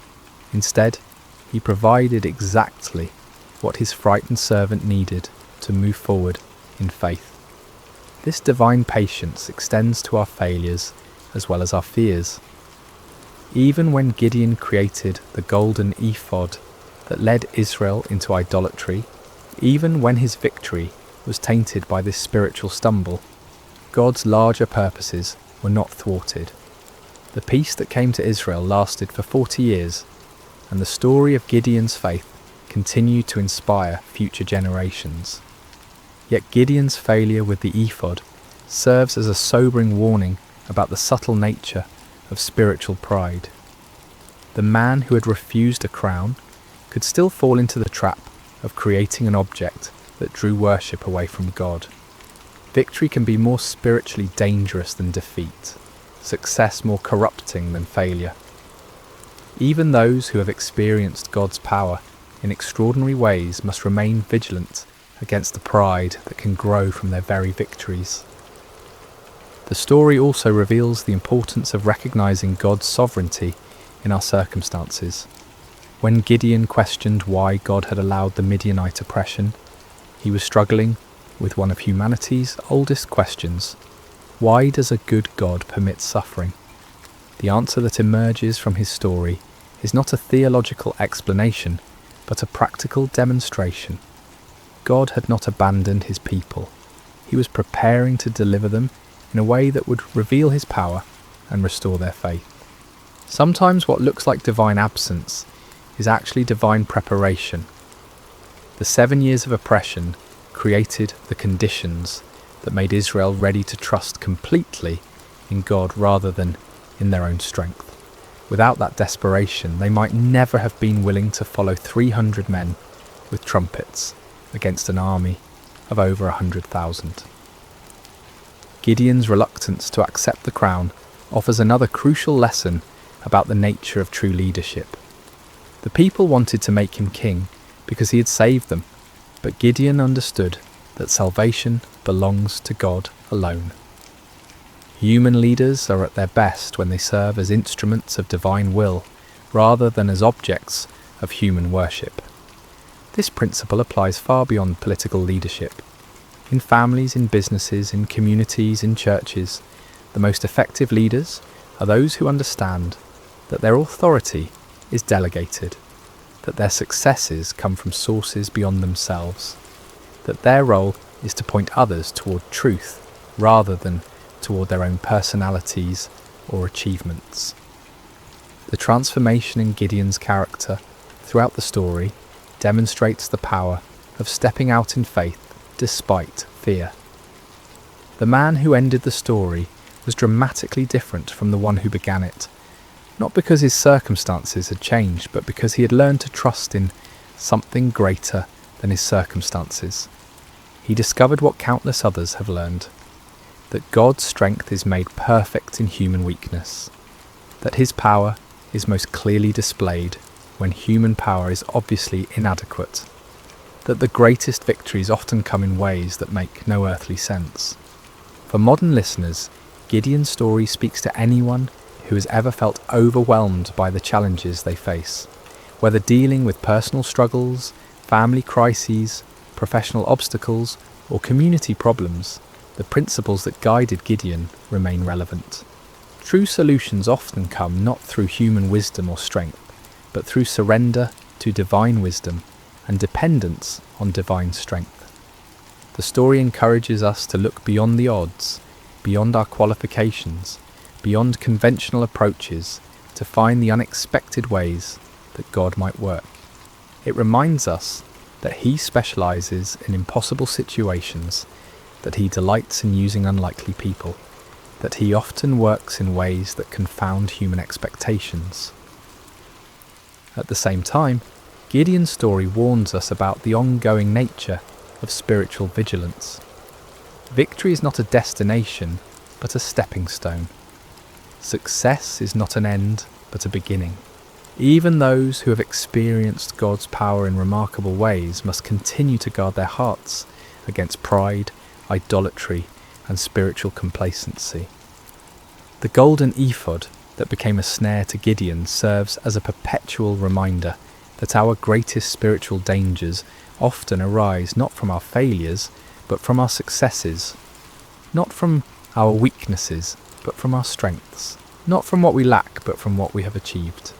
As we close this ancient tale, we're reminded that Gideon's story is ultimately not about Gideon at all. It's about a God who sees potential where others see only weakness, who creates strength from surrender, who wins victories through the most unlikely means. It's about divine love that persists through human doubt, divine patience that endures human testing, divine power that works through human frailty. The trumpets that shattered the midnight silence in that valley so long ago continue to echo through the centuries, calling each generation to trust in something greater than themselves, to step forward in faith despite their fears, to discover that the God who delivered Israel through 300 men with torches is still in the business of impossible victories. In our own valleys of challenge and oppression, surrounded by enemies that seem too numerous to count, facing odds that appear insurmountable, Gideon's story whispers the same truth that changed a fearful farmer into a mighty warrior. The Lord is with you, and in Him even the weakest can become strong. Even the smallest can achieve great things. Even the most unlikely can be used for extraordinary purposes. The battle belongs to the Lord, and in Him, victory is always possible. And so we end where we began, with a simple truth that transcends time and circumstance.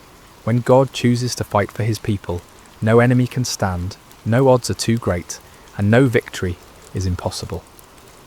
The story of Gideon continues to unfold in every generation, in every heart that learns to trust, not in human strength, but in divine power, not in earthly wisdom, but in heavenly guidance, not in what we can see, but in what God can do. May this ancient story find new life in modern hearts.